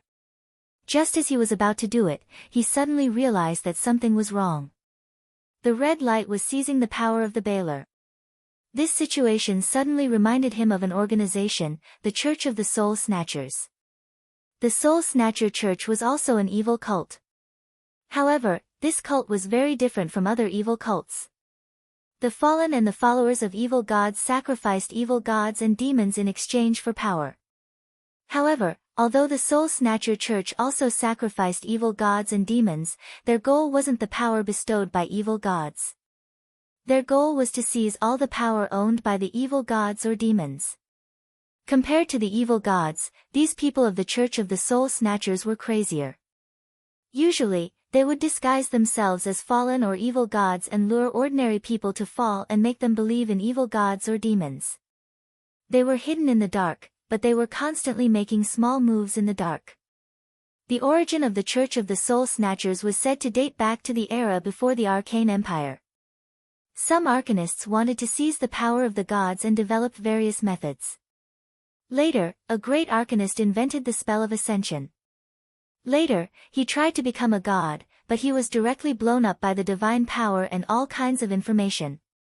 After this incident, many arcanists gave up on researching ways to seize the power of the gods.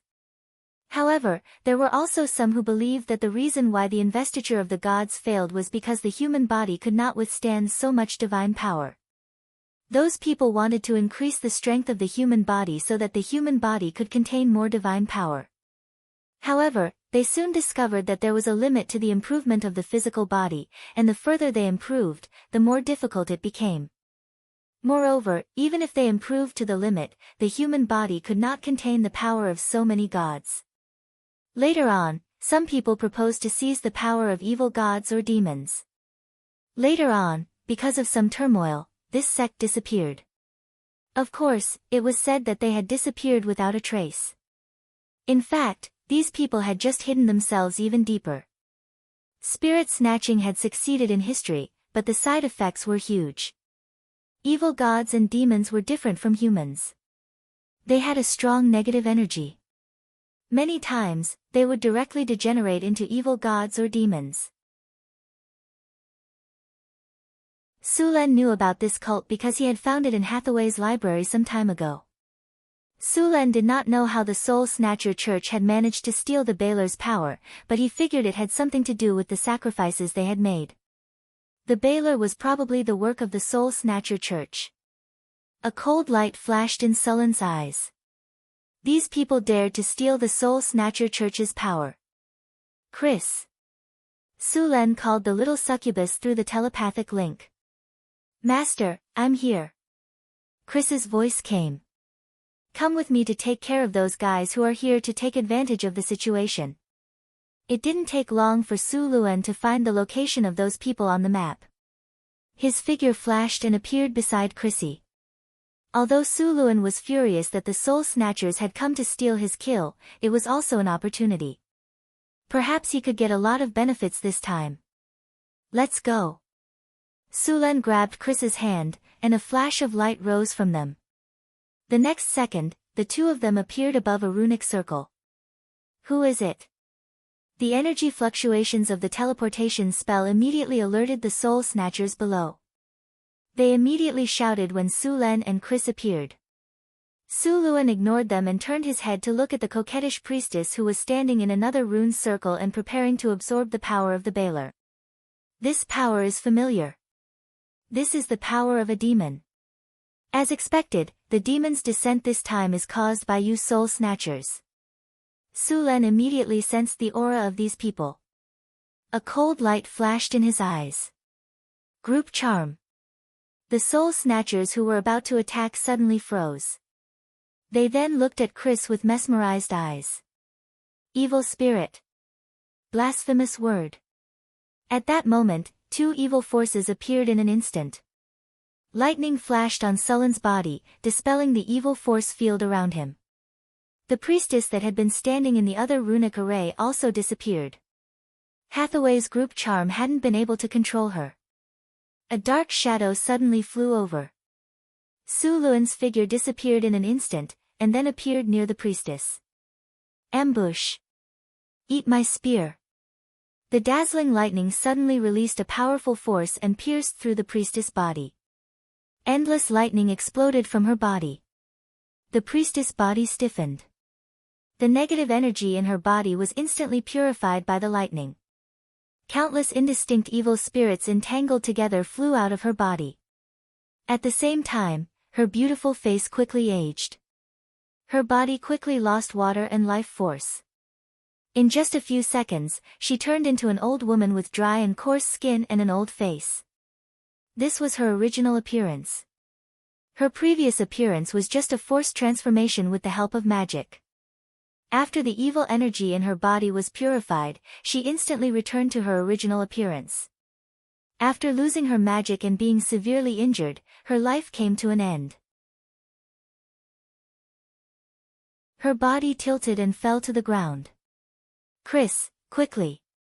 Su Lan put away his storm war halberd and pulled Chris to the altar where the priestess had been standing. Quickly stand there and absorb the power. Su Lan said, pointing at the runic circle. Okay. Chris naturally saw the energy contained in it.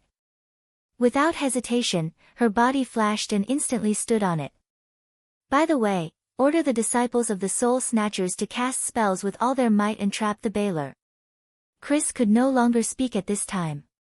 She could only nod to show that she understood and absorbed the power of the Bailer with all her might. Bailers and succubi were both Tana, demons. Although they had chosen different directions during the evolution process, their energy was essentially the same. The energy of the Bailer might be a drug to humans. Absorbing it would turn a human into a demon, but it was a good tonic for demons. Chris absorbed the energy of the Bailer without any discomfort at all. Su Lan did not stay there. With a flash of light, he appeared near the Bailer again. At this time, the Bailer looked a little miserable. In the battle just now, it was injured by Su Lan and then ambushed by the Soul Snatchers. Countless chains wrapped around it, making it unable to break free. Now, the energy in its body was constantly being extracted. If this continued, it would be the time of its death when all the energy in its body was taken away. However, the chains had suddenly broken, allowing the Bailer to grab them a few times. In order to survive, the Bailer erupted with a strong will to live. It grabbed the many chains wrapped around its body and tried to tear them all apart, but at that moment, a playful voice came from the sky. Still want to run? In the next second, Sullen's figure instantly rushed down, the storm war halberd in his hands sweeping over with boundless lightning, knocking the Bailer back.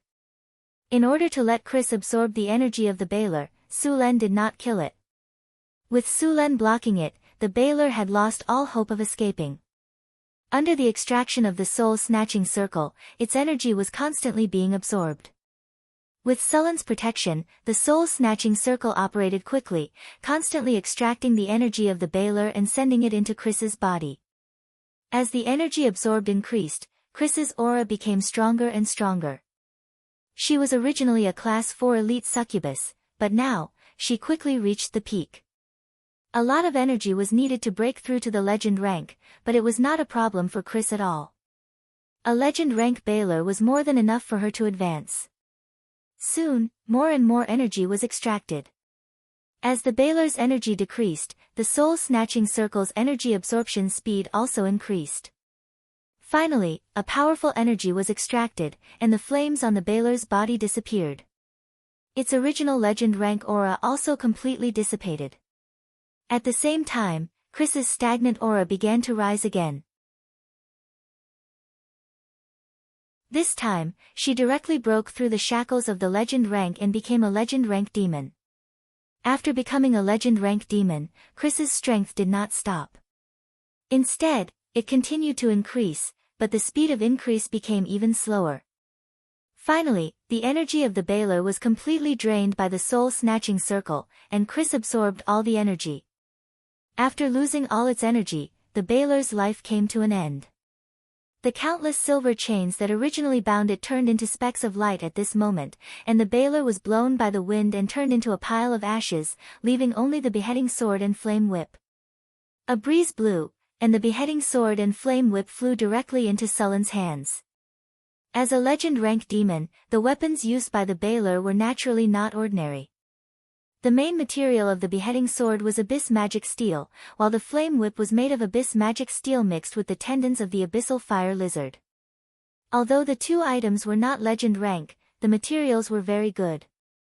The main reason was that the abyssal demon's craftsmanship was too rough. If these things were given to Hathaway, together with some other materials, it would not be difficult for them to become legend rank equipment. It just so happened that Chris still lacked a weapon to advance to legend rank.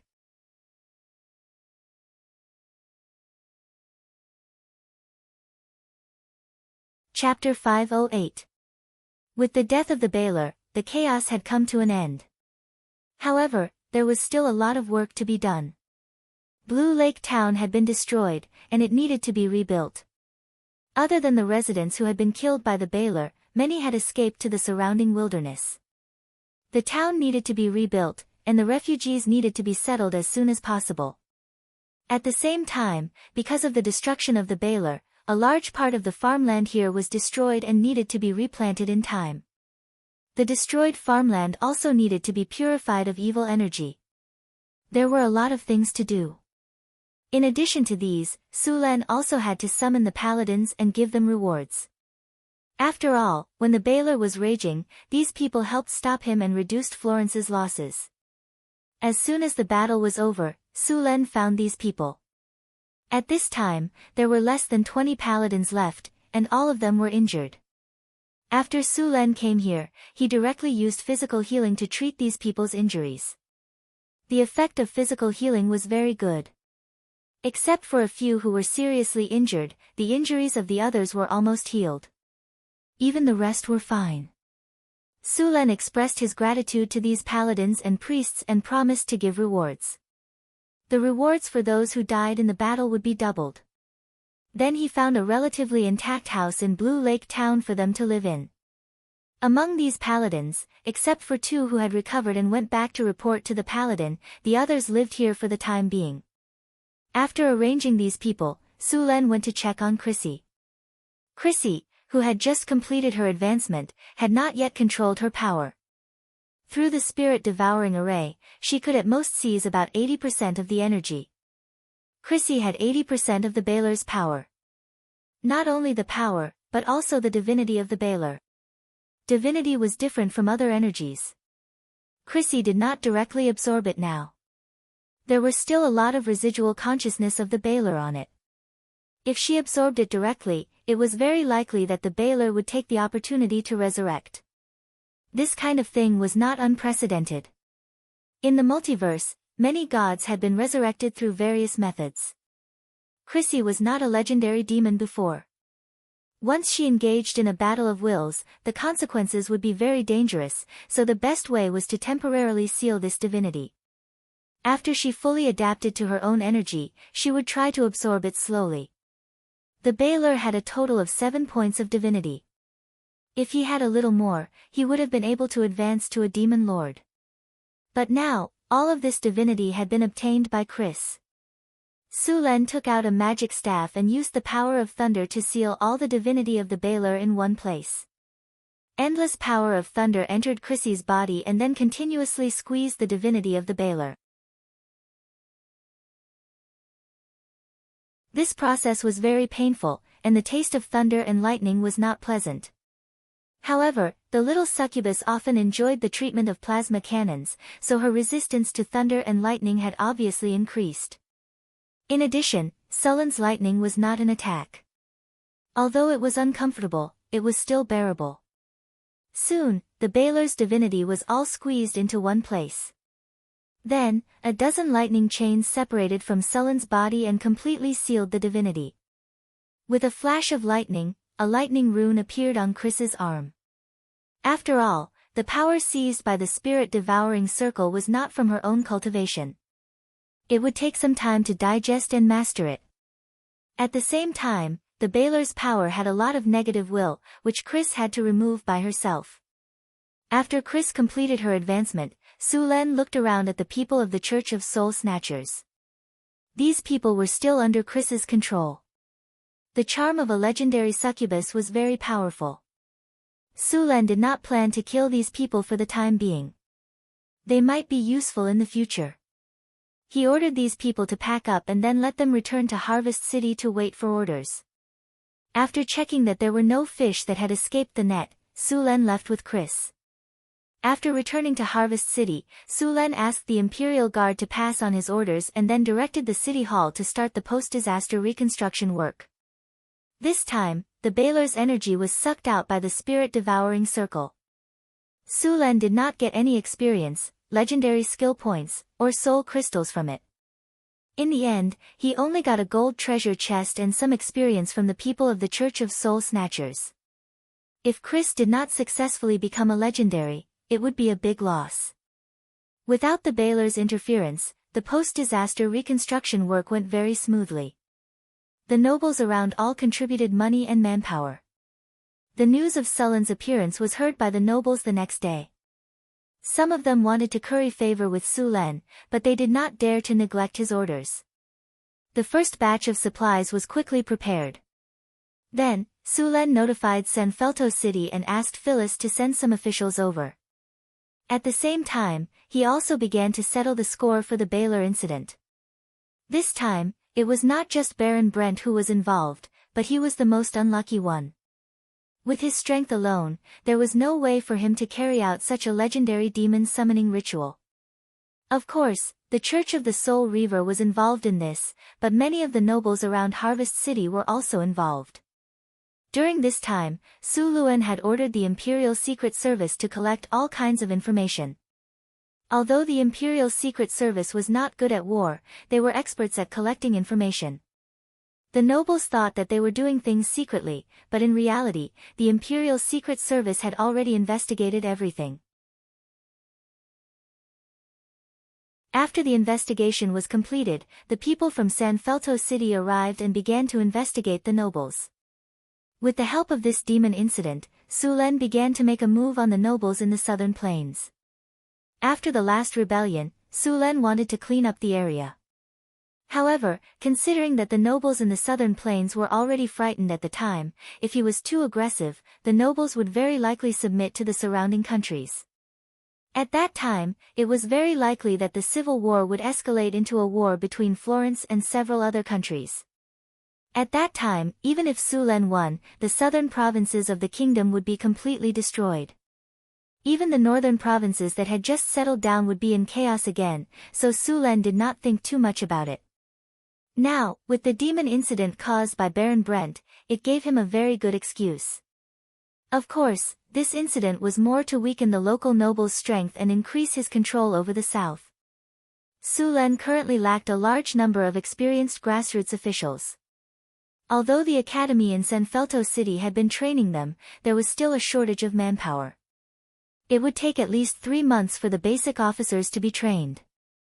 After that, they would need to go to prison for political studies. Only after passing all of that could they take up their posts. Many of these people were former members of the aristocracy. After all, in this era, the literacy rate of the aristocracy was the highest. Ordinary people could not even write their own names. Sulen was very clear about the morals of these nobles. All kinds of corruption, bending the law for personal gain, there was nothing they did not dare to do. However, at this time, they could not be used. Therefore, Sulen stipulated that those who had not gone through political studies in prison were not qualified to work in the council hall. They were not even allowed to be grassroots officials. There was a lot of food in Harvest City, so there was no pressure to use it to provide relief to the victims. This time, because of the Baler's arrival, at least a dozen villages were destroyed, and 3 towns were severely damaged. Although the death toll had not been calculated, it was estimated to be 5,000 to 6,000 people. The number of people who escaped into the wild was estimated to be more than twice the number of people who died. If so many people were only given food, it would be a complete waste. Moreover, they had nothing to do, so it was easy for them to become a social danger. They would lose their jobs, lose their property, and have nothing to do. If the nobles were in charge, the crime rate here would skyrocket, and even more serious things would happen. Sulen planned to use the method of providing relief with work. This method had been proven very effective in his previous life. It just so happened that Harvest City had not been renovated yet. The city was dirty and messy, and the demons had destroyed a lot of farmland, so these people were needed to repair it. Of course, although the method of providing relief with work was good, it also had some disadvantages. That was, it consumed a lot of resources and money. Fortunately, Harvest City had enough food, so there was no need to worry. As for money, Sulen planned to replace it with farmland. This time, many people had died, so a lot of land had become ownerless. Sulen planned to give these lands to the victims as a reward. At the same time, many nobles had died in this incident, so their property was not a small amount. It was just right to use it as a reward. Basically, Sulen did not need to pay extra money to complete the renovation of Harvest City and the restoration of the destroyed towns. In order to repair the land destroyed by the Baylor demon, Sulen found the Church of Harvest City. The priests of the Church of the Goddess of Nature were willing to help Sulen purify the polluted land and make it fertile again. In exchange, Sulen had to pay a price. Money was the most basic. Sulen expressed his support for them to develop their faith among the victims. After every disaster, the souls of the survivors would be greatly damaged. This was a very good time to develop their faith. They could easily gain a lot of believers, and many of these believers would become devout believers, which was very important for a church. Of course, the other churches would not let go of this opportunity. Sulen would not stop them, nor would he support them. After all, a single church was not a good thing. But even so, the Church of the Goddess of Nature had a big advantage. Balers and fire elemental elders were not popular in the material world. The main reason was that the land they passed through would become dry and barren. If it was a fire deity or a fire elemental lord, the consequences would be even worse. The best way was to use water elemental magic and the power of nature to repair it. Of course, wizards also had ways to do it, but the effect was not as good as others. P.S. Thank you book friends God_State, Little Newbie, Dimension Stone, and other book friends for their tips. Thank you to Rotsen for the 1500 coins tip. You're tuning in to the Blissful Bookshelf YouTube channel. We're so grateful for your support, and don't forget to subscribe to join us on this incredible journey through captivating stories. Your generosity through donations truly makes a world of difference, as it's the primary source of revenue that allows me to expand and enhance this channel for you. Thank you from the bottom of my heart for being a part of this adventure.